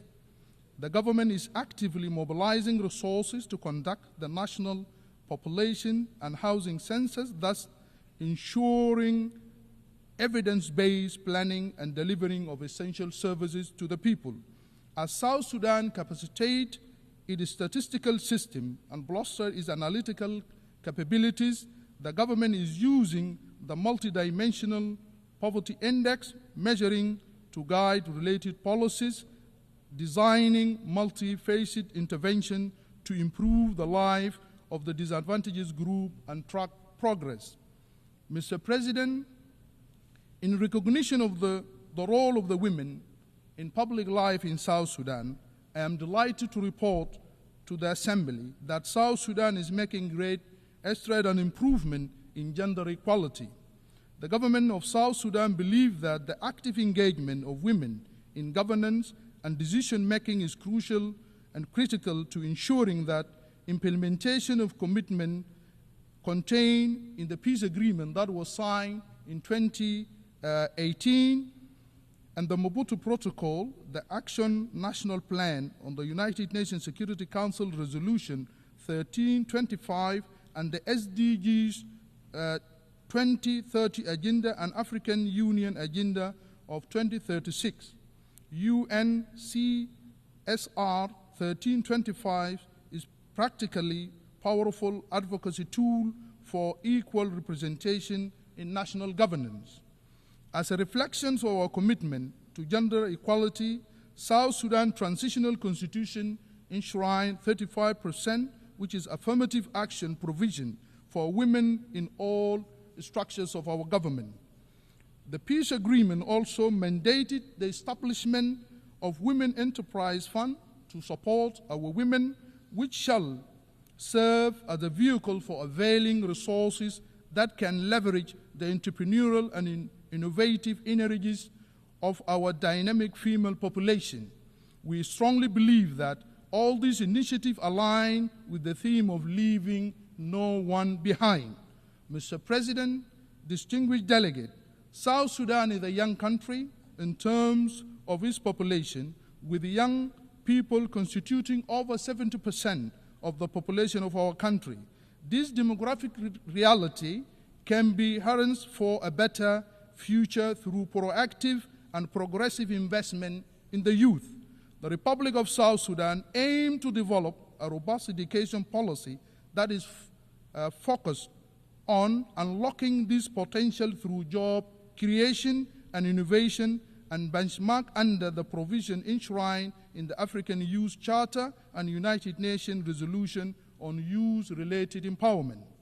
The Ministry of Youth and Sport in the Republic of South Sudan and our National Assembly are jointly working on legislation for the National Youth Service and Youth Enterprise Development Fund that will enhance the capacity of our youth. Once these two documents are adopted, these two laws shall create the necessary condition for the empowerment of our youth. Therefore, we call on the United Nations and international community to augment our efforts to enhance the level of technical and financial support to the government in the spirit of government agenda and better future envisioned by the Pact for the Future agreed to at the recently concluded Summit of the Future here in New York. Mr. President, South Sudan Universal Health Coverage Service Index is among the lowest in the region and globally. This is attributed to conflict, economic crisis in the country, and consequence of climate change, resulting in a fragile health system. Maternal and infant mortality rates remain the worst in the world. As such, Government of Republic of South Sudan commit to invest in a durable, accessible, and standard strengthening health care system. We are committed to optimal health and well-being of our citizens via a primary health care approach as the most inclusive, equitable, and cost-effective path to universal health coverage. Provisions of preventive health service through national programs such as malaria, HIV/AIDS, TB, routine immunization, and maternal and child health programs, including nutritional health service, is crucial for the reduction of the economic burden of health care expenditures for households and the health care system in South Sudan. Pandemic preparedness and response through a multi-sector approach but put us on a path to tackle public health emergencies such as responding to the current mpox pandemic and other diseases epidemics in the country. Most importantly, our commitment to address the burden of both infectious disease and rising burden of non-communicable disease as we aim at reducing mortality rate remains our top priority. Succeeding to achieve all the above will promote sustainable development goals of health target of 2030, which will enhance the strategies for Africa we want by 2063. Mr. President, as part of our commitment as a country to transforming education and government of South Sudan recognize every child's right to quality education as well as addressing the issues of access, equity, and inclusion. Based on this premise, the government commitment has been translated into several actions or interventions. Primarily, His Excellency President Salva Kiir Mayardit reiterate that government policy of universal basic education for all children regardless of their background or gender in February 2023. This has made a considerable impact on not only in improving enrollment and retention in school, but also in combating early and forced marriages that have been compelled by many girls to drop out of schools. Consequently, we have achieved enrollment and retention of almost 3 million learners at the primary education level, almost attaining gender parity. Mr. President, as you are aware, His Excellency President Salva Kiir President of the Republic of South Sudan is the incumbent chairperson of East Africa Community, has constantly emphasized that need for maintenance of peace and security in the East African region. The Great Lake and the Horn of Africa is his role that is playing. The President's effort aligns with the theme of this 79th session of the General Assembly and the Secretary General call in the Summit of the Future. Mr. President, one of the main impediments of South Sudan's full realization of sustainable peace and security is the fact that the Security Council continues to maintain sanctions, individually target sanctions, and the arms embargo despite our call and the call from the African Union and IGAD for this sanction to be lifted. These punitive measures have created a negative impact, restraining South Sudan's full potential by preventing the government from maintaining effective deterrence against negative non-state actors that foment violence and insecurity in our country.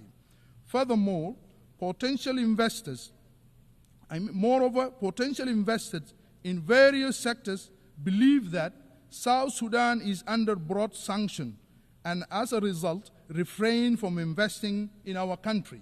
As a country, we have experienced relative peace and stability for the last 6 years, and continual imposition of these punitive measures is not reflective of the progress we have made so far. Mr. President, for any meaningful peace and security to prevail in the world, we urgently call for reform of the Security Council to be fit for purpose in today's global dynamic and realities. The United Nations has been an integral element in this effort, but it has to evolve in its processes and structures to more optimally address contemporary problems.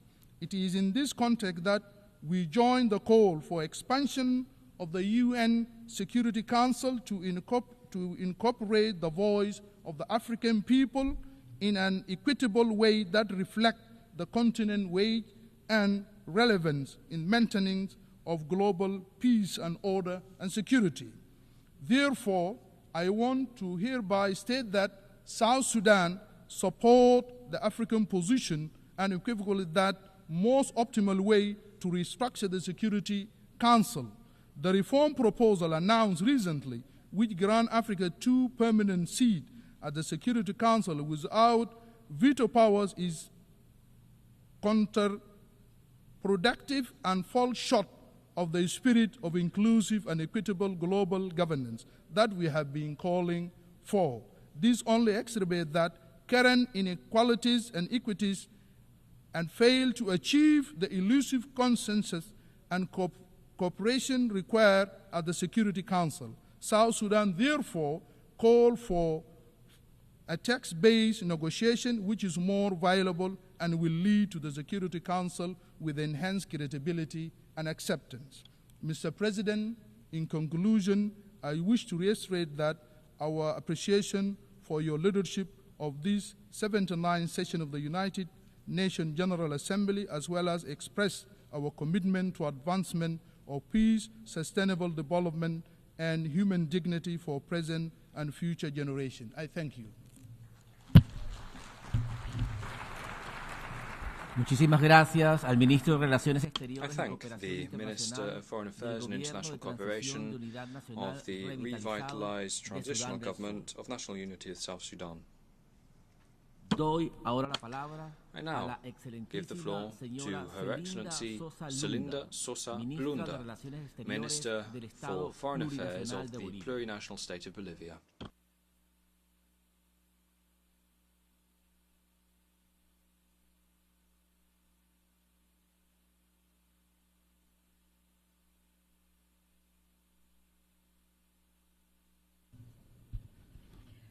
Muchísimas gracias. Thank you very much indeed.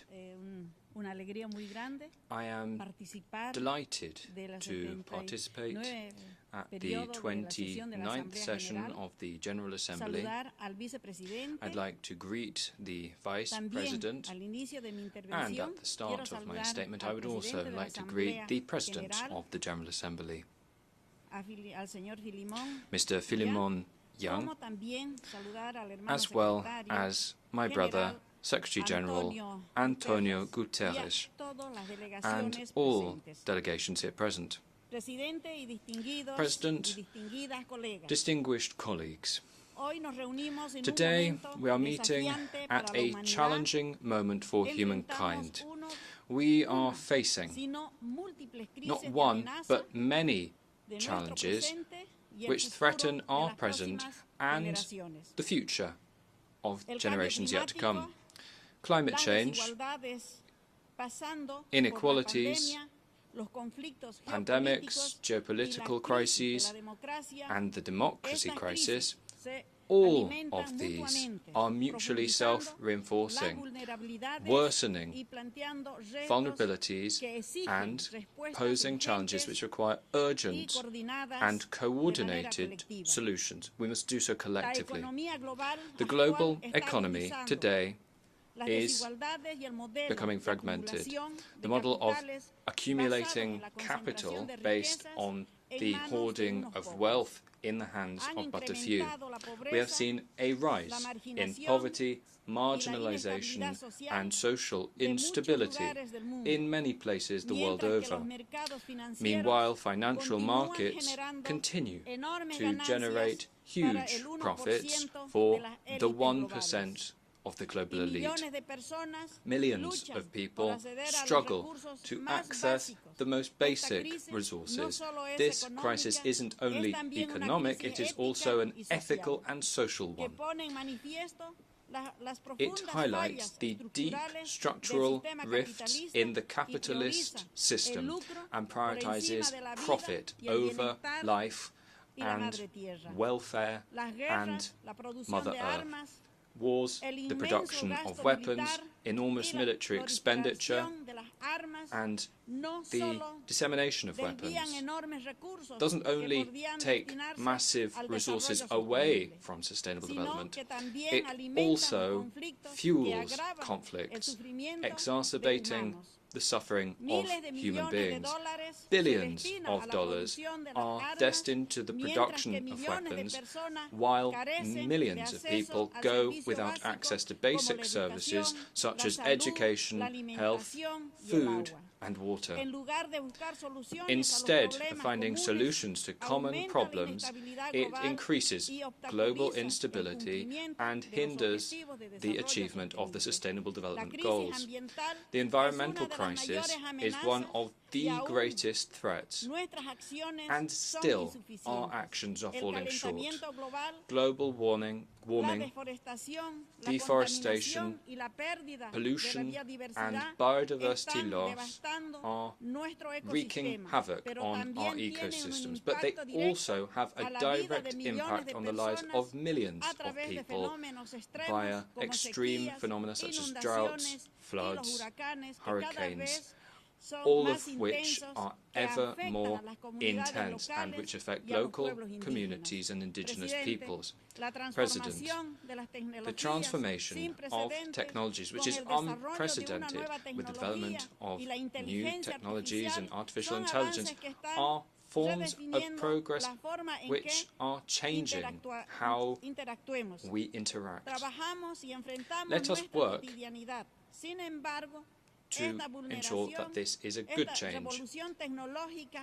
But this technological revolution also forces us to ask major questions about global governance. In a world where technological power is concentrated in the hands of a mere few corporations and countries, global governance needs to adapt to make sure that these technologies are deployed in an equitable, ethical way which serves the well-being of humankind, rather than entrenching inequalities or creating new forms of exclusion and control. Brothers and sisters of the world, given this crisis, we must act decisively to collectively tackle the global challenges that we face. It is high time that we change our models of development and bolster multilateral institutions to ensure that the planet is safe for future generations and to make sure that justice, equity and solidarity are the principles guiding our actions vis-à-vis international law and the Charter of the United Nations. The system which has governed the world order since the final days of the Second World War has shown itself insufficient in addressing today's crises, such as climate change, inequalities, regional conflicts, the pandemic, and new forms of economic interdependence. Because of this, a new world order based on multilateral cooperation, which is effective, respect for sovereignty of all countries, and equity in decision-making in the world is an imperative. To do so, we need to have a root and branch reform of international institutions, such as the Security Council of the United Nations, so that they are more democratic and representative. We must move towards a system where global decisions are taken in an inclusive fashion, reflecting diversity and the various needs and visions of developing countries. With that in mind, we also will need to deeply and significantly restructure the international financial architecture, which is based on It should be based on economic justice, sustainability and inclusion, creating fairer mechanisms for redistributing sovereign debt, increasing the participation of developing countries within financial institutions, and promoting financing flows which can support sustainable development and action for the climate. It is also vital to redesign mechanisms for international cooperation in tax affairs, so that the most vulnerable economies have access to resources which allow them to address these many crises. Restructuring the international financial system is not only a technical matter. It is also a technical and political sine qua non if we are to build a more equitable, resilient and solidarity-rooted global economy. The 2030 Agenda and the Sustainable Development Goals continue to be in force. They represent our critical roadmap to addressing global challenges, including those which are most urgent. They provide us with a key framework for actions in international cooperation, despite the fact that they are not on track for implementation. We must redouble our efforts and redouble our collective endeavour to ensure that this ambitious plan becomes a tangible reality and that it changes the lives of our peoples. The Pact for the Future must be seized as a historic opportunity so that our destiny as humankind can be safeguarded. We need to commit ourselves to an agenda which addresses not only immediate problems, but which also fosters sustainable, inclusive and equitable solutions for future generations. The Pact of the Future can't be boiled down to a diplomatic meeting. Now it's up to us to push ahead with these decisions so that we give impetus to the Sustainable Development Goals and change the lives of all communities and cities in our nations. Sustainable development and climate change are two sides of the same coin, the same challenge, which will guide the future of our planet and generations yet to be born. Taking action doesn't just mean reducing emissions, it also means transforming our model of production and consumption, protecting biodiversity and guaranteeing economic progress, leaving no one behind. Distinguished colleagues, Bolivia recognizes the international community as a space of solidarity and cooperation under the principles of international law and the Charter of the United Nations. With that in mind, we reject unilateral coercive measures which violate the most fundamental human rights and which hold back the development of many peoples. We stand in solidarity with Cuba, with Venezuela, with Nicaragua, and with all countries the world over which suffer unfairly from these unilateral sanctions. Similarly, we express in the strongest possible words our rejection of the illegal economic and commercial embargo by the United States against our kindred nation of Cuba. 60 years of justice have not been enough to punish those people who have valiantly seen down attempts to subject them to imperial domination. We are sure that sooner rather than later, justice and truth will prevail. This injustice is worse still when we consider that unilaterally the United States has included Cuba on the states which are deemed to be sponsors of terrorism. Cuba must be at the head of the list of countries which express the most solidarity in the world, and their people showing solidarity have reached all corners of the world, showing the best of their skills and showing them with humanity. For decades, Palestine has suffered from a protracted conflict which has shaken regional stability, and they have asked for their dream of lasting peace. The occupation, forced expulsions and genocide have led the people of Palestine to face devastation and destruction, creating an open prison where thousands of people live, including mostly women and children. Peace and security in Palestine will not be achieved without a genuine commitment to human rights and an end to the genocide. Bolivia reiterates its full support to the exercise of self-determination and independence in Palestine within the 1967 borders, with East Jerusalem as its capital. We hope that soon they will be a fully fledged member country of the Assembly of the United Nations. Brothers and sisters of the world, before this Assembly I would like to reiterate Bolivia's commitment to the founding principles of the Charter of the United Nations and of international law. We see the UN as the highest multilateral organization created for humanity, development, peace and security, not just within our borders, but also internationally.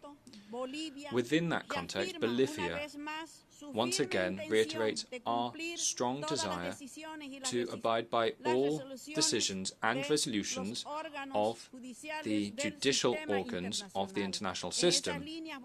Along those lines, Bolivia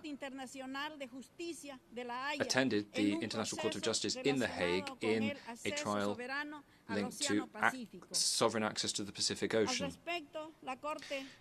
In that connection, the Court urges Bolivia and Chile to continue with dialogue and exchange in a spirit of good neighbourliness to address matters linked to a sovereign form of access to the Pacific Ocean.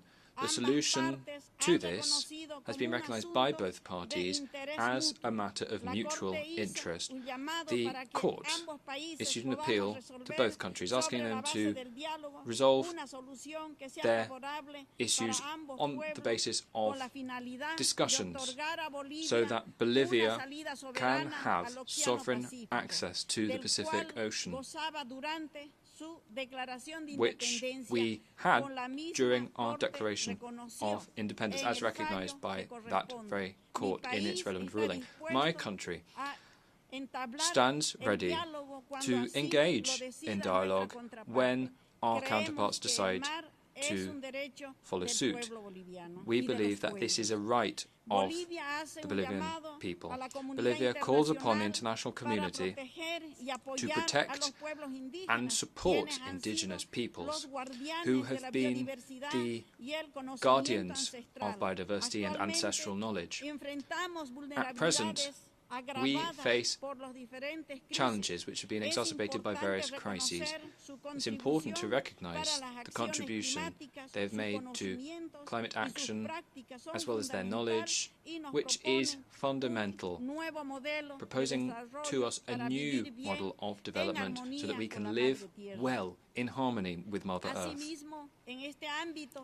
Similarly, within this chamber, allow me to share with you our concerns about the negative reputation enjoyed by the coca leaf, which to indigenous peoples represents part of our community and culture. Furthermore, we propose that we continue to make headway towards the promotion of gender equality policies and social policies with a focus on decolonization and ridding ourselves of the patriarchy. This will allow us to revolutionize social relations which have been perpetuated under the hallmark of gender inequality and oppression of our sisters.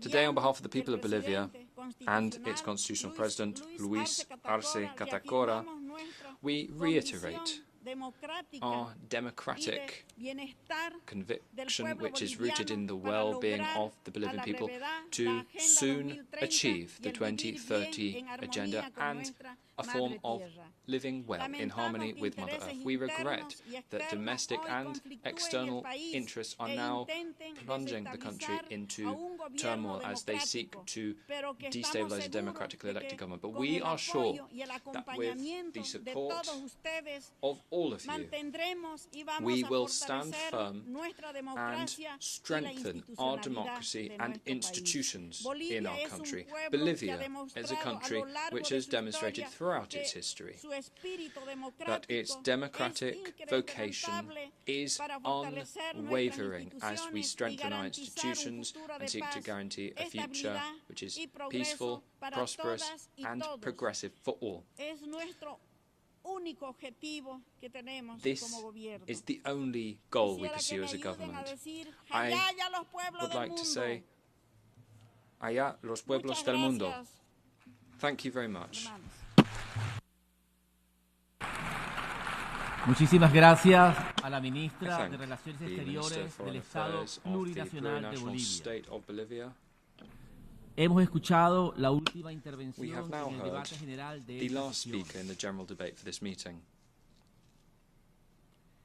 Continuaremos el debate general mañana a las 9 horas en este mismo salón. Se levanta la sesión. The meeting stands adjourned. Thank you very much.